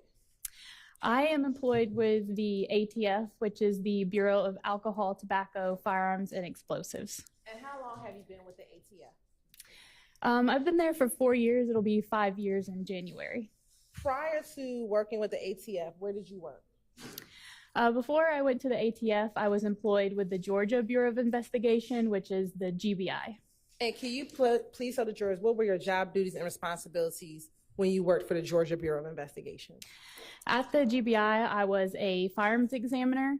And as a firearms examiner, I did the discipline of forensic science called firearms identification. And firearms identification is looking at ammunition components such as bullets and cartridge cases to try to determine if they were fired from a particular firearm or not fired from a particular firearm. Or if I don't have a firearm, then I can also look at those ammunition components to each other to determine if they came from same or different sources. And can you tell the jury about your education and training in firearms and tool mark analysis? Once I started training at the GBI as a firearms examiner, I underwent their 1-year training program. During that time, it included studying things such as the history of firearms, doing microscopic analysis, learning about serial number restorations, which is restoring numbers on a firearm if they've tried to be removed. Also, I did training and casework in muzzle to target distance determination, which is trying to determine the distance between the firearm and the object or the person that was shot. And also, I would have been trained in, I think I said, microscopic analysis, which is using the microscope to make those comparisons of the ammunition components. And then also, additionally, when I went to the ATF, they had an additional method for serial number restoration that I was trained in. And also I started training and completed my training at the ATF in what's called tool mark examination. So tool mark examination is just basically all the other tools, your screwdrivers, hammers, wire cutters, and trying to determine if those tools were used to, cut wires or, doing comparison with those type of tools. And have you ever been qualified to testify as an expert in firearms and tool mark examination? Yes, I have. When? When? Or how many times, excuse me? I think I'm close to 100 times now. Your Honor, this time the state would like to tender Ms. Vanna Kelly as an expert in firearms and tool mark identification. All right, she is so qualified and may testify as such. Thank you. If you can tell the jurors briefly about what is a firearm.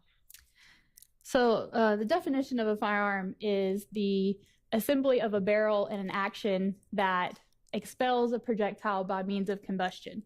So really what you should be thinking of in terms of, the word firearm, you're probably thinking, pistols, revolvers, rifles, shotguns. Those are your main types of firearms. And tell the jury briefly about the parts of a firearm. So for a pistol example, the top portion that would move back and forth is your slide. And then the slide is attached to the frame of the firearm. And then you have, some internal components such as the firing pin. The firing pin is what comes out and basically causes that combustion reaction that I talked about. There's several parts of a firearm, and the trigger obviously being a very important part, which is the catalyst of pulling the trigger that releases the firing pin that then fires the ammunition down the barrel of the firearm. And then what is a cartridge? May I use my demonstrative aid? Can she use her demonstrative aid? Yes. Yes. Okay. So this is a large scale, they're not this large, a plastic model of what a cartridge is. So a lot of people, when they see something like this, if you're familiar with firearms or ammunition at all, you'll think, oh, this is a bullet. But when I refer to this, it would be a cartridge, meaning that it's unfired. So then the cartridge is made up of the cartridge case, which if I use the term cartridge case, that means that it has been fired. And the bullet, which is the projectile. So the cartridge, when it's fired, those two things will separate. The bullet will go down the barrel of the firearm, and the cartridge case will move rearward, and then in some types of firearms will also be ejected. So you have the cartridge case, which has the primer here on the head of the cartridge case, and that's where the firing pin will strike the primer, which ignites the gunpowder inside of the cartridge case. And as that gunpowder causes the pressures to build up inside the case, that's what pushes the bullet down the barrel of the firearm. So interview, cartridge case, 1 unit unfired, or I'm sorry, cartridge, 1 unit unfired, and then that separates into a fired cartridge case and a fired bullet. Thank you. Now, when you receive firearms to be tested, please tell the jurors about the process used to test firearm evidence, specifically shell casings and projectile, or cartridge cases and projectiles. So the process can, differ based on the type of evidence that I have. In general, so if I receive a firearm in the case, I will need to create test fires from that firearm. So at the forensic lab, we'll have a large metal water tank that's full of water, and then there's a port on the front of that box that I will stick the firearm at that port, and as I pull the trigger, the bullet is traveling into the water of that box, and the water helps to slow that bullet down. So after I'm done test firing, I can collect the bullets from the water tank. So now I have samples that are known to have come from that firearm I just shot.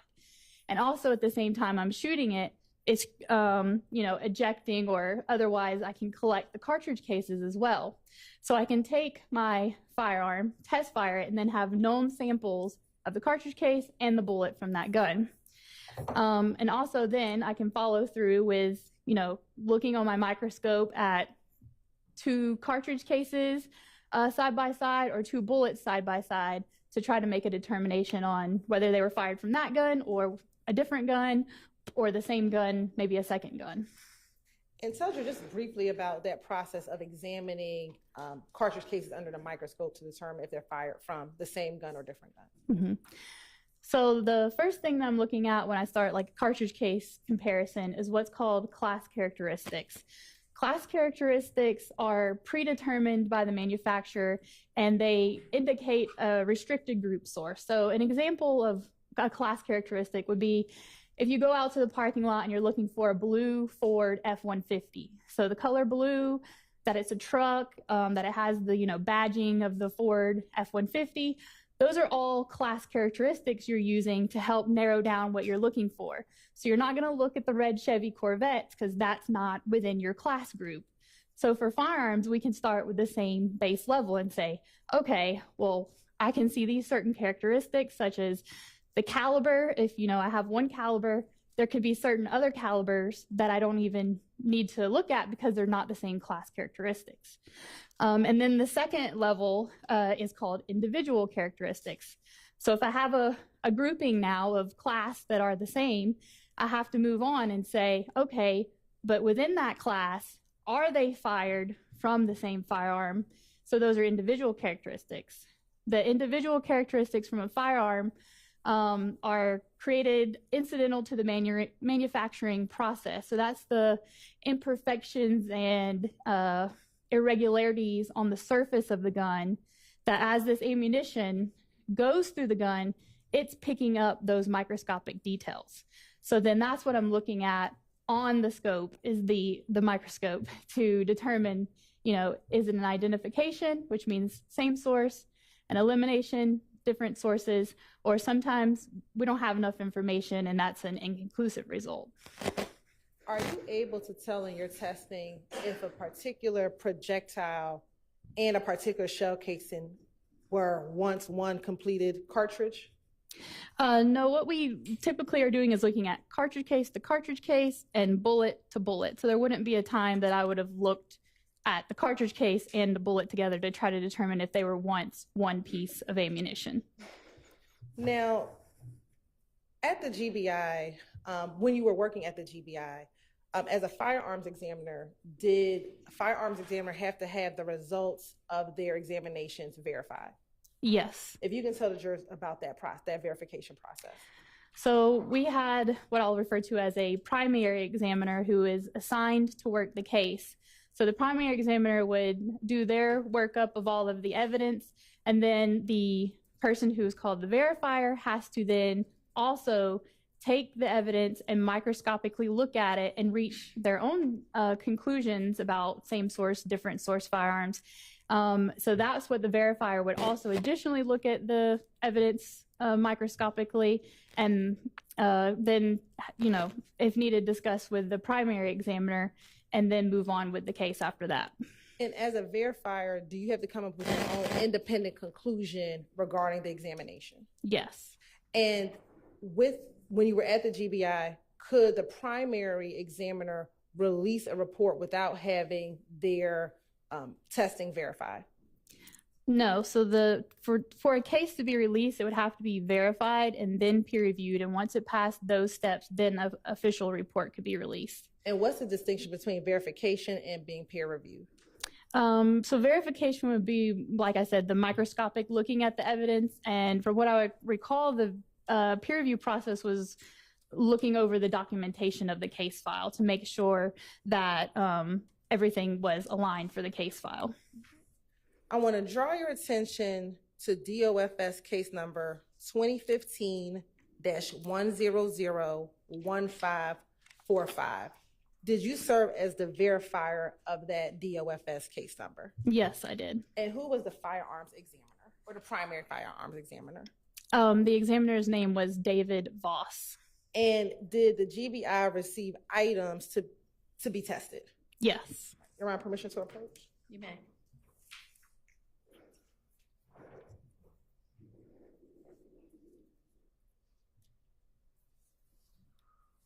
Sorry.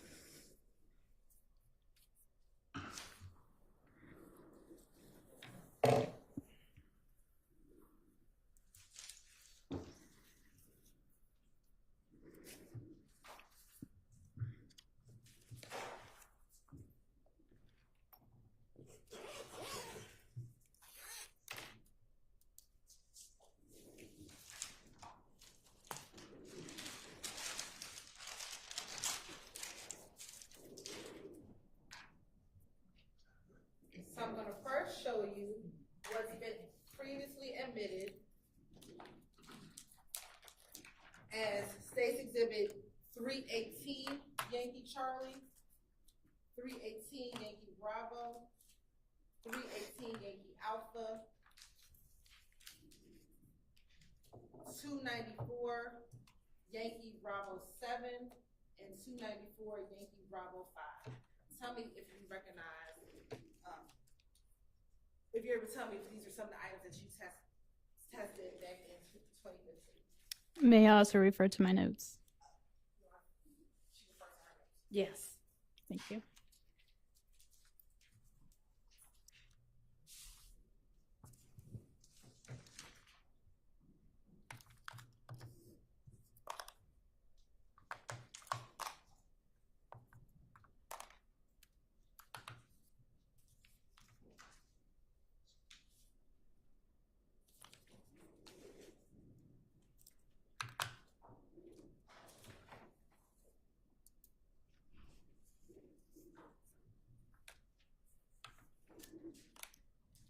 Yes, I can recognize these items as bearing the GBI case number, which is in my documentation, as well as the item number listed from the GBI as well. And are those some of the items that you verified from what David Voss did? Yes.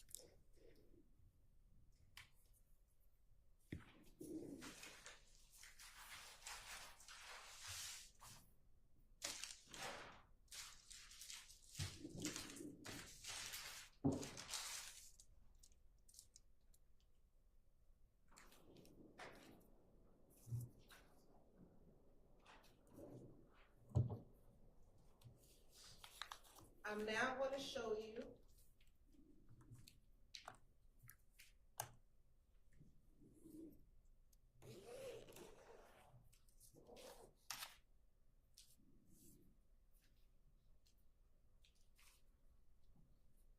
what's been admitted as State's Exhibit 294 Yankee Bravo 11,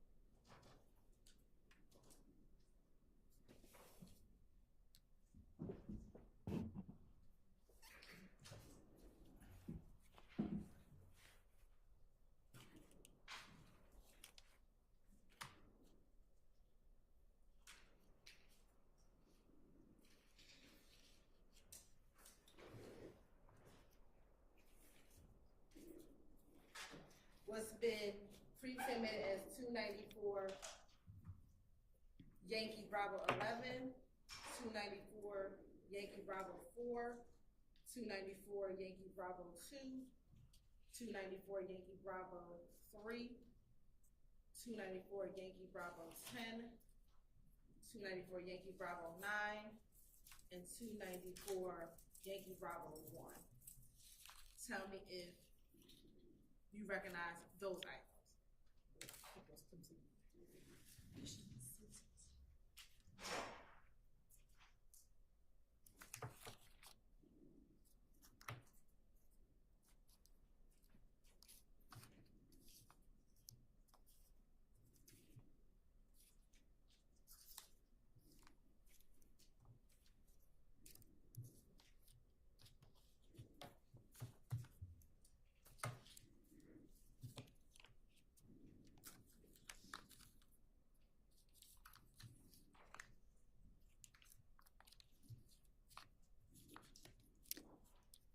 Yes, these packages also bear the same GBI case number and item numbers associated with the verification that I did. Now showing you what's been marked as 294 Yankee Bravo 8 and 294 Yankee Bravo 6.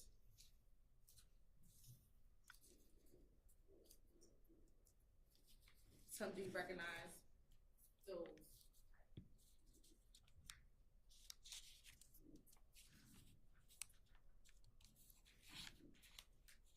Yes, these packages also have the same GBI case number and item numbers associated with verification that I performed.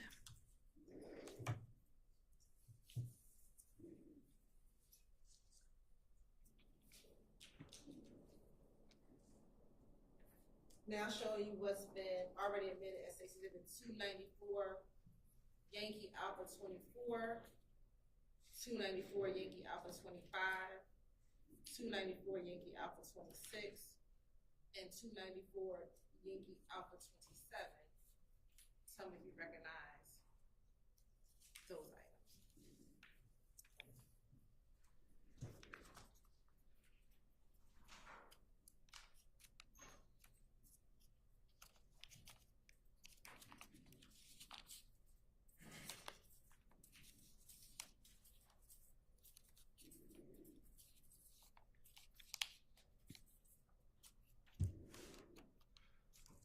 Yes, each of these packages also labeled with the same GBI case number and item numbers associated with my verification.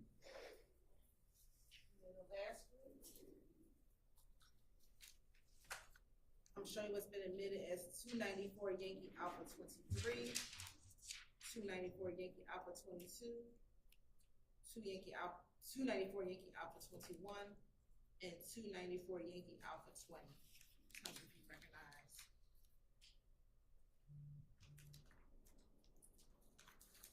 those items.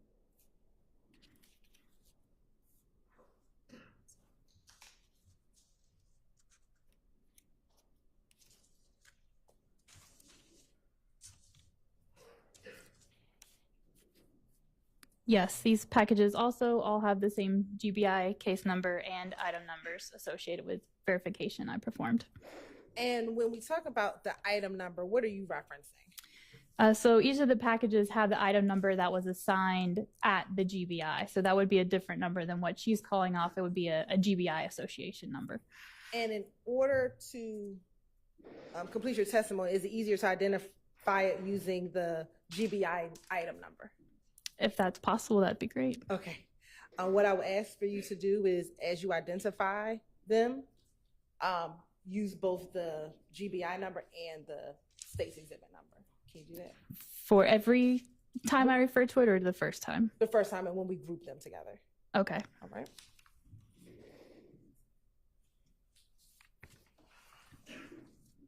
Now, I want to first start with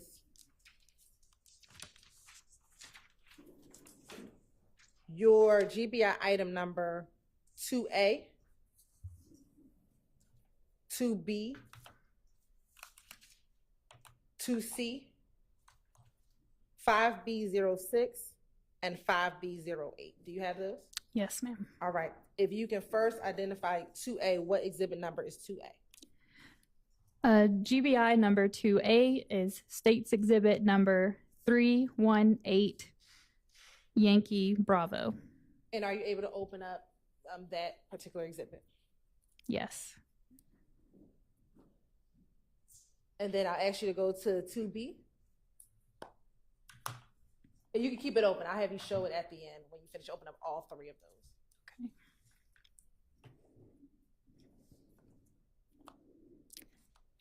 GBI item number 2B is State's Exhibit number 318, Yankee Alpha.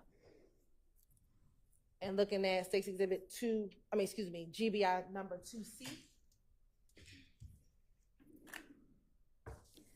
GBI item number 2C is State's Exhibit number 318, Yankee Charlie. And looking at GBI number 5B06.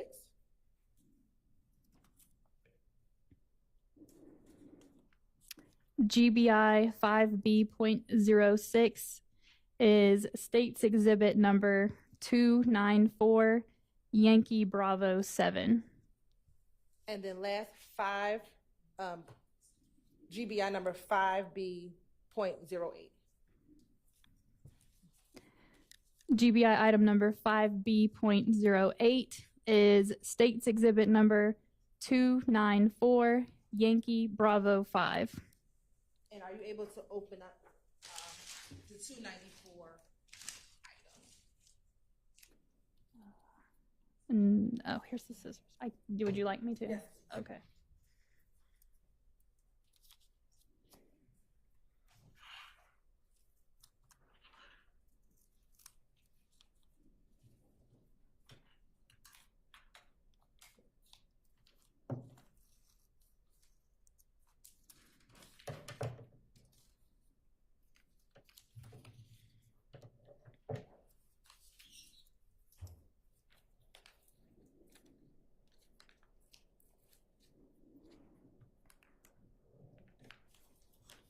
Now, looking at 2A, GBI 2A, 2B, and 2C, where did these items come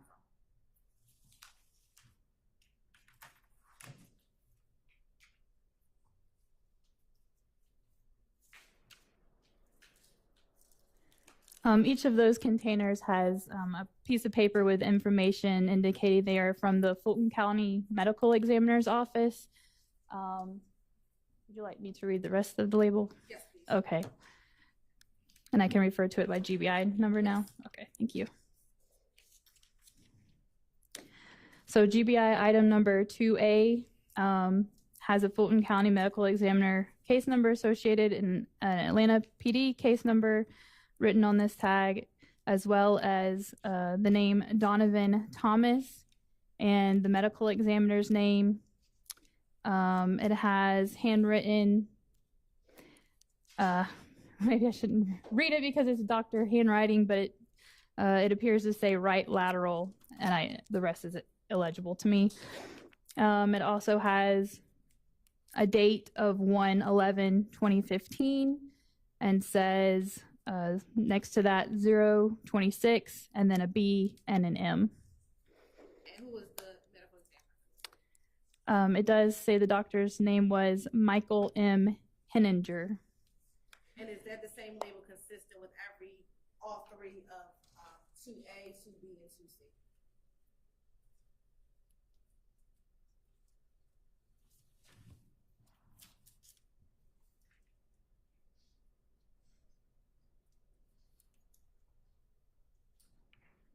Yes, but the handwritten information as to locations within the body is handwritten, and that information varies per box.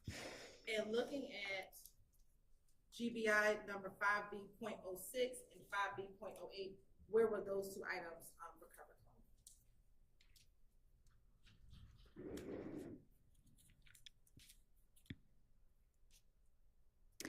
I can only read from the GBI label that it was submitted by the Atlanta Police Department. And is that the same for 5B08 as well? Yes, 5B08 was also submitted to the GBI by the Atlanta Police Department. And were you able to do any testing regarding those 5 items? Yes, I did. And what was the testing and what were the results? So for these, they are, I guess, varying degrees of fired bullets, meaning some of them appear to be portions of fired bullets or, because they can fragment and break off, etc. But for these, I did do a comparison to try to determine if they were fired from the same firearm. And I was able to determine that all 5 of these were fired from the same firearm. Okay. And were you able to verify the types of firearms or potential list of firearms that those items could have been fired from? I would have reviewed the work of the primary examiner on that, and he did provide a potential list of firearms. And were you able to then verify his list that he placed?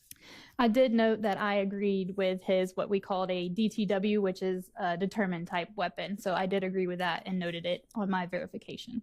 And what were the type of firearms that could have fired those items? So he listed the AK-47 variant SKS 7.62 by 39 millimeters. All right.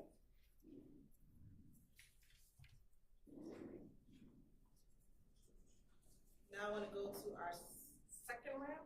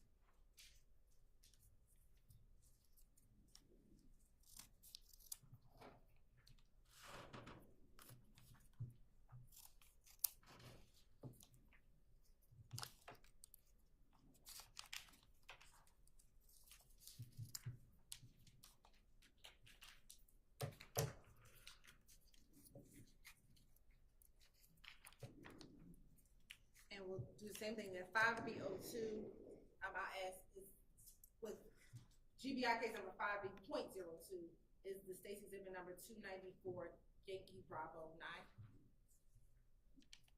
Yes, it is.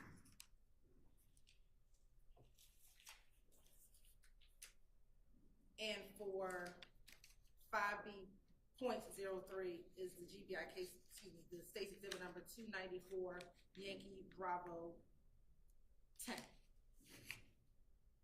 Yes, it is.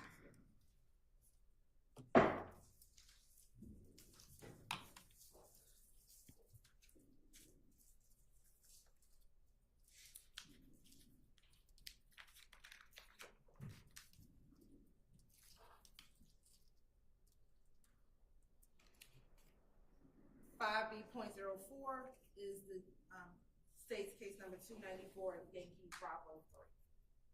Yes, it is.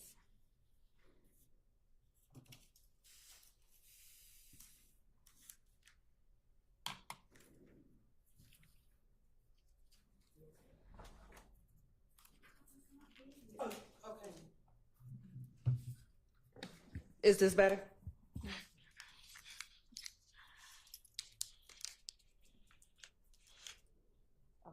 For 294 Yankee Bravo 1, is it 5B.01? Is that the GBI case number? Is that a Bravo there? Yes. Okay. Yes.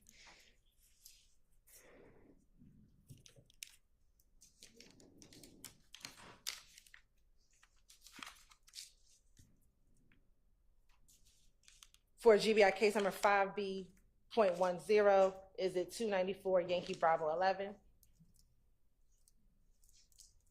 Yes, it is. And then for the last one, this grouping is 5B.07, 294 Yankee Bravo B4. 5B.07 GBI is, yes, 294 Yankee Bravo 4.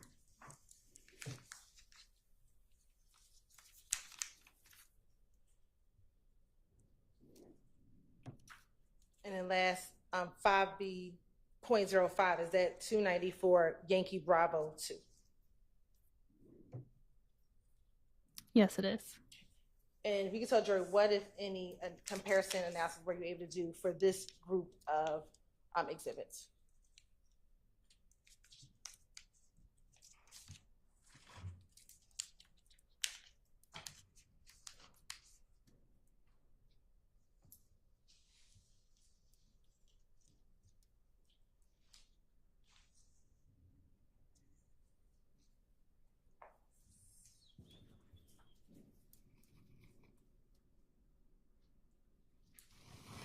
So again, these are also bullets or bullet jacket fragments.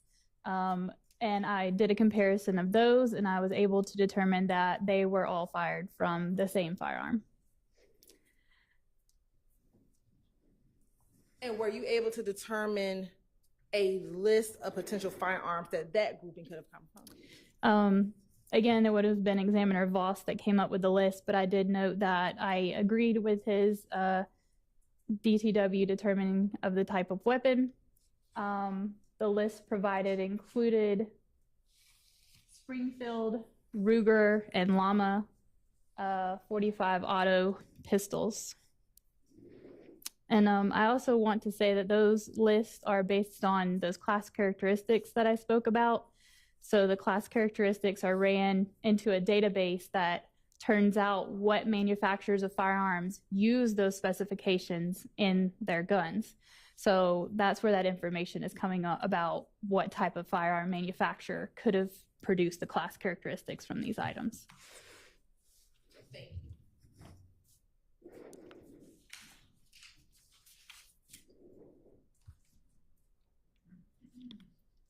Now vote the third group, that's the 5B09 and 5B11. GBI 5B.09 is Stakes Exhibit 294 Yankee Bravo 6.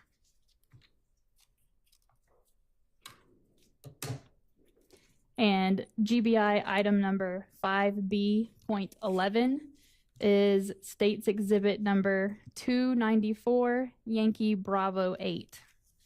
And were you able to do any comparison testing with those two items? I did compare these two items to each other. However, I was inconclusive and unable to determine if they were or were not fired from the same firearm.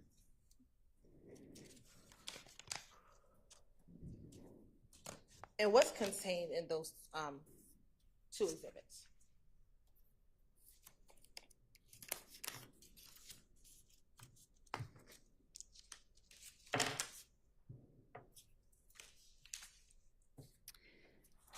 It's a bullet jacket fragment and an additional metal jacketed bullet. And looking at the GBI sticker, were these also submitted by the Atlanta Police Department? Yes, they were. And is that the same for the last group of exhibits that we looked at? I would like to look at the packaging again for that.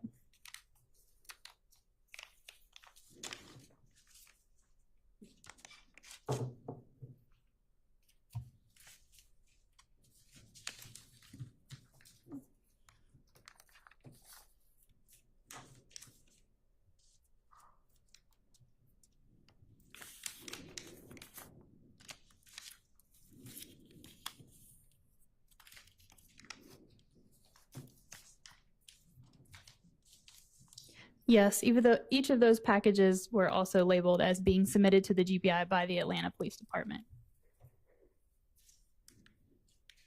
Now do open up the grouping 5A02.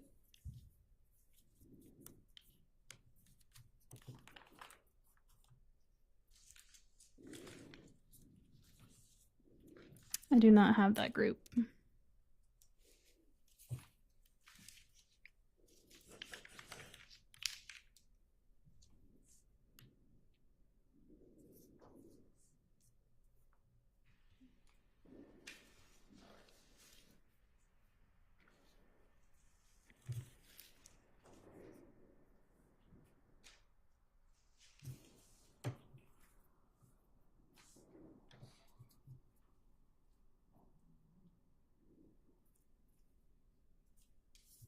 I believe this one. Well, we'll start with the 5A11 and 5A18. Okay, so we do have the 5A02 group. I do have 5B.02. That's what we just want to. We'll start with 5A11 in the 5A14 group. Okay.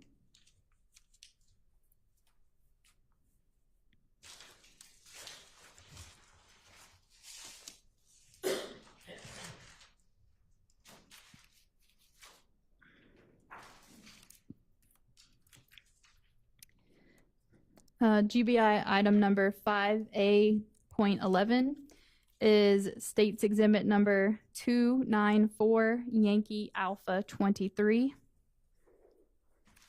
And is that also was that submitted by the Atlanta Police Department? Yes, it was.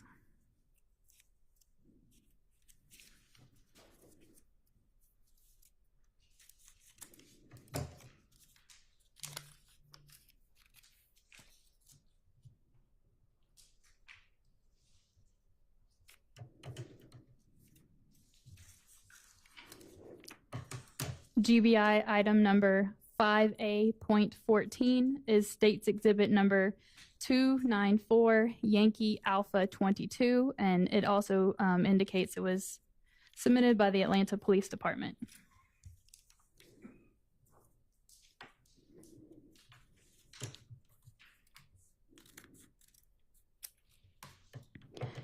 GBI item number 5A.17 is State's Exhibit number 294 Yankee Alpha 21.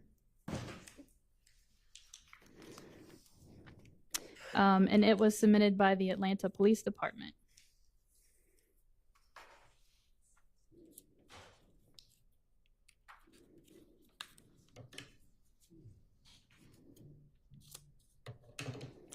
GBI item number 5A.18 is State's Exhibit number 294 Yankee Alpha 20, also submitted by the Atlanta Police Department.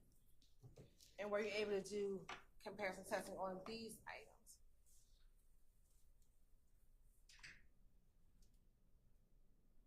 Yes, I did. And what were the results? I determined that these cartridge cases were fired from the same firearm. And what types of cartridge cases are those?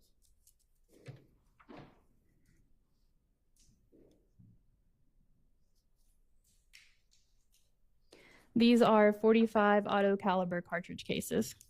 And were you able to determine from this group a potential list of firearms that these could have been fired from? May I refer to Examiner Voss's report? Okay, thank you.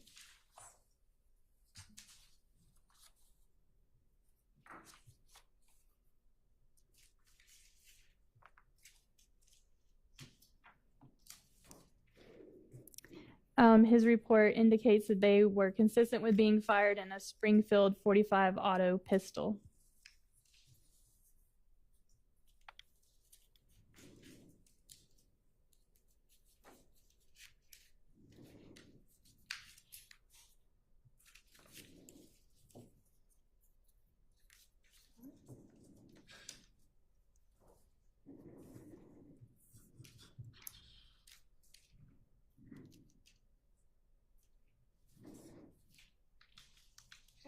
I'm going to hand you the group beginning with 5A.10.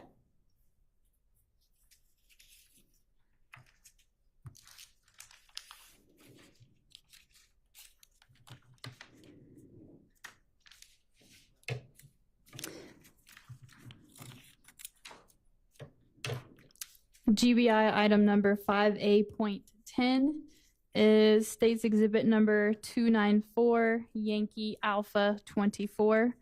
It is labeled as from Atlanta Police Department.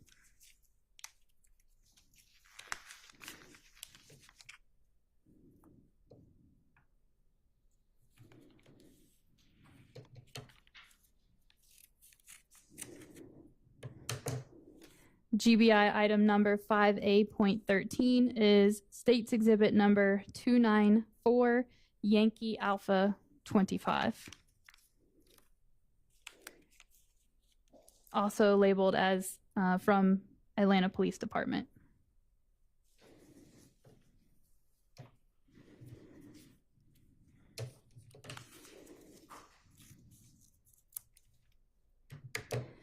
GBI item number 5A.15 is State's Exhibit number 294, Yankee Alpha 26 from Atlanta Police Department.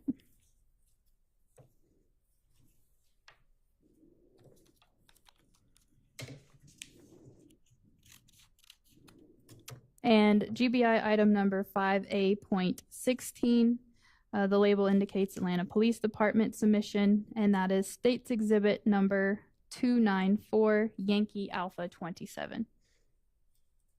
And were you able to verify if these items, what were you able to verify regarding these 4 items?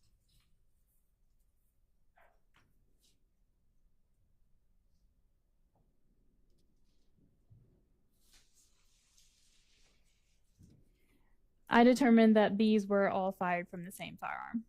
And were you able to come up with a list of what firearms these shell cases could have been fired from?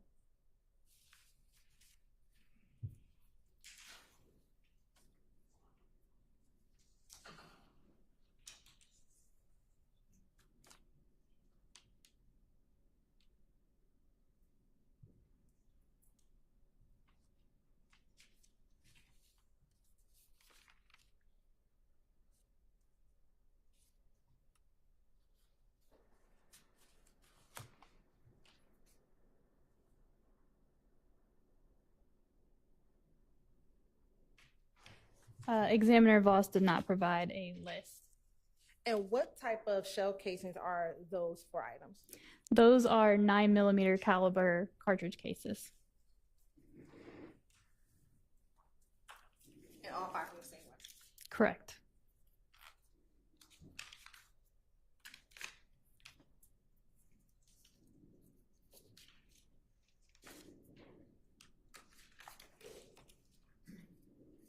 Ms. Hilton, just for terms of break, are you going to be much longer with this witness? It's fine if you are. Just wonder if we should. We can take a break because I have another large group. Okay, let's take a break, and then we'll come back and continue with this witness.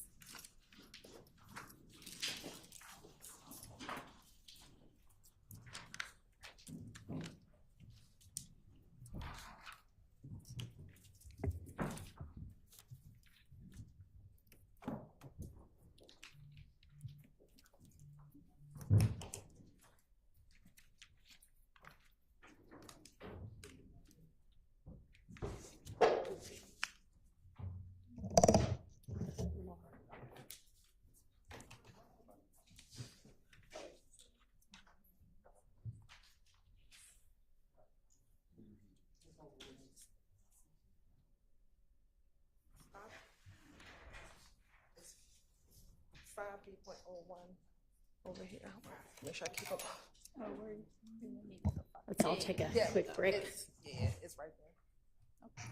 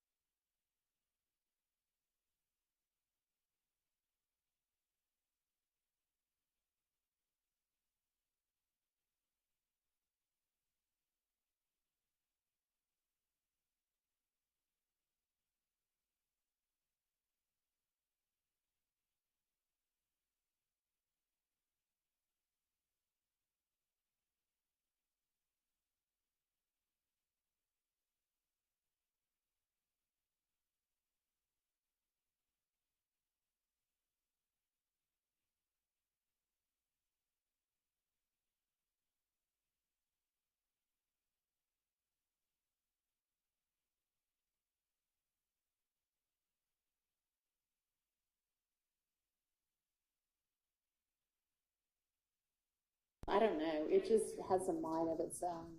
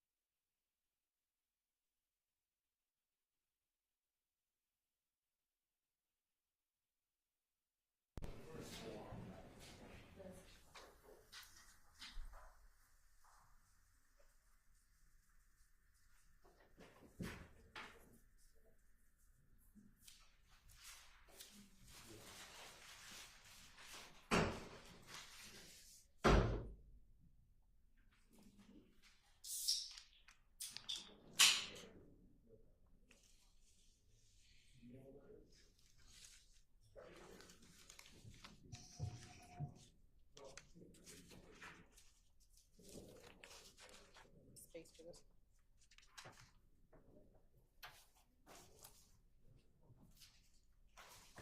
Cold in here now. It's cold in here now. I just turned it up a little bit. It's almost 70. It feels colder than what almost 70 was this month. I don't even think it even back here but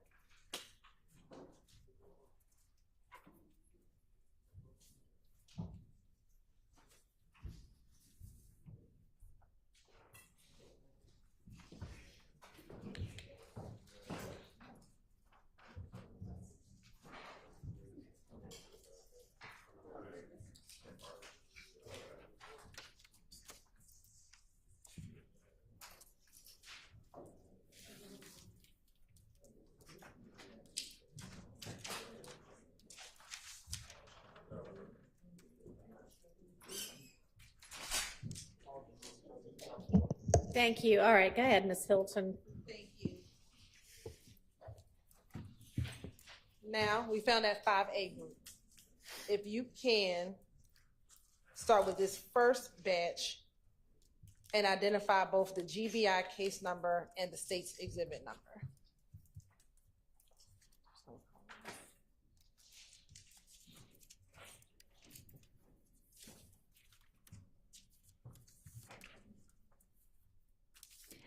GBI exhibit number 5A.02 is state's exhibit number 294 Yankee Alpha 2, submitted by Atlanta Police Department.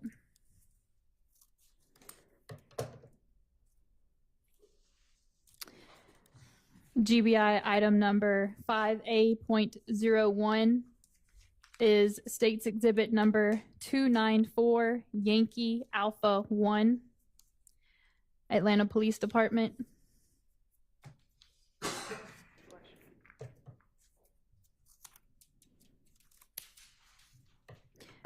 GBI item number 5A.03 is state's exhibit number 294 Yankee Alpha 3, Atlanta Police Department.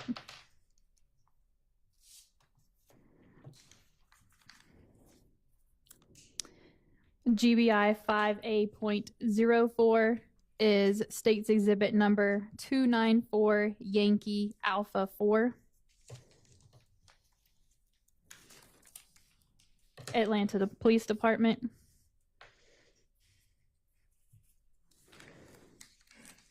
GBI item number 5A.05 is state's exhibit number 294 Yankee Alpha 5, Atlanta Police Department.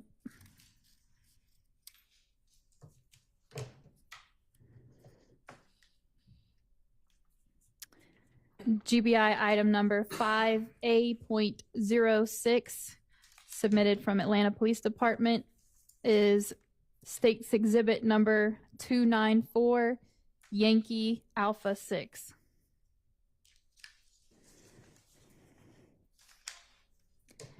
GBI item number 5A.07, submitted from Atlanta Police Department, is state's exhibit number 294 Yankee Alpha 7.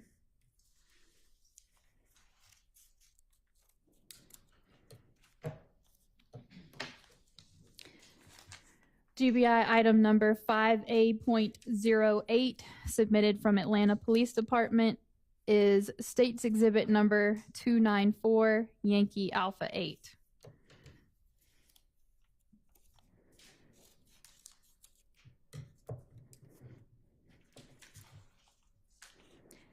GBI Exhibit number 5A.09 from Atlanta Police Department is State's Exhibit number 294, Yankee Alpha 9.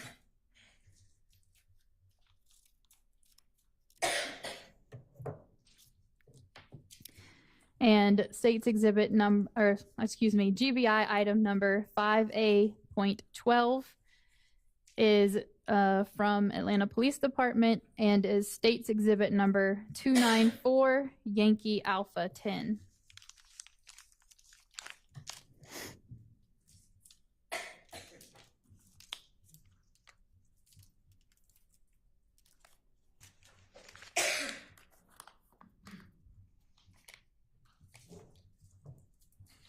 And were there additional shell casings with this grouping that you talked about?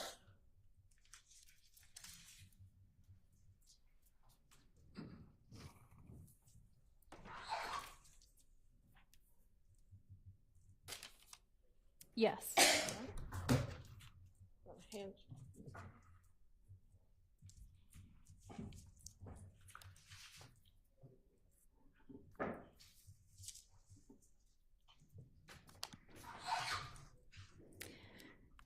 GBI item number 5A.19, submitted from Atlanta Police Department, is State's Exhibit 294, Yankee Alpha 11.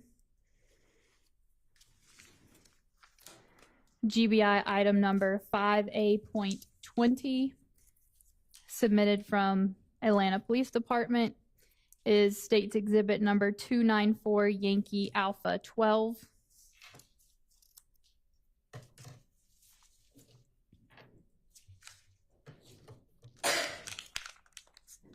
GBI item number 5A.21 from Atlanta Police Department is State's Exhibit number 294, Yankee Alpha 13.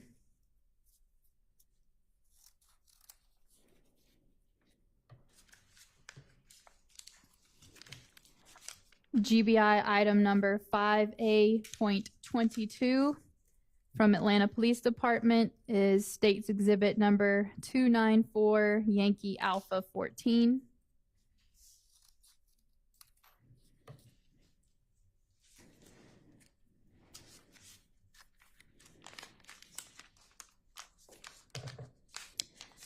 GBI item number 5A.23 from Atlanta Police Department is State's Exhibit number 294, Yankee Alpha 15. GBI item number 5A.24 from Atlanta Police Department is State's Exhibit 294, Yankee Alpha 16.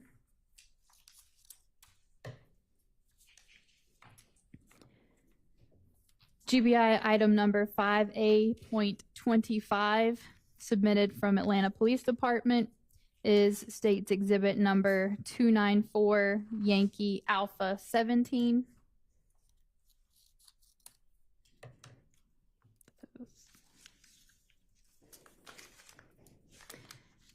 GBI item number 5A.26 from Atlanta Police Department is State's Exhibit 294, Yankee Alpha 18.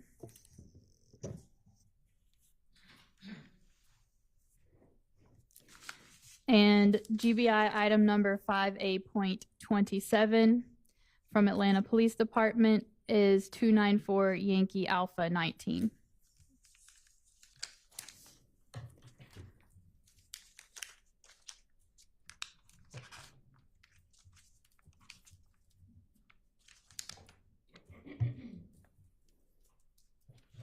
And I'll first ask, in total, how many shell casings are these? How many shell casings are these?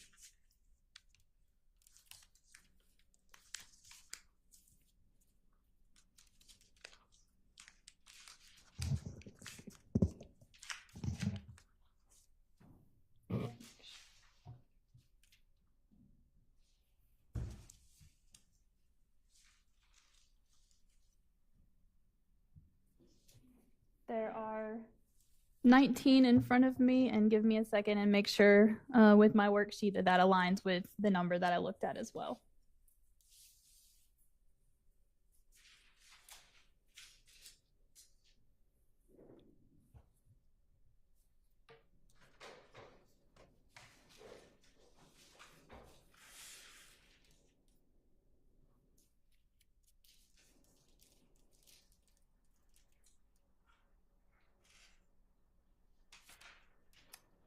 And I examined 19 cartridge cases. And, 19. and what were the results of testing those 19 items?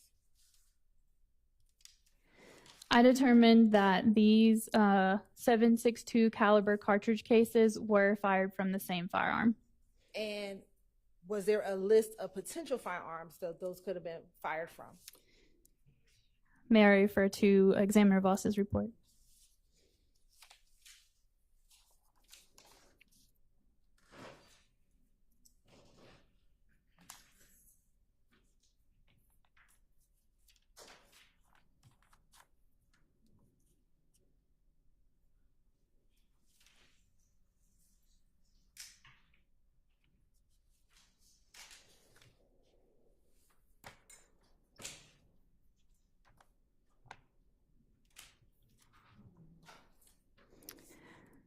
The report states that they're consistent with being fired in SKS, AK-47, and their variant type 7.62 by 39 millimeter pistols and rifles, and that the list is an investigative lead and is not intended to be an all-inclusive list. And that would also go for the other list of firearms as well. And earlier you said that the grouping 2A, 2B, 2C, 5B06, and 5B08, those are also consistent with being fired from an SKS or AK-47 style rifle. Is that fair to say? That was the determination of the type of weapon, yes.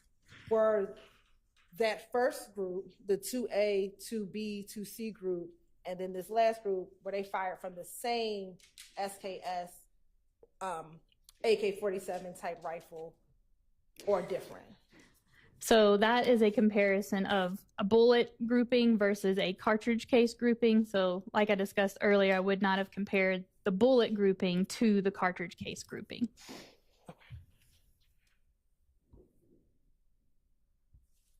Now, did you have the occasion to test any firearms in this case? I did do a verification of one firearm to a grouping of cartridge cases to determine if that firearm fired those cartridge cases. And did you have an identification number, a GBI identification number for the firearm that you tested? The item number from the GBI for the firearm that I verified was item 1A, and it was also under a different case number than the one we've been referencing throughout this, and that case number was 2015-100-2121. And do you know what type of gun that was? I would have to refer to Examiner Voss's report. Would that help refresh your memory? Yes. Okay.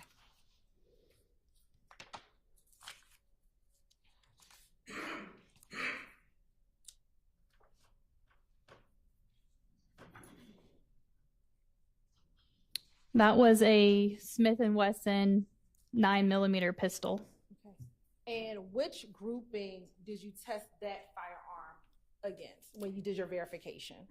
I verified the firearm, which was GBI 1A, the Smith & Wesson, to the GBI grouping of 5A.10, 5A.13, 5A.15, and 5A.16.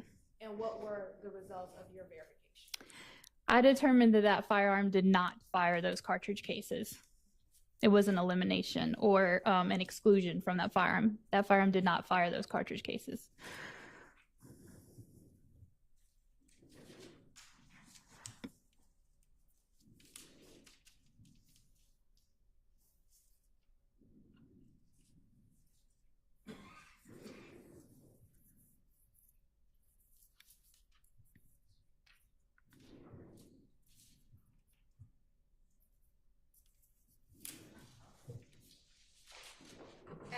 doing the verification, what would have been your next step, if any? I know that I also was the peer reviewer on this case, so I would have served as the peer reviewer, which, like I said, it was the primary examination, then verification, then peer review, then the release of the official report. So the next step after I verified it would have been to look over the documentation of the case file. And did you do that in this case? Yes.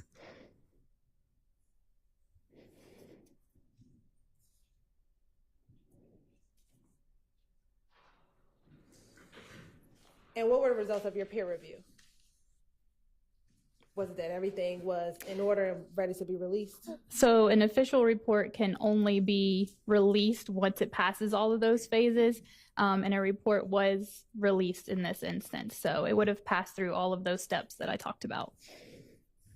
And did that conclude your involvement in the case once you verified and peer reviewed the items in front of you, as well as the gun that we just discussed? Other than testifying today, yes. All right. Your Honor, that concludes my questioning. All right. Are there defense questions for this witness? Okay, go ahead.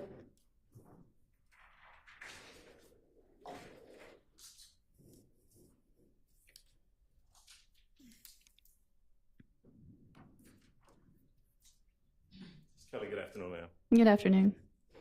Good to see you again. You and I have met before, is that right? You said, but I'm sorry, I don't recall. I'm not memorable over in DeKalb County. I have testified in DeKalb County, but I try not to remember. It's not just me. All right, so I've got just a few questions for you if you don't mind. So I heard you testify about everything that you've got in front of you, and you made reference to reports and peer reviewing. Now, when these items of evidence initially came into the GBI crime lab, you were not the first person charged with doing any sort of examination or comparison. Is that correct? That's correct. I was not the primary examiner assigned to this case. The person who would have been assigned to the case is someone by the name of Mr. Voss, David Voss. Is that correct? Correct. Okay. And so jumping forward a little bit, your testimony ended with you talking about the results being peer reviewed. Are we talking about any examination or comparisons that you did were peer reviewed, or are we talking about Mr. Voss's results being peer reviewed? So the peer review would have been a collection of all of the documentation within the case file. So looking over the worksheets where, an examiner collects all the data in their case file. So it would have been looking through and making sure that all of the paperwork was in line is what a peer review process was. Okay. And so in terms of determining, and I heard you refer, when you talk about the different categories, the types of guns that those items could have been fired from. You had a list of names, different types of guns. Those are determinations made by Mr. Voss that you then reviewed, is that right? Yes, I do have noted in my verification record that I agreed with his determination of the type of weapon. Okay. So am I correct that these items of evidence, everything that's in front of you, came into the GBI crime lab somewhere around January the 13th of 2015? Does that sound about right? May I refer to the report from Mr. Voss? Absolutely. Thank you.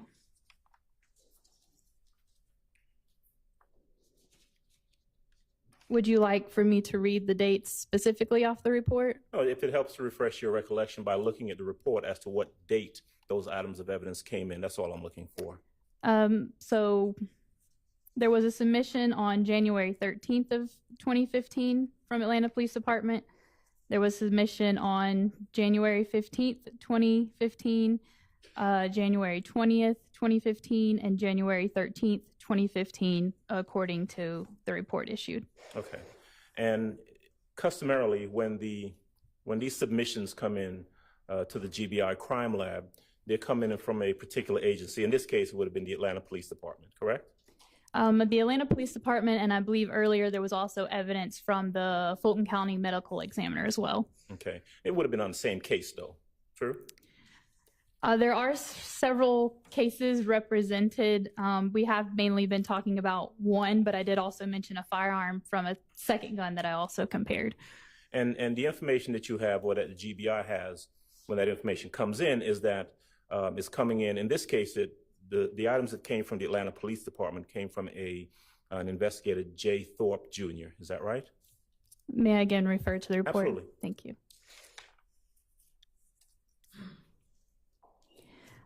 J. Thorpe Jr. is listed on the report by Mr. Voss as the requester. And as these items came in, it made reference to case individuals, and specifically it made reference to a victim, the victim's name being Donovan Thomas. Is that right? The name Donovan Thomas is listed as a victim on the GBI report issued by David Voss. And that information, the case individuals, information submitted by Investigator Thorpe, also has 2 subject names, correct? Yes, it does. One is Quintez Griffin. Correct. And the other one is Kenneth Copeland. Correct. And those are the subjects listed on the request for evidence examination or testing that was submitted by J. Thorpe Jr. back in January of 2015. I don't know when those names would have been applied, but it is true that the report does list those individuals and that J. Thorpe was the requester. All right. Ms. Kelly, that's all I've got for you. Thank you. Thank you. Mr. Sharp?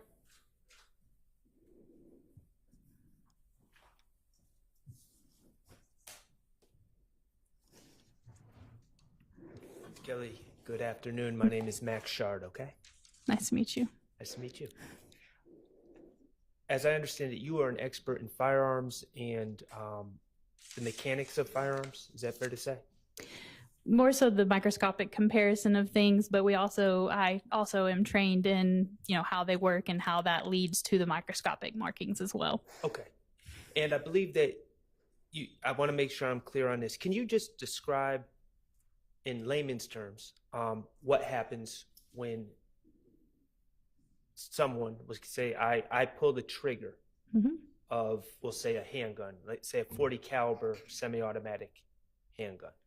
Okay, sure. Could you explain the mechanics that lead to the firing of a projectile? Yes. So in this instance, we have a .40 caliber handgun, a pistol. So one of the parts of a firearm can be a magazine, which is somewhere where you can load those .40 caliber pieces of ammunition, your cartridges, into that magazine. And then the magazine can be inserted typically into the butt of the firearm. And I'll use my hand here. So the magazine will be loaded into the bottom of the frame of the firearm. And then that magazine has cartridges in it, but in order for the cartridge to be pulled from the magazine and loaded into the chamber of the firearm, you need to retract the slide of the firearm and then let it go forward again. And as that slide goes forward again, that's what picks up the cartridge from the magazine and chambers it into the firearm. At that point, you can pull the trigger, and like I said earlier, the pulling of the trigger releases, we'll say, the firing pin. That firing pin makes contact with the primer, which here you can see there's an indentation in the silver part here that's indicating a firing pin impression, and that causes the gunpowder inside the cartridge case to be ignited. That's when the bullet starts traveling down the barrel of the firearm. The cartridge case may be ejected if it's a type of firearm that will eject your cartridge cases. And then if there's more for the next shot, if it's a semi-automatic pistol, you would need to pull the trigger again to do your second and third shots. So those subsequent shots, again, the slide would move rearward and pull the next cartridge with each shot from the magazine. Thank you, Ms. Kelly. Now, I want to go back to the gunpowder. Gunpowder is made of potassium nitrate, charcoal, and sulfur, correct? The best I recall, yes. Okay. Would you agree that the mechanics of the propulsion of the projectile, there's several phases once that firing pin hits the primer, correct? I'm sorry, could you restate that for me? First, it's ignited, correct? The the firing pin hits the primer and ignites. Yes, it hits the primer, and then there's actually something called a flash hole, if you can see in there. So the igniting of the primer sends that flame into this body of the cartridge case, and that's what then ignites the gunpowder within there. And once the gunpowder is ignited, it sets off a chemical chain reaction called the combustion phase, correct? Yes, that is the firing of the firearm, as I stated, does occur because of the combustion. And that creates heat and pressure within the gun, correct? Yes, and within the cartridge case specifically, because that's the pressure that's causing that bullet to be pushed out of the mouth of the cartridge case. Okay, and what causes the bullet to be pushed out, have you ever heard the term release phase? Release phase? Yes. No, I don't think so. Well, let me ask you this. During the combustion phase, when we have these gases and heat and pressure, that pressure pushes the projectile forward, correct? Yes, it's a equal and opposite reaction that's occurring. The bullet is being pushed forward out the end of the barrel, and the cartridge case is being pushed rearward towards the back of the slide of the firearm. And this pressure and combustion is also released from the gun through soot and other particles that leave the gun, correct? Yes, so the gunpowder, you could see, a plume, or sometimes, the smoke or the fire that comes from that cycle happening. The gunpowder particles could also exit out of the end of the barrel as well. Okay, so the gunshot residue, we'll call it. Right. Is that fair to say, gunshot residue? Or Yes. soot? Okay. It releases through the ejection port of a handgun, correct? It could be released through that area as well. Okay, and the ejection port of the handgun is on the top side of the barrel of the handgun, correct? It can vary from firearm to firearm where that ejection port is located. So if I may just explain, the ejection port is typically towards the rear of the firearm, and the ejection port is where the cartridge case is being kicked from the slide of the firearm. And these gases and particles can be released through the ejection port, correct? They can be, since that is an opening in the firearm. It can be released from there, and also some can be released at the end of the barrel as well. From the same part of the gun where the projectile comes from, correct? I'm sorry, can you restate that? That was very inartful of me. The particles and gunshot residue can be released from the ejection port of the handgun, and also from the same part of the gun that the bullet leaves the gun from, correct? So out of the muzzle end of the barrel, yes, it could escape from there as well. Okay. And this combustion of these gases also creates a sound, a bang, correct? Yes, it can create a noise. And it also creates a bright flash of light, correct? It may, and that can vary depending on the type of gun as well, okay, or ammunition. All right.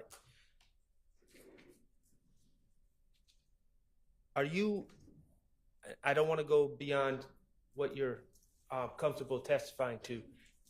Do you know approximately how many microscopic particles are released from the gun when a projectile is fired from a gun? No, I do not. And when we're talking about these microscopic particles, are these the same particles that are ultimately tested for when we talk about gunshot residue testing? So as a firearms examiner, in the sense of gunshot residue testing, such as on someone's hands after they've fired a gun, that would be more of a trace evidence type of examination. The only time that at the GBI I dealt with gunshot residue was looking at basically articles of clothing for someone who had been shot. Okay, and you can test articles of clothing for gunshot residue? Yes, you can. Okay. And other cloth objects? You could test other non-cloth objects or cloth objects as well. Okay, great. And what you're testing for is microscopic particles that contain three specific elements within the same molten particle, correct? No, as a firearms examiner, we don't look at those elements. That would be more of a trace scientist. Ours is based on visual and chemical testing to determine if things consistent with gunshot residue are present. Oh, I see. So when you were talking about testing for gunshot residue, you were just talking about trying to find it, not identifying. Right. I would have done a physical examination to visually look for pieces of gunpowder residue, but not the elemental analysis would be a trace type of examination. So the questions about the gunshot residue identification would be better for a trace analyst. Yes. Is that what you're saying? Okay. Well, thank you for telling me how a gun works. All right. Does any other defense attorney have questions for this witness? No. All right. Is there any redirect?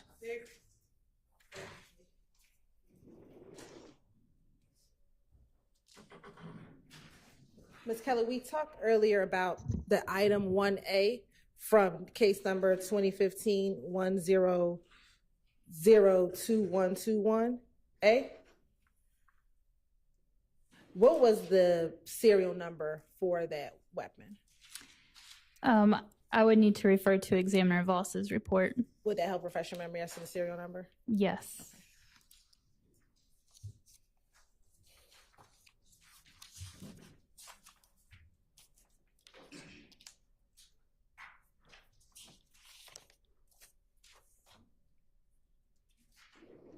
The report from Examiner Voss lists GBI exhibit number 1A for case number 2015-100-2121 as a Smith & Wesson 9mm pistol with serial number Hotel Foxtrot 3719. So that's HFF 3719. And I'm going to approach you with State's Exhibit 470Y. Is that a copy of Mr. Voss's report that you've been referencing on both cross-examination and direct examination?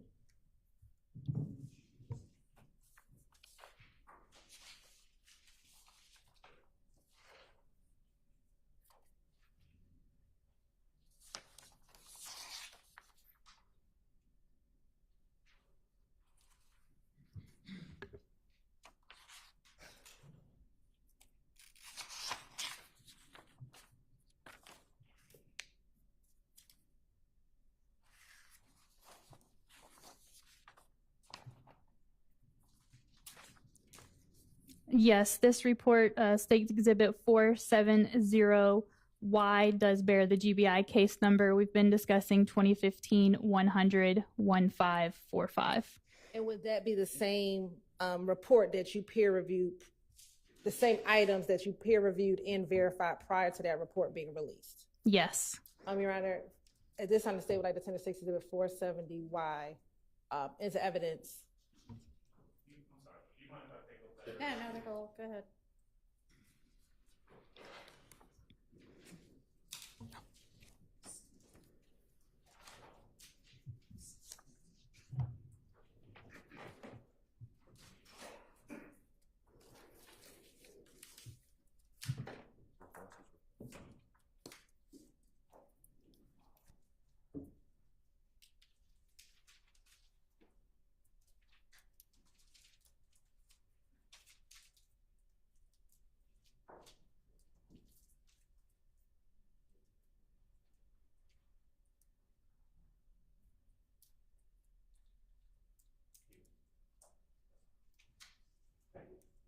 Sure.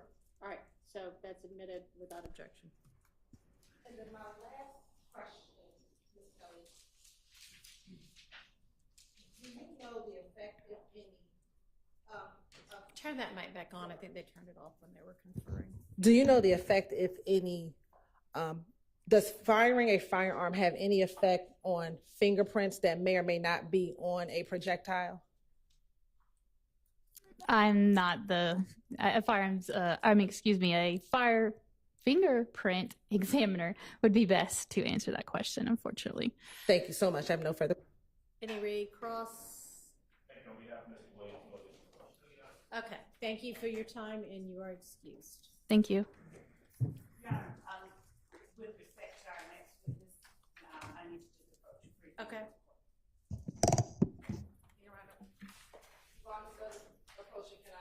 Clean up the witness thing.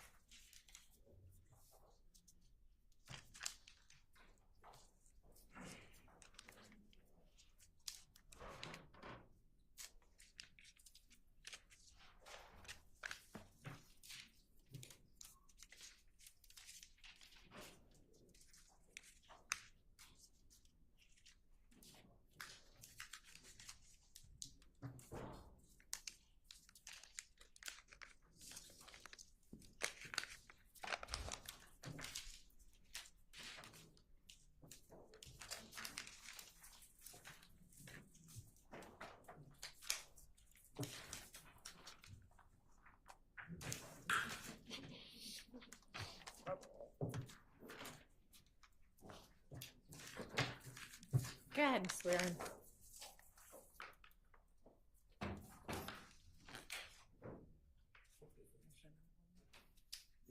Yeah. You swear affirm testimony you give the truth, whole truth, nothing but the truth? I do. Let's see. State straight first and last name.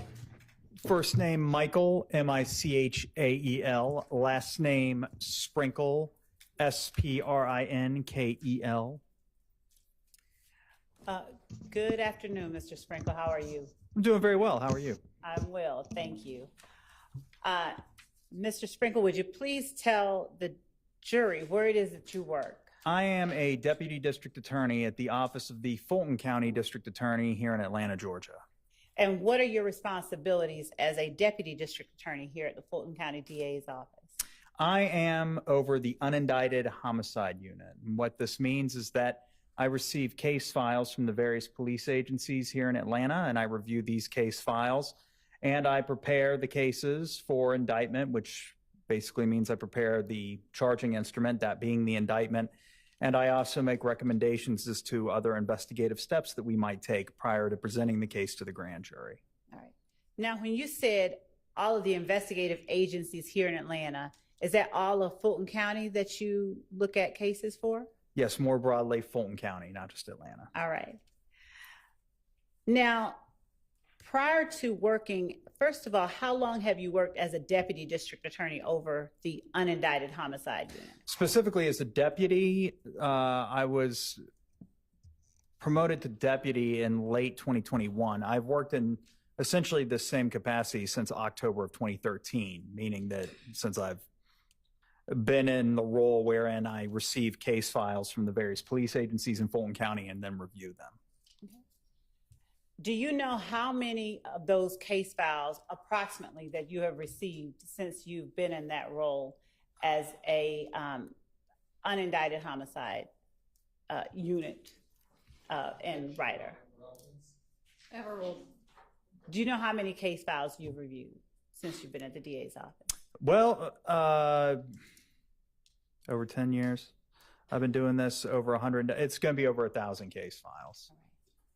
Are all of those homicide case files? Well, no, they're not all homicide case files.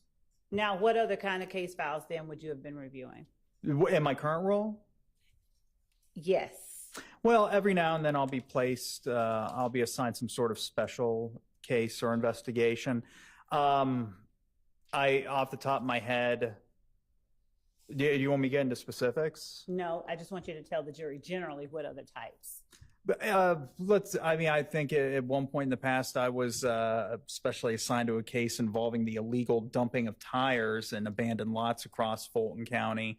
There was a terroristic threats case that I dealt with at one point, just cases like that. All right. Now, when you get a file from a law enforcement agency in Fulton County, is the file always complete to the point that you're satisfied with presenting it to a grand jury?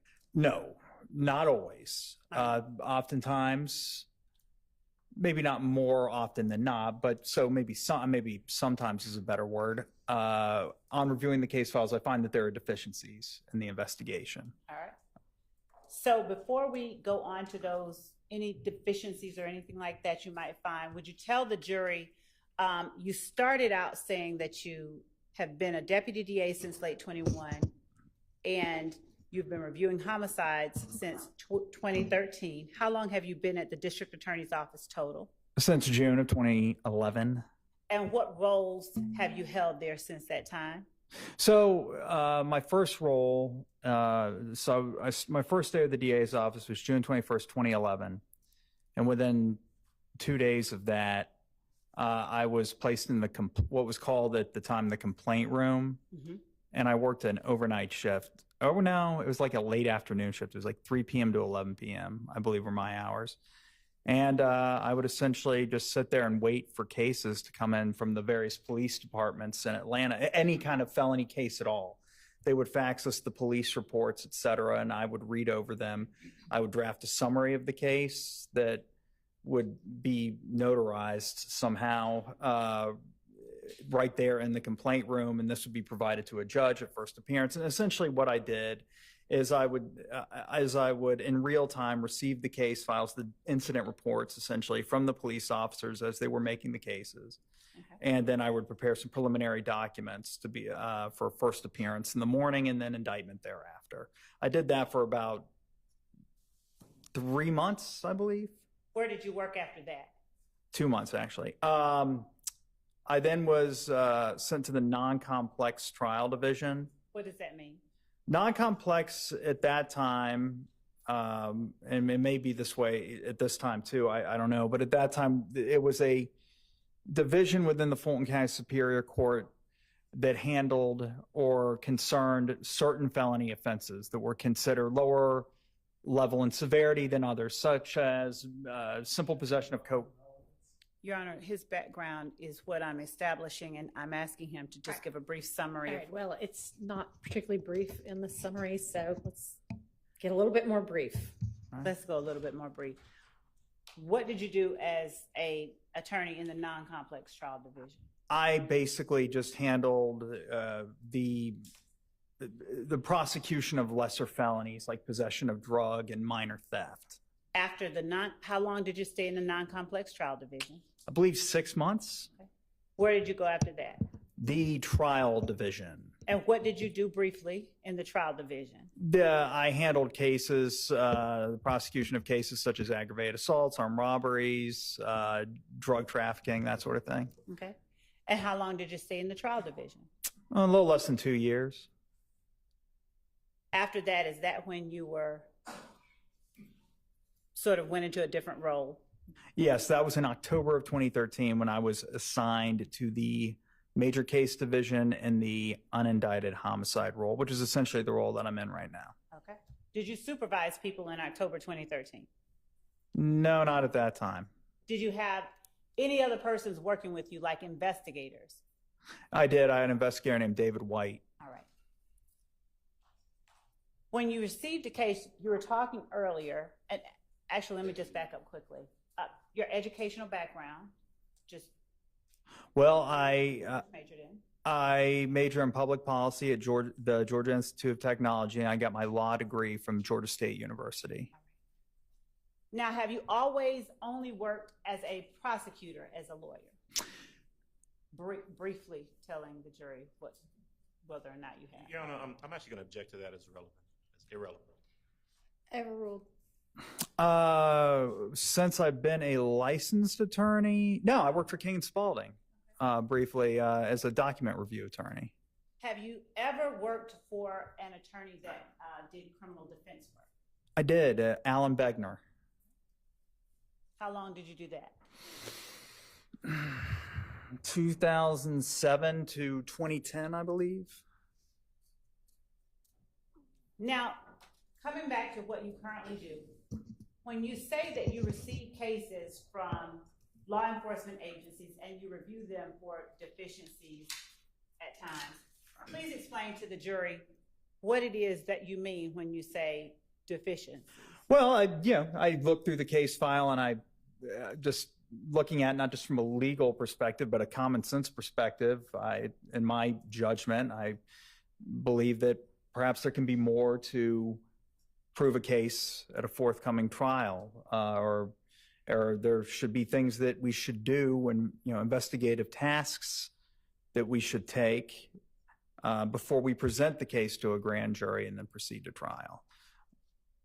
Does every homicide case that you receive, every unindicted homicide case that you receive, include a suspect that has already been identified or warrants have already been taken out for a suspect? Oh. Rephrase. With every homicide case that you receive, have warrants already been taken out for a suspect? Not every case, usually. What have subjects or suspects been identified in every homicide case that you receive? Yes, I would say generally there's at the very least a person of interest. Okay.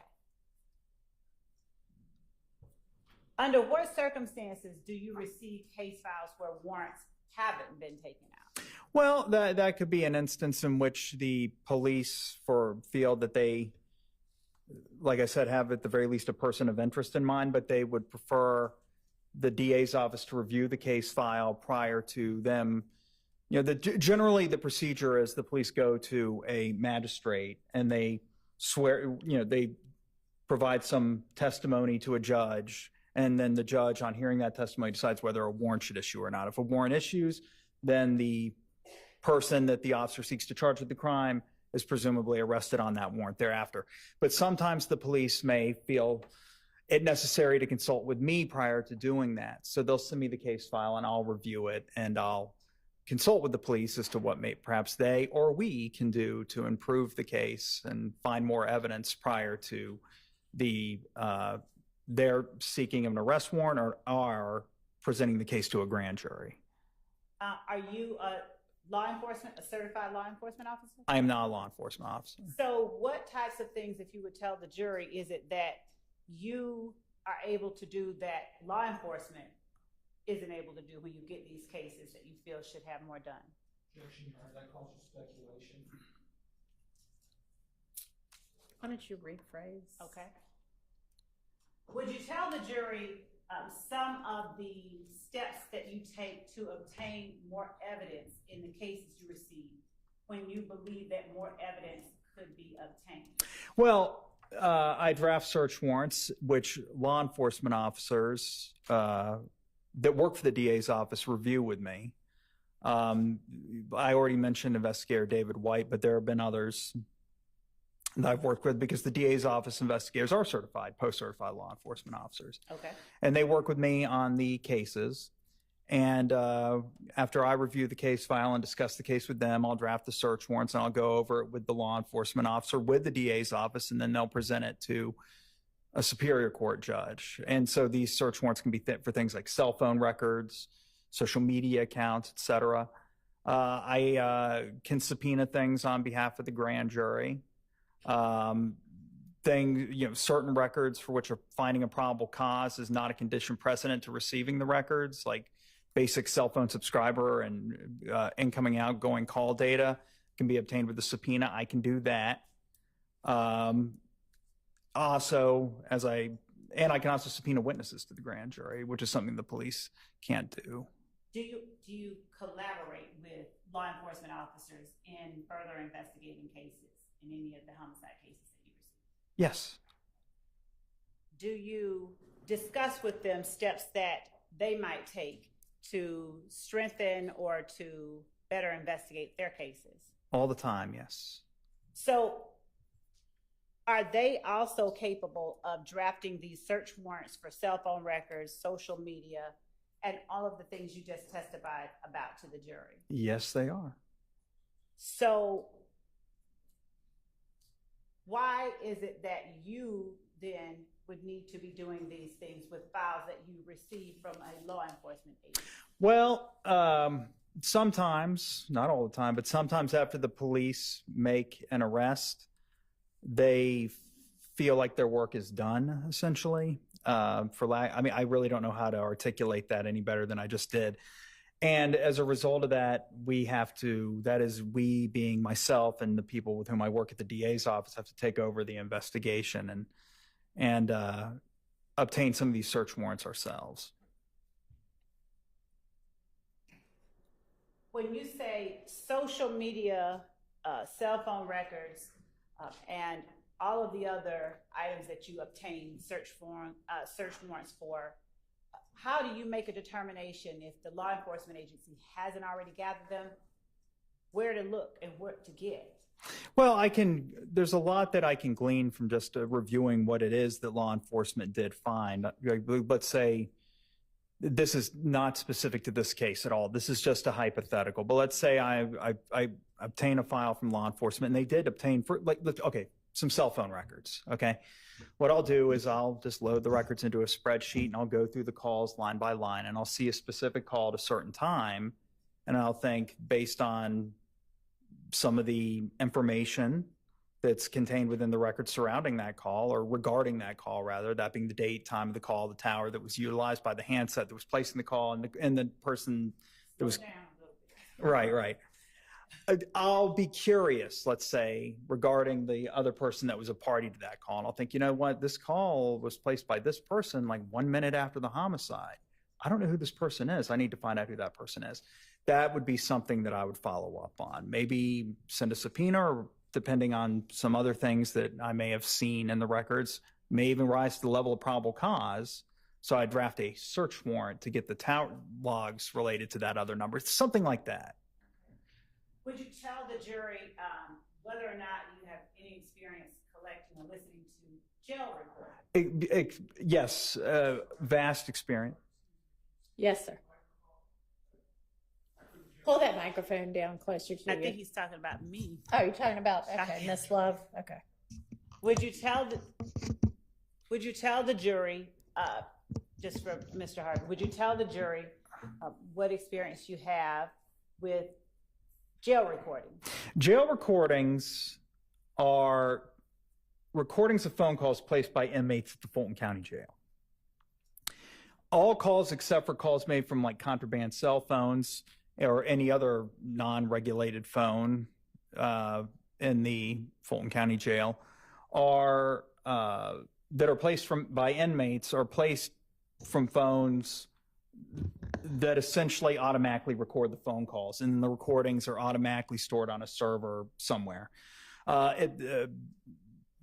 until very recently, like May of 2024 to be exact, these phones that were in the Fulton County Jail that the inmates would utilize to make these calls were owned and maintained by a company called Securus, Securus.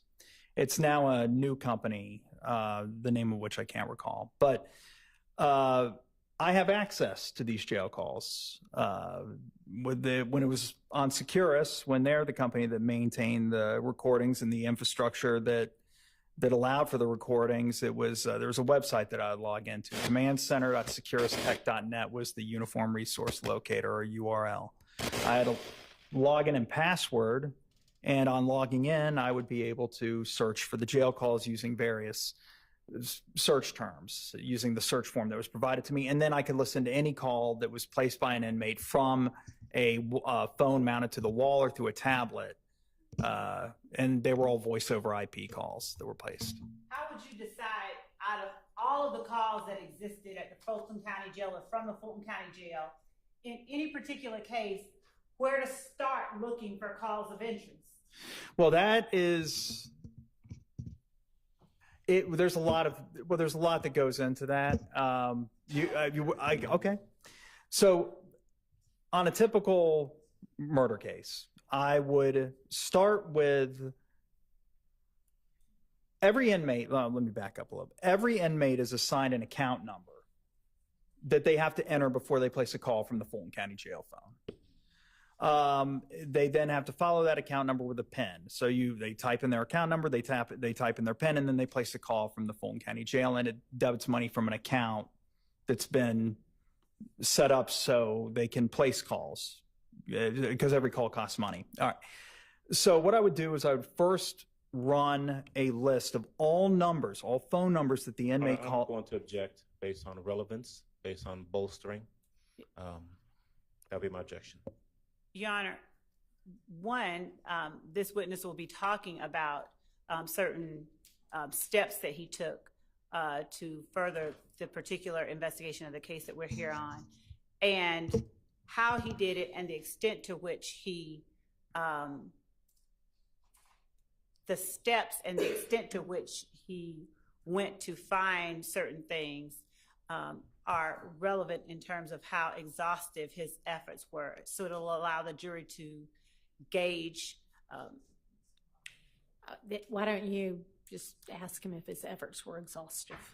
Well, Your Honor, I think it's relevant that the jury understand what he did to narrow down those numbers that he. Okay, well, let's get to that without there being a treatise on all of this. Okay. All right, Mr. Sprinkle, without the treatise, how do we, can you give us a more, or give to the jury, a more condensed version of how you determine what calls you want to look at out of the thousands of calls that exist? Sure. I basically just compile a list of phone numbers that the inmate called, and then I run each phone number individually, and I look at the date and time that the inmate called the numbers, and based on when that call was placed in temporal proximity to something that I deem significant, I listen to that call, and on listening to it, I determine whether or not it was relevant. And when you say you run each call individually, what does that mean with the Securus system? You can search for calls based on phone number only. So you can, in the search field in this form at that website that I said that I log into, you can just type in a phone number and a date range and ask the system to return all calls placed to a certain number by any inmate in the entire facility for a certain time period.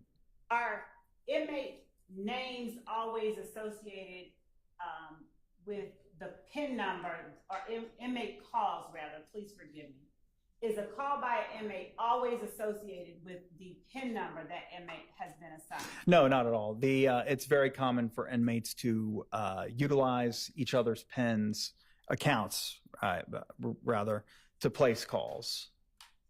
What about when a person is first booked into the jail? Is there an account or a PIN number associated with that person? No, those calls placed from the booking area, they are not required, nor do they have an account and PIN number to even utilize to make the call. So those calls, they don't need to enter any account information. So the only way you can find calls from the booking area or the lobby area, but for you, you're relevant to your question, the booking area, when the inmates first get there, is to search by the phone number specifically. Okay.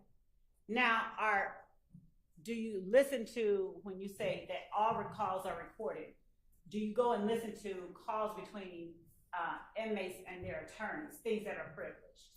No, and ideally the attorney will have registered their number with the system such that the calls aren't recorded at all, but if I ever see... I have a rule. Please go ahead.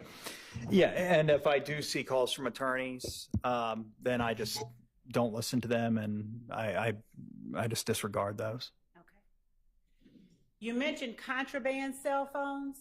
Would you explain when you said that except for contraband cell phones, you try to listen to the calls that are made from the jail? Well, I can't listen to phone calls made from cell phones that have been smuggled into the jail and the inmates are using unlawfully, because those calls are obviously not recorded. Yeah, I mean, they're cell phone calls. Unless there's a wiretap on the phone, I wouldn't be able to listen to those.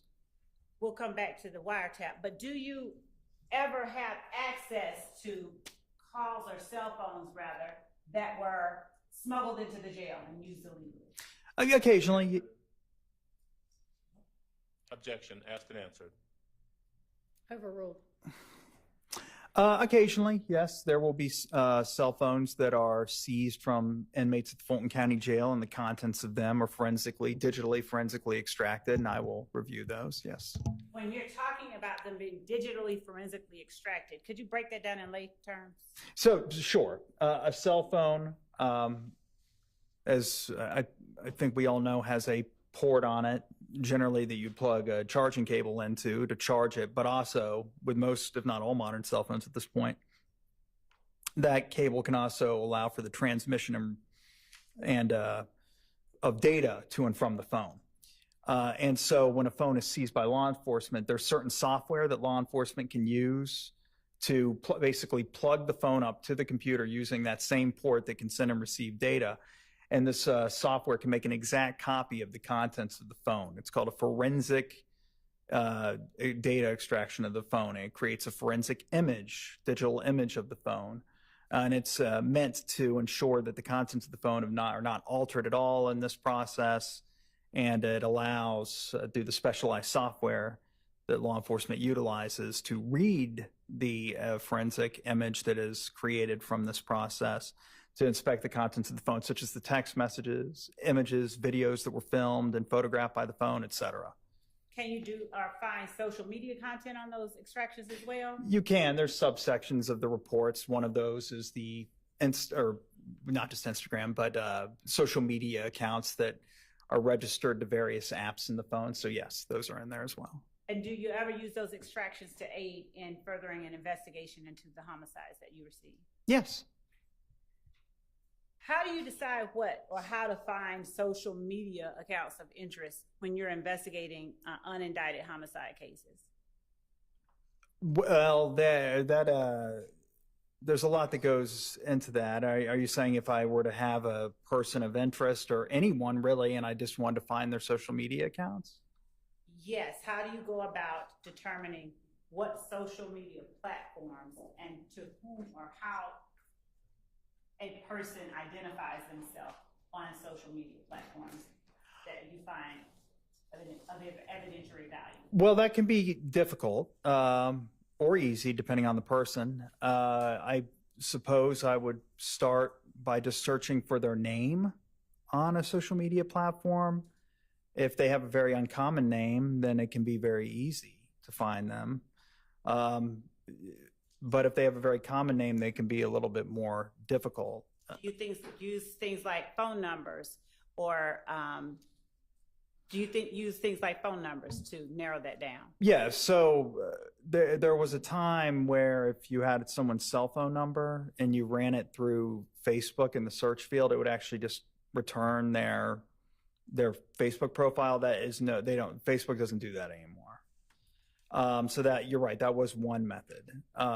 Most social media platforms today, I'm not aware of any that allow you to find, except for Cash App, which I wouldn't really consider a social media platform. But things such as like Snapchat or Instagram or TikTok, et cetera, I'm not aware of any of those that allow you to search by phone number now. Do you conduct interviews with your investigators to further any investigation of the homicide cases you receive? Yes, and by that, I mean, my investigator and I will just go visit people at their homes or their places of business, and we'll interview them and ask them questions that we may have about the case. And when you do that, do you write up a report, or do you in any way include or somehow memorialize that interview? So there's a couple of things I do. I'll audio record the interviews, and I will generally write a report summarizing the contents of the interview as well. Do you end up indicting every suspect that has been arrested or for whom? Objection as to relevance. Overruled. Do you end up indicting or presenting to the grand jury every suspect that has been identified or arrested in the homicide cases that you receive? No. And why is that? Well, there are times then when on reviewing the case file and The bolstering. Y'all want to approach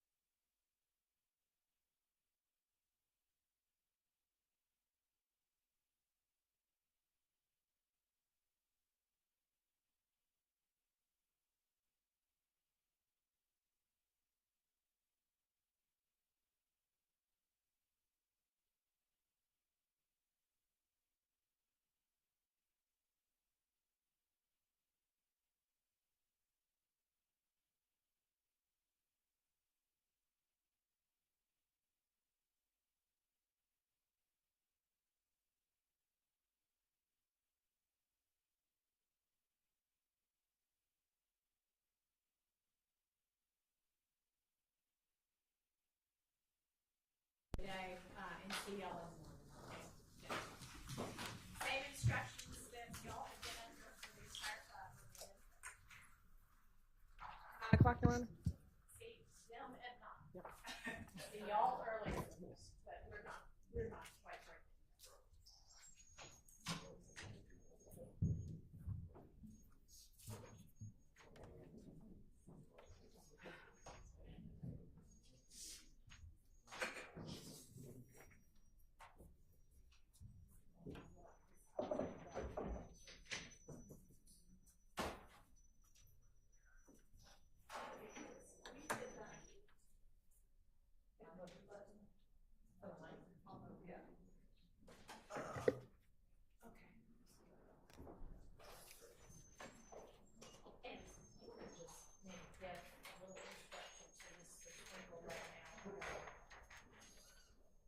With everybody here, if you want to give, I don't know where that noise is coming from.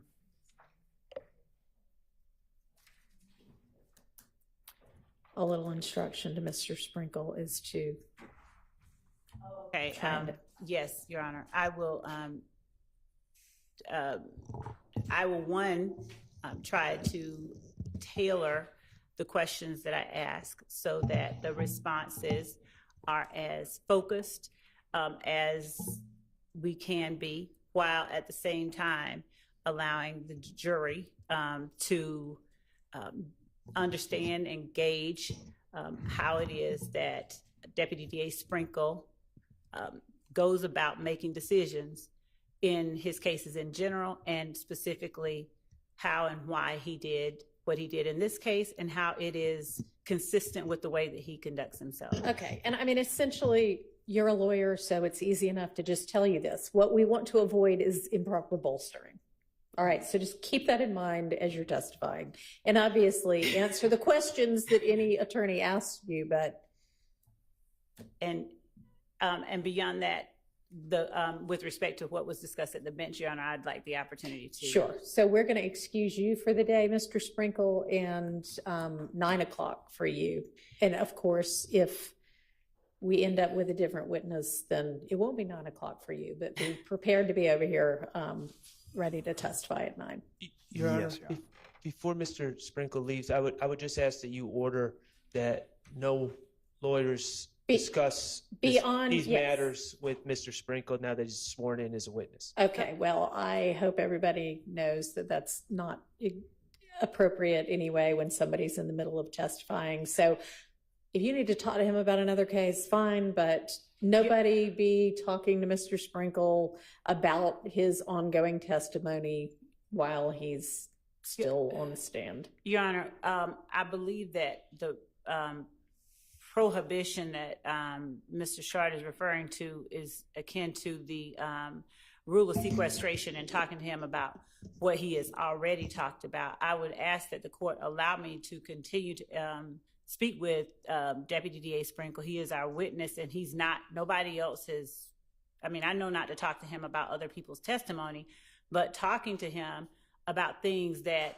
I'm going to be showing or saying or whatever to him, I don't know that there's any legal prohibition against that, and constraining us from interacting with our witness. He hasn't even been subjected to cross, so we're not trying to tell him what to say, but at this point, there's no difference in terms of his, anything that could be done improperly than there was before he was sworn. So I would ask that the court allow us, and if anyone else wants to talk to him, allow them to talk to him as well. There's nothing that can be, the rule of sequestration isn't going to be violated. So there's not a prohibition against us talking to our witness or any other as I mean, honestly, I think the rule is actually something like, overnight it's okay, something at lunchtime isn't. But essentially you shouldn't, and he's a lawyer again, but you shouldn't be in the middle of testimony trying to coach him about anything, which and you won't be doing. Right. But speaking to him about, or asking him about, or showing him evidence that we're going to be doing, or we have, like I said, there's nothing to coach him about. I've just started on the examination, and I don't have any opposition to anybody speaking to him. I don't know if they've done it or not, but there's nothing improper that could be even done at this point with this witness, just because he has started his testimony. And I would ask that the court allow us to continue to work with and talk with our witness. And I would object to that. He's on the witness stand, he's sworn.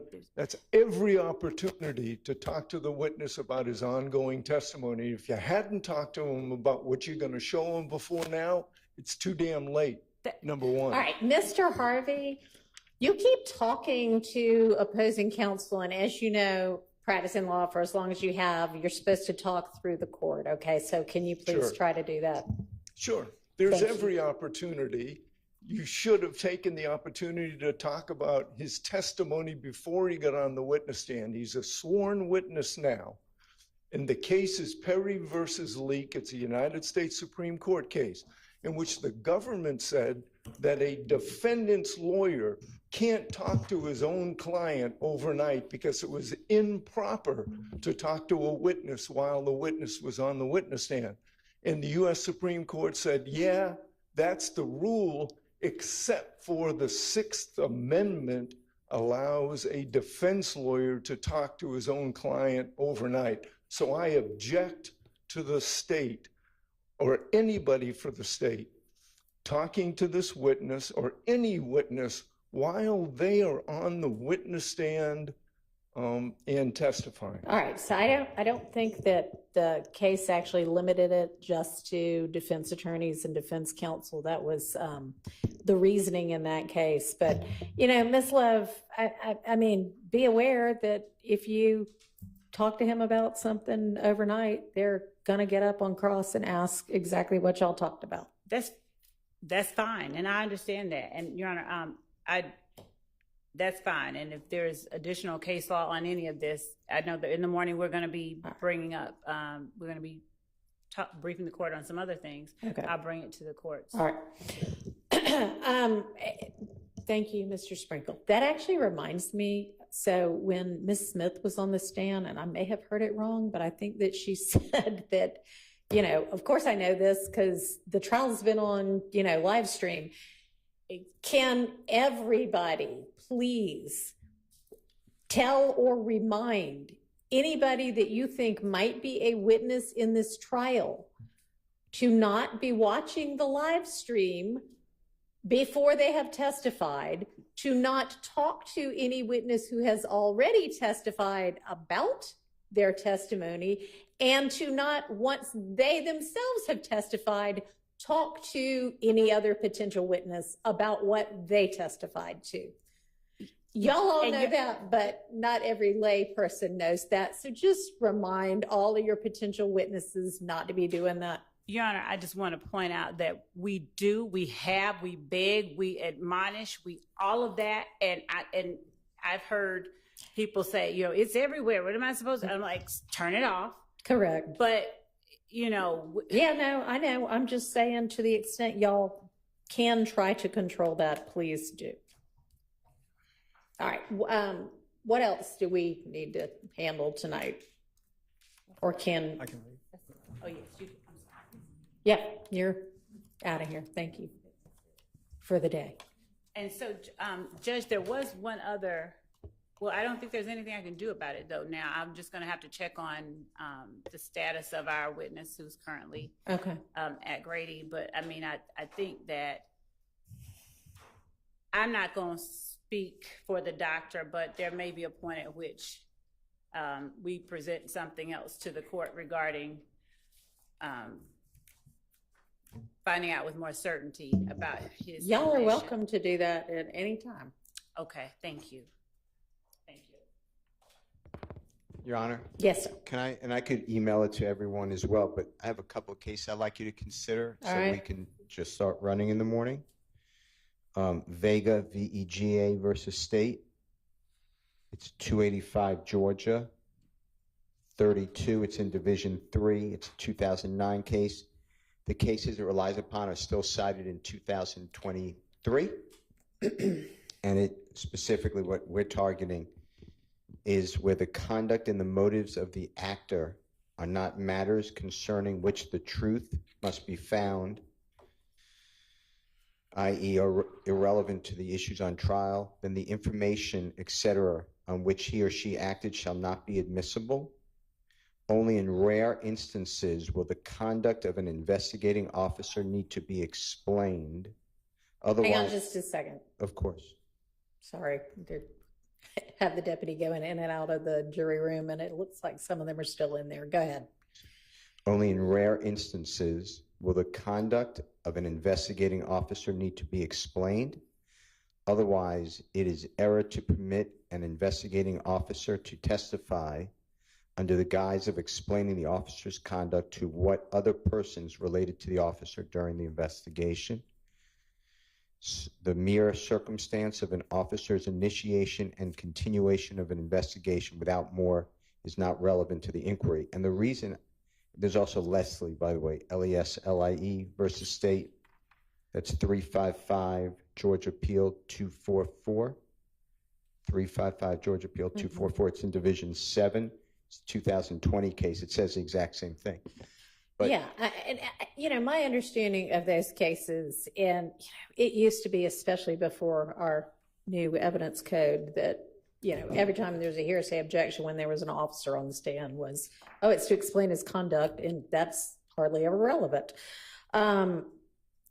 This is A, not just an investigating officer, but B, if Ms. Love, I know you had said some things up at the bench that I think are relevant in responding to this issue of whether, I don't know if it's so much his conduct, but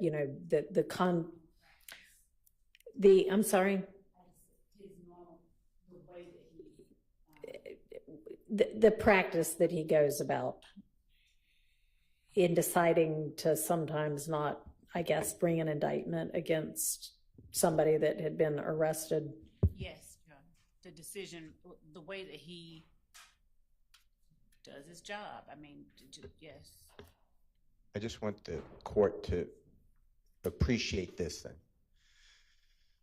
Then are we allowed to bring in people who've been exonerated by DNA from the Fulton County District Attorney's Office under Michael Sprinkle murder case that has been found to be innocent? Do we get to bring in individual people who say that they were wrongly charged in their murder case after indictment was dismissed? Do we get to bring in people who have pled guilty but will explain, I only pled guilty even though I'm innocent? Because this is just opening up, to me, the DA's office reputation.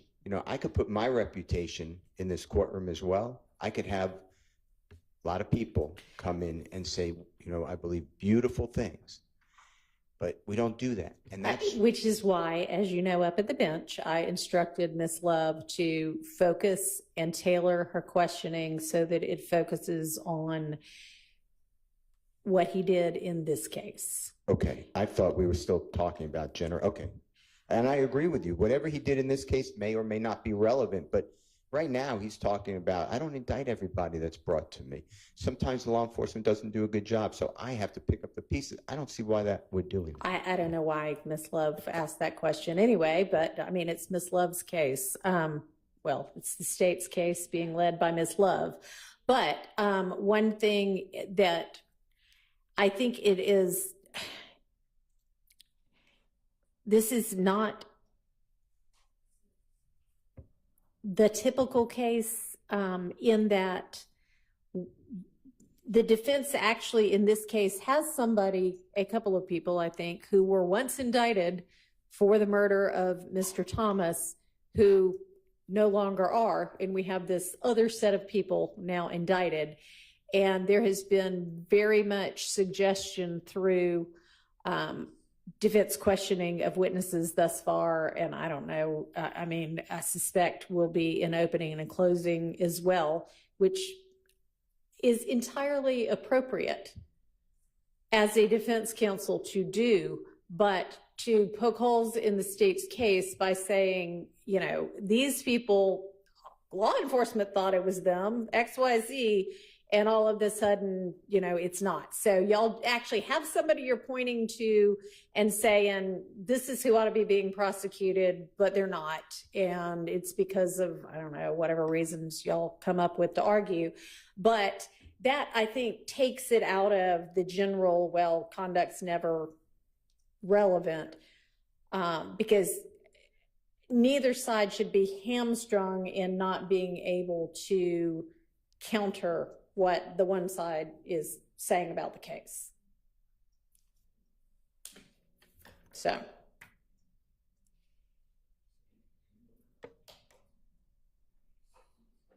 Anything else?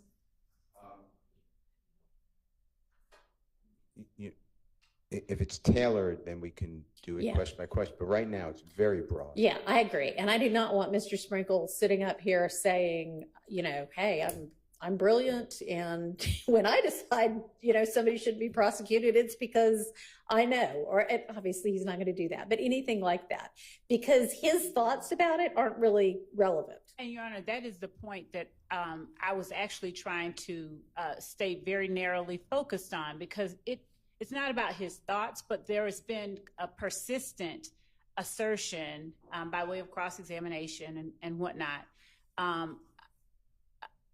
regarding it. I won't say impugning, but it kind of is why certain decisions were made. There have been questions posed that have been stricken, that have amounted to, they were just after this person, or you ignored this person. And even when we have witnesses that have testified and backed up and been given immunity and said certain things, the suggestion has been made that they were given immunity because the state only wanted to go after X, Y, or Z. And I believe that it is very relevant and important for the jury to be able to gauge what at least was done in this case. And it's not just the decision of the DA's office. This is a person who actually took steps that were of an investigative nature. It is important that they are able to gauge that what has happened here in the context of, and I said it at the bench, what he does with each case. This is not no different. And we did say that we were going to tailor it, and we're going to do exactly as the court allowed, go narrower, and then talk specifically after that, after narrowing it down, generally, is this what you do in each of your cases? So I believe that the court is actually absolutely correct. It would be hamstringing the state's ability to put what this person has done in the context of what they do each time, and then have the defense say, well, he just went this extra mile because he was trying to find information. He went looking for these jail calls. He did all this work because he wanted to find something on this person, versus this is just how he treats an unindicted case. And I would like to, of course, present more case law on bolstering, as the court said that we could in the morning, to argue the point. Your Honor, can I just invite the court to observe that, to the extent that the court has been listening to the cross-examination and how we've been not presenting our case, it's not our case. Right. Our defense is that any challenges to the credibility of the investigation or the investigators has always been in the context of this case. Right? It's been challenging what was done in this case, or what was not done in this case. And so we've been narrowly focused on defending the allegations and the investigation of what we thought were improper investigations, or targeting wrong people, or targeting certain people. So I think that's relevant. And what Mr. Sprinkle did in investigating this case, assisting the police in this case, sure, that may, like Mr. Steele said, may or may not be relevant. Right? But for him, again, and I don't want to repeat everything that's been said already, but to have him go on and talk about, well, in this case, hypothetically, I may do this because this is why, and for him to go into explaining about the secure system, and this is what inmates do when they get to the jail, when they're down in booking versus elsewhere, all of that is really not necessary for the jury's consideration. It's just not relevant. And for him to talk about other cases really would be improper bolstering. He's bolstering himself. He's bolstering either the work of the DA's office or investigators, and that's just not proper, unless he's talking about what was done in this case. All right, yes, thank you. I will keep all of that in mind. All right, I will see y'all at, I mean, do we even think 8:45 is going to give us enough time? Let's meet at 8:30 in the morning, because I just can't get enough of all of y'all. All right, see y'all at 8:30. Y'all have a good evening.